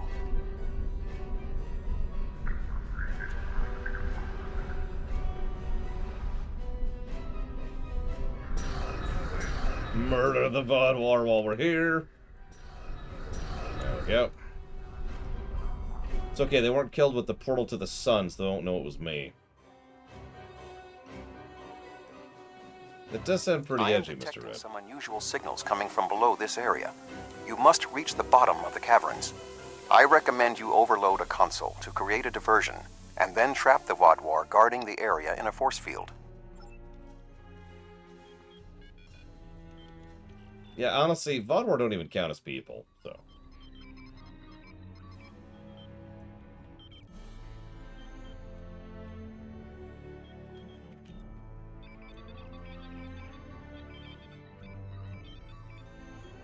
Have fun there, buddy.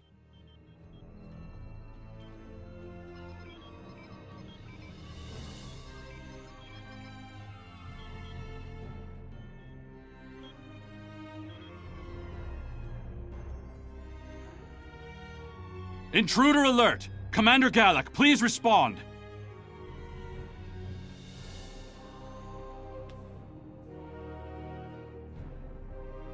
An intruder? I'll handle this. Oh, it's a goggles Vodwar.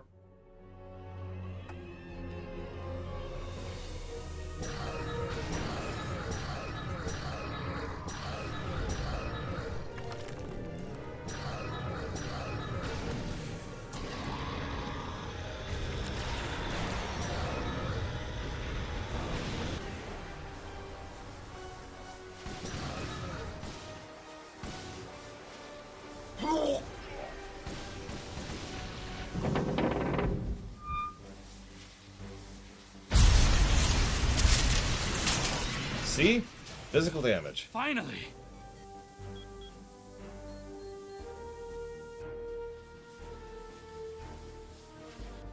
Galak? Are we trapped?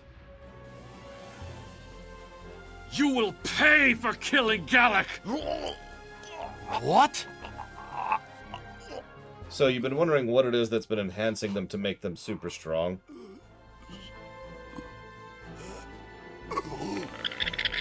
It's those things. Remember them?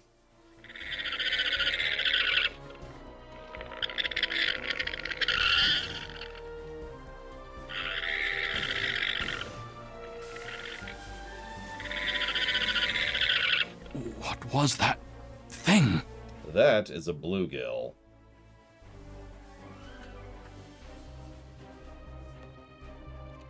You saved my life. I don't know why, but I am grateful. What was that thing? It crawled out of the commander. Was it controlling him? Uh-huh. Have you ever seen anything like that before? Never. It's some kind of parasite, isn't it? What do you know? It's from a Season 1 episode of Star Trek The Next Generation called Conspiracy. They are neural parasites. They retain some of the host's memories while also increasing strength and resilience. When one takes over, the person the host was is gone. Do you believe other members of the Vodwar are infected by these beasts? Could all of our leaders be contaminated? Yep, and all these tunnels may hold information that helps us defeat them. I know my duty. I cannot allow you to wander freely through our compound, but I can't ignore this either. A temporary truce, then. I will accompany you, and if what you say is true, I must know how many of my people have been taken. Agreed. Follow me. I think it went down that passage over there. Also, I could kill you in seconds effortlessly, so, you know. So yeah, these are the bluegills. One of the cracks in the rock.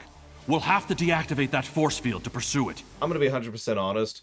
I didn't call that. I was legitimately surprised when it turned out to be the bluegills. Of all the things to bring back. I like what they do with them, though.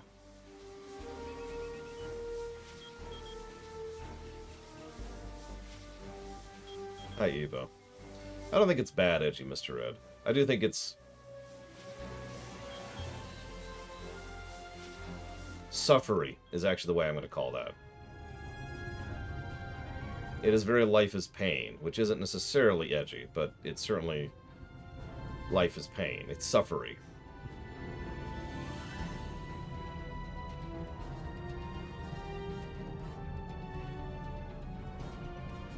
It makes me wonder how she became a vampire, since vampires are not a species, but an affliction. In fact, I've kind of already decided what vampires actually are in my head. The creature has already left the area. I would recommend you scan the area with your tricorder. Perhaps it left a hormonal trace you can follow. Although part of that depends on whom they're working for and how. Why? It went down the only corridor we can go down. Well, I guess we'll go this way. These caves were so extensive. Only the highest leadership is allowed down here.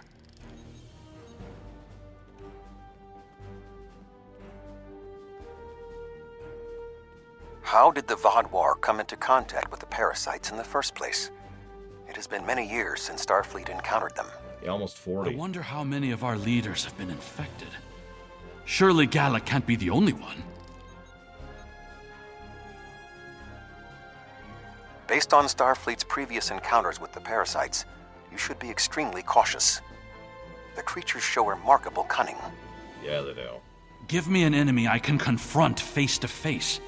This deception sickens me. They are insidious. These creatures nearly ended the Federation. Although we have had our differences with the Vaadwaur, the Federation do not wish to see any species enslaved. This area has always been off limits. I expected some kind of hive. But this is just a storage room. I see some of our stasis modules, which means there are soldiers who have not been rewoken. But the rest of this? It's just supplies. There's nothing here that will prove what you claim. Perhaps this infection was limited to just one man. Are you stupid or high? You see what's in these things, right? What was that thing? Wait, did you hear something? Yeah, I need to get a portal to the sun going pretty soon here.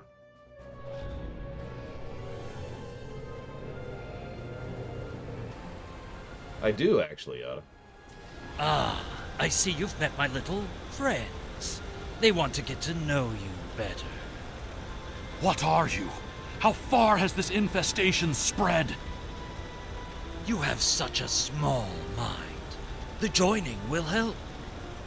You will see everything we can be once we are brothers under the skin. Did any of that count? No, of course not. Oh well. That was funny, blasting with the heat of the sun while he chatted, but, you know, whatever. So he's doing melee damage, which is actually pretty dangerous. I need to be careful here. Or that will happen. God dang it. I didn't get there in time. Had to pop the wings. I mean, I've been smiling most of today, honestly, Ross. Do I need to say it for the 50th time? We're in the cata stuff. We're in the good stuff. You think you infested me? Slight. Pathetic. Slight gross warning, I think. Will rise again, and you will know our true might. No, maybe not here. This ends now! I cannot allow you to spread this infestation! No, never mind. It was here. I was right. Did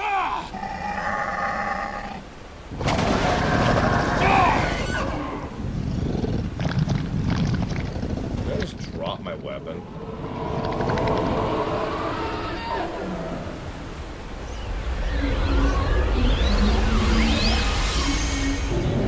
Yeah, so by the way, the bluegills is only one of the phases of their existence. There are others. Now that's unique. That's something they added for Star Trek Online. What they actually did was they took the Queen form from Commander Remick in that episode and made it the second form, not the Queen form. The third form is the stuff we're fighting. That's the fourth form.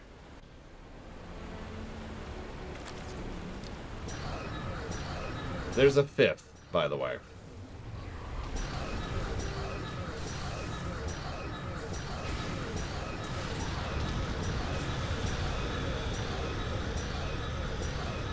I mean, bluegills are really, really, really, really, really gross Pokemon. That counts. No, Cashel. Thank God. The Vaadwaur are alerted to your presence. Really? You must leave the facility. But the subspace scattering field is still in effect. Find the controls and disable them. Yeah, I'll disable the scattering field. To the subspace scattering field and disable them.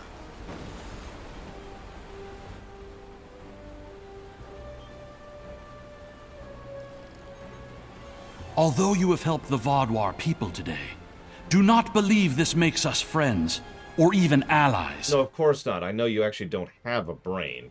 Now you can come with us or die. No, I must remain with my people. Perhaps I will discover more of what's really happening here. Enjoy the deaths. Your activities on the surface have alerted the Vodwar to your presence. They are beginning to inspect the starships in orbit. I would recommend returning to the ship immediately. Get me out of here.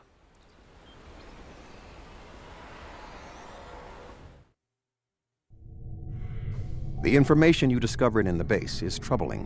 While Starfleet knew the neural parasites found on Earth sent a signal to deep space before they were destroyed, we never knew the destination of that signal. It very well may have been the Delta Quadrant. However, contemplating the ramifications of parasites among the Vodwar ranks must wait. The fleet protecting this planet has been alerted to our presence. It is only a matter of time before this vessel is discovered. Okay. Then let's get out of here, shall we? As an aside, one of the reasons I'm willing to forgive them bringing that back the bluegills, other than the fact they do some good stuff with them, is because of the fact that, for those of you who don't remember, at the end of the conspiracy, they intended for it to be, it was a to be continued. It ended on them sending a signal out to deep space. It was never followed up on. Well, here's the follow-up. Unidentified vessel. Your transponder codes are invalid. Security vessels are on their way. Please hold position and prepare to be boarded. That's definitely a thing that's happening. There is only a 0.008% chance that this ship will survive a direct confrontation. One last act of sabotage may be what is required. I propose we swap transponder codes with another vessel. Given the aggressiveness of the Vodwar, there is a 68.4% chance they will turn on one another. We can escape in the confusion. And yeah, there was going to be a Borg thing since they had this whole lead up to the Borg, and they were going to do a whole Borg season, and then that went to hell because politics and infighting. I'm not actually making that up. It was literally politics and infighting. Where's the ship I'm looking for?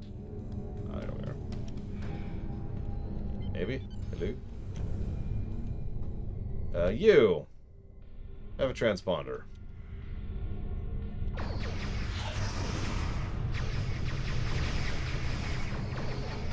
And yeah, the Borg were originally supposed to be full insects. No assimilation, no nothing. Just, you know, bugs. To be exterminated. Well, you're alive. I guess that means the holo emitter did its job. Nope. But it did work. Contract complete. Until next time. Excellent work. Now that we know at least some of the Vodwar have been taken over by the neural parasites, we can form an appropriate plan of action. The one Vodwar who helped you, Commander Eldex, may be of assistance. It was clear that he was not aware of the corruption. With your permission, I will return to Voyager. There is much still to do before we will see the end of the Vodwar threat. Permission granted. Whoops.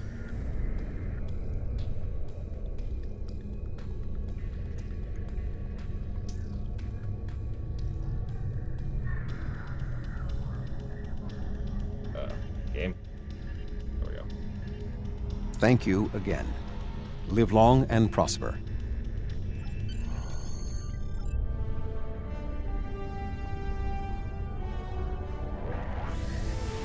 Listen, I don't know if you've seen the episode Hatchery, Harian. The terrible, terrible episode Hatchery.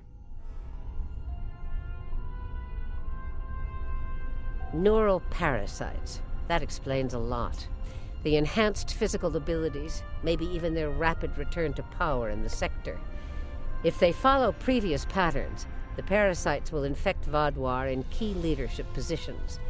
The 2 overseers you took out might be the tip of the iceberg. Might? There's something interesting I'd like you to look into. Now, let me check something here really quick. Yeah, that's what I thought. Mm-hmm.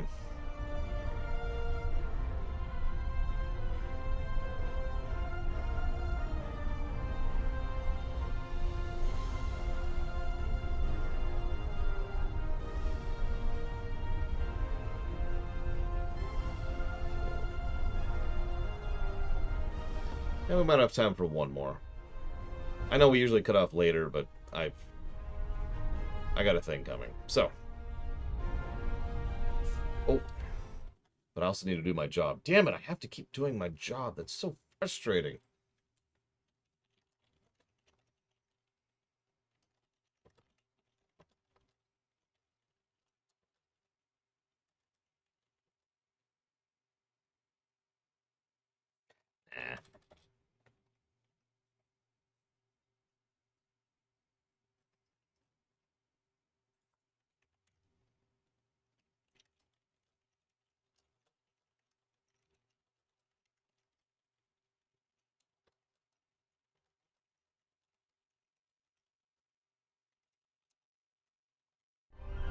Okay. Our forces are stretched thin here. Admiral Tuvok and Captain Kim are putting a recruitment plan together, and they've requested your assistance. Yeah, I'm actually curious. Whenever I finally do that sit down and actual review, the best and the worst episodes, what'll actually end up on top for TNG?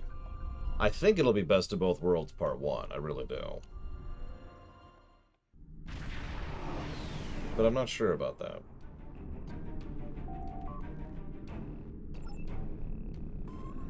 Alright. That's a bunch of different ships. A bunch of different people. The Benthans are here, even. And some Kobali, of course.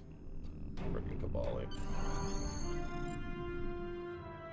Go ahead and beam me over to Voyager. I'll deal with this myself. Best DS9 episode? I don't know. I haven't reviewed them. But I don't know. I'd have to go through it.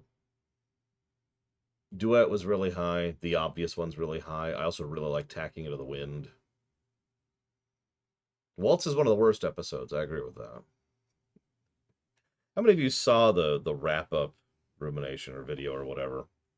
There were a lot of episodes that were up for both best and worst in both TNG and DS9. It really amused me.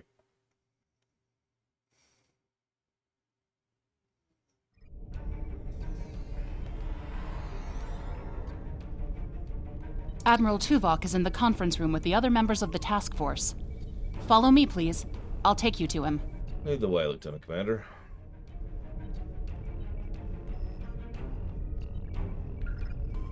Seems like we're never gonna get you that tour. Sorry. The others are waiting for you in the conference room. Time to go to the magic meeting room. So we've got, let's see, Captain Corrin, Neelix, Kim is here, Tuvok, Seven, the Doctor, and Jarok.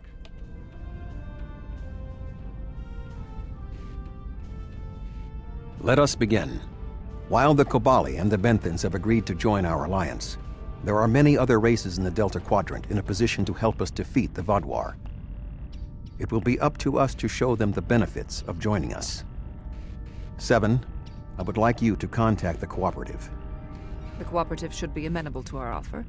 They have as much to lose as we do. What's with the glitter on her outfit? Neelix, your experience as a trader makes you an excellent choice to work with the Hazari. The Hazari? This won't be easy, but I should be able to pull it off. Captain Kim, we've arranged a meeting for you with the leaders of several Kazon sects. I don't trust the Kazon, but I'll give it my best effort. Doctor, you have experience with the hierarchy. I would like you to infiltrate one of their ships and learn more about how they make decisions.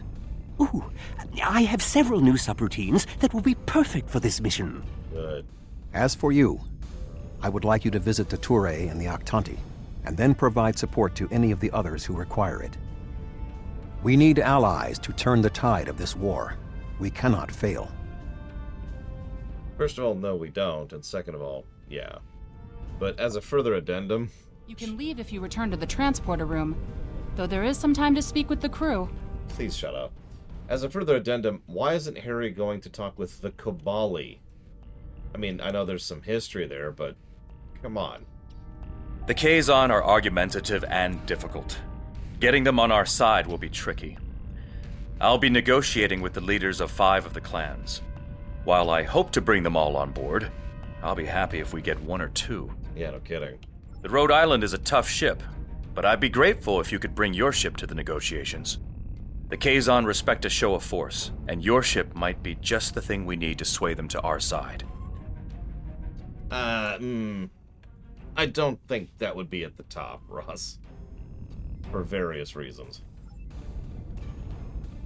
Even though I do argue that it has to do with Trek, unlike some people, you know. The Cooperative should be amenable to our alliance. I foresee no problems and should not require your assistance.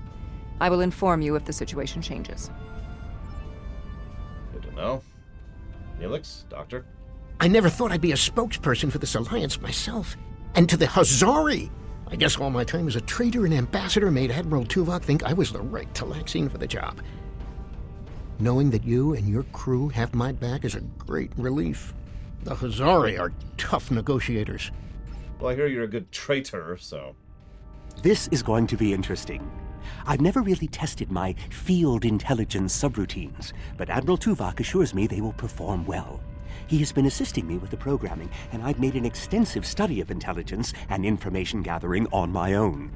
I may require you to interact with the hierarchy and make the alliance offer to them. If they think it's the best financial option, they may agree to join us. We can give them salvage rights to Voth War ships. And we can give Cabali salvage rights to Voth War people. The Touré and the Octanti have worked with us in the past. You should not find it difficult to make a convincing case for a renewed alliance.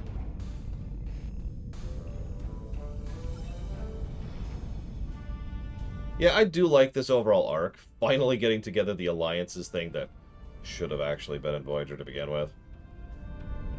Once again, the only negative I have here, the only flaw, and I probably am going to ding it for it, is that the Voth are some big existential threat, and I know they explain it. I don't care. Just because you explain something doesn't make it better. Well, okay, doesn't make it good.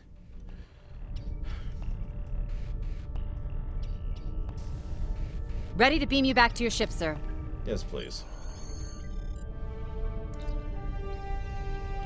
I do remember The Wire, although I hate the ending, or lack thereof. Alright, Admiral Tuvok asked us to visit the Touré and the Octanti. So we're going to form a Delta Alliance. Wait. I'm going to put on my Delta Alliance outfit while we're here. God, that's so ugly. Look at it. Look at it. God. Ugh. God, that's like ochre puke. Much of the original crew of the Voyager will be reaching out to other races. We are to assist them wherever we can. Take us to the Touré first, please.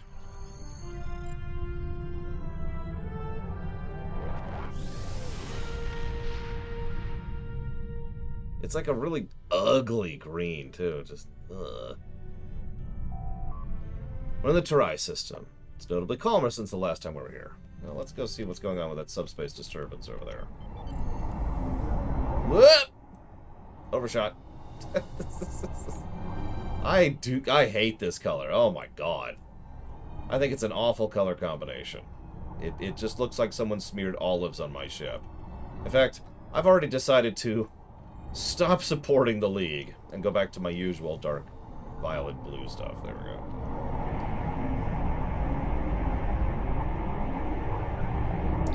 Well, be sure to be here tomorrow and probably Monday, Ross, because let's just say that the STO uses the Cabali. Well, I'm sure whatever that weird, strange anomaly that has to do with subspace around a Voth War planet, excuse me, a Voth War interested planet has nothing to do with anything. So let's just head to the planet. Everything's fine. Everything's fine. Hi, Touré. That's close enough. This is restricted space, and you're not welcome. We're here on a diplomatic mission. We wish to speak with your government about security matters that will affect not just your homeworld, but the entirety of the Delta Quadrant. We don't need your advice. Our Voth allies are more than strong enough to help us. That's cool. You don't speak for your government. Please connect me to someone who actually does. Very well. Ambassador Norik will speak with you now. Don't waste his time like you've wasted mine. What is the meaning of this? Ambassador, I'd like to extend an offer from Admiral Tuvok and the rest of the Alliance High Command, which I speak for, by the way, for the Touré to join our fight against the Voth War. We want no more alliances. The Touré have a mutual defense pact with the Voth, and it is quite sufficient for our needs. I'm sorry, you have a mutual defense pact? You defend the Voth? That's cute. I don't see any Voth ships in system, and if you recall, it was my ship and my crew who restored your defense grid during the initial Voth War attack. Begone!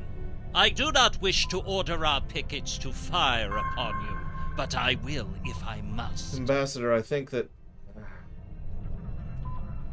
Red alert. The Voth are on their way. I'm sure of it. Yep, the Voth are on their way to defend you. But before they get here, why don't I save your pathetic little life? How's that sound? With my one ship, I could probably take out your entire picket line by itself. That's not bragging, that's just fact.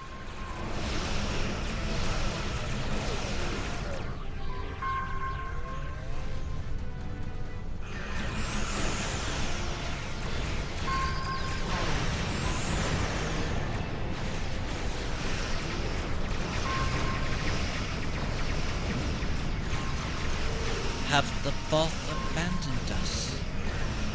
Probably. Or they're busy.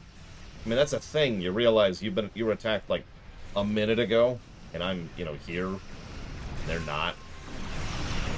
That's what defenses means, is they're there to defend you. I know this is an alien concept for morons like you. Look, I'm sorry. I'm not in a diplomatic mood, okay? Join us or die. I don't care. Attention any Voth ships. This is a priority emergency. We are under attack. I'm still going to defend you. And I'm not going to kill you. But I got other things to do. You know what I mean?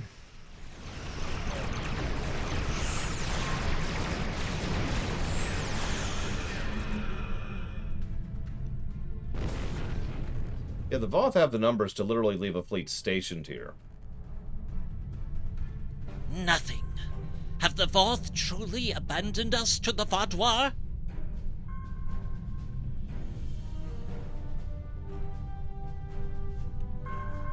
Yes. Yes is the answer to your question.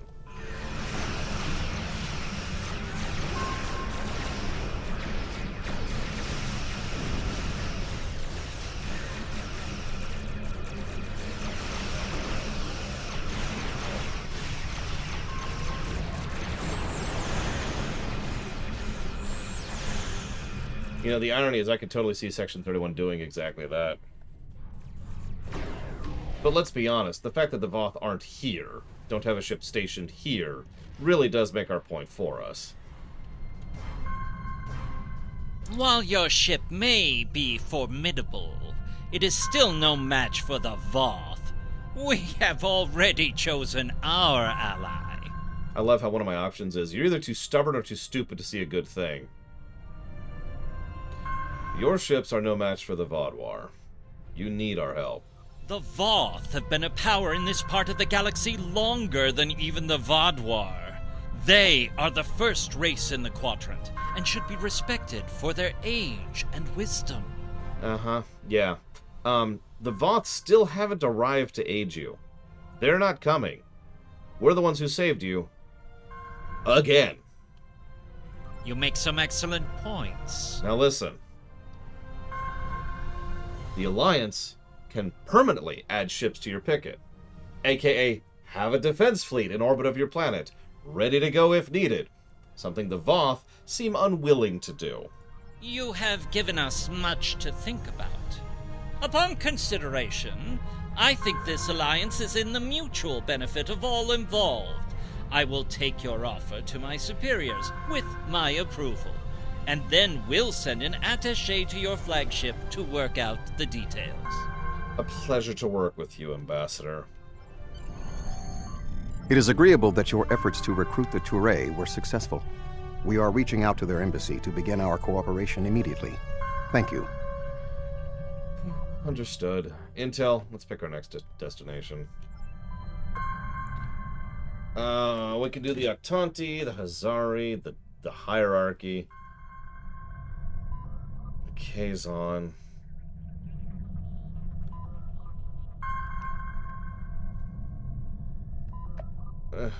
Yes, Section 31 has actually been involved in quite a few storylines. In fact, if you start a Klingon, a Romulan, or a Federation character, you have an interaction with Section 31. Ironically, you have more interactions with Section 31 as a Romulan or a Klingon than you do as a Federation. Let's go help the Kazon.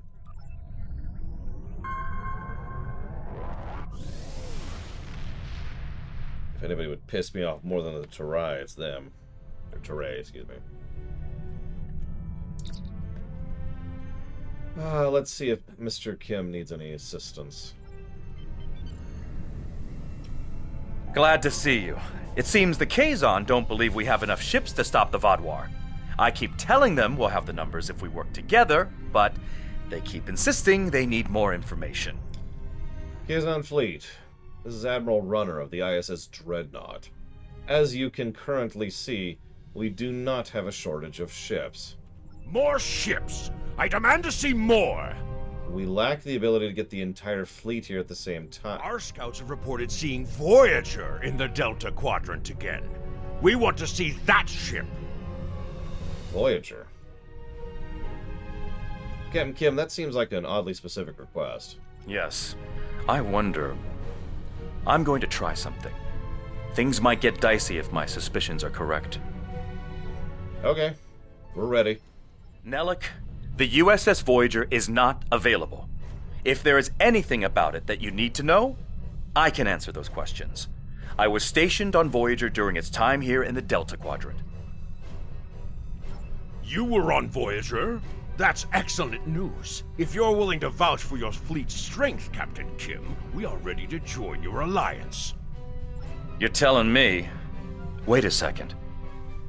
They just transmitted a coded signal. There's a ship just outside sensor range. Probably waiting for Voyager to arrive. Can I get a lore shock? Ensign Harry Kim.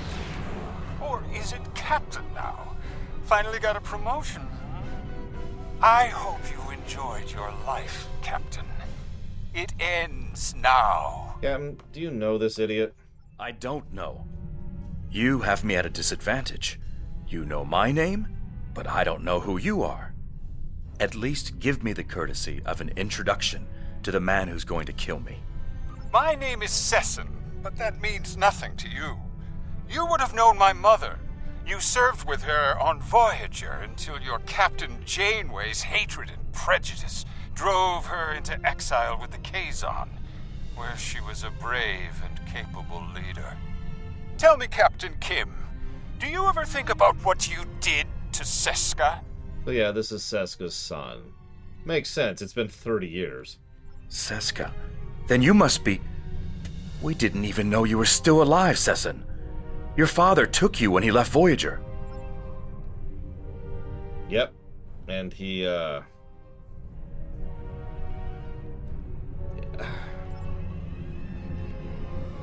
While Sesson and Captain Kim squabble over old hurts, I would like to make you an offer.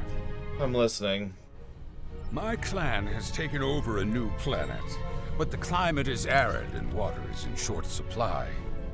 About 100 of your terraforming systems would change our prospect.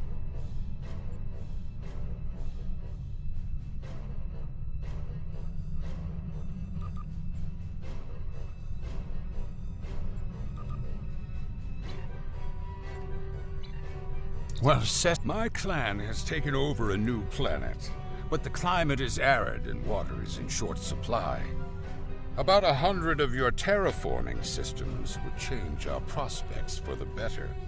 If you will provide them, I'll pledge the loyalty of the Kazon Relora to you right now, as well as the ships of all the clans who are our allies. Done. Thank you. The Kazon Relora will fight by your side. We may be calling in that favor sooner than you think. Shields up. Red alert.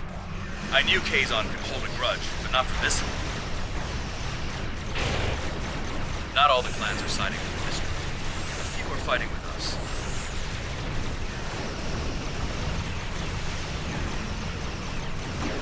Never do what I'm doing here. Just sitting here, firing at them. But, these are the Kazon. Pretty sure I could sneeze and kill these ships. I mean, I haven't even taken hull or shield damage. That's all I think it needs to. We good? I apologize for the deception. Mage Session holds a great deal of power over the rest of the Kazon clans. I hope my actions here will convince you that our desire to assist you against the Vodwar is sincere. Captain Kim, do you think we can trust him? The Kazon are very factional. I can believe that Sesson strong-armed them into acting as they did. I would like to welcome the Kazon Ogla and the other allied Kazon to the Alliance. Agreed. Great work getting the Kazon Relora to join the Alliance. There's no way the Nistrum will join us. Sesson is obsessed with Voyager. I don't know what his father told him about us, but Seska was a thorn in our sides for most of our early time in the Delta Quadrant. She certainly wasn't the victim. She was the aggressor. It looks like her hatred of Voyager has been passed on to her son. I wish he could have had a better legacy. I'll return to Admiral Tuvok in the Alyan system. See you there. Understood, Captain. Let's see. I think I'm going to chop off here rather than be rushed in the next one. So I hate to cut off in the middle, but this is kind of a mega arc anyway, so I don't feel too bad about that. Tomorrow at 9 a.m. Eastern Standard Time, we'll go ahead and continue gathering together the Delta Alliance. And with hope, we'll actually get up to some of the TFOs that are out here, because there are a few Delta Alliance TFOs after all. Otherwise, as always, I hope you've enjoyed. I'll see you tomorrow.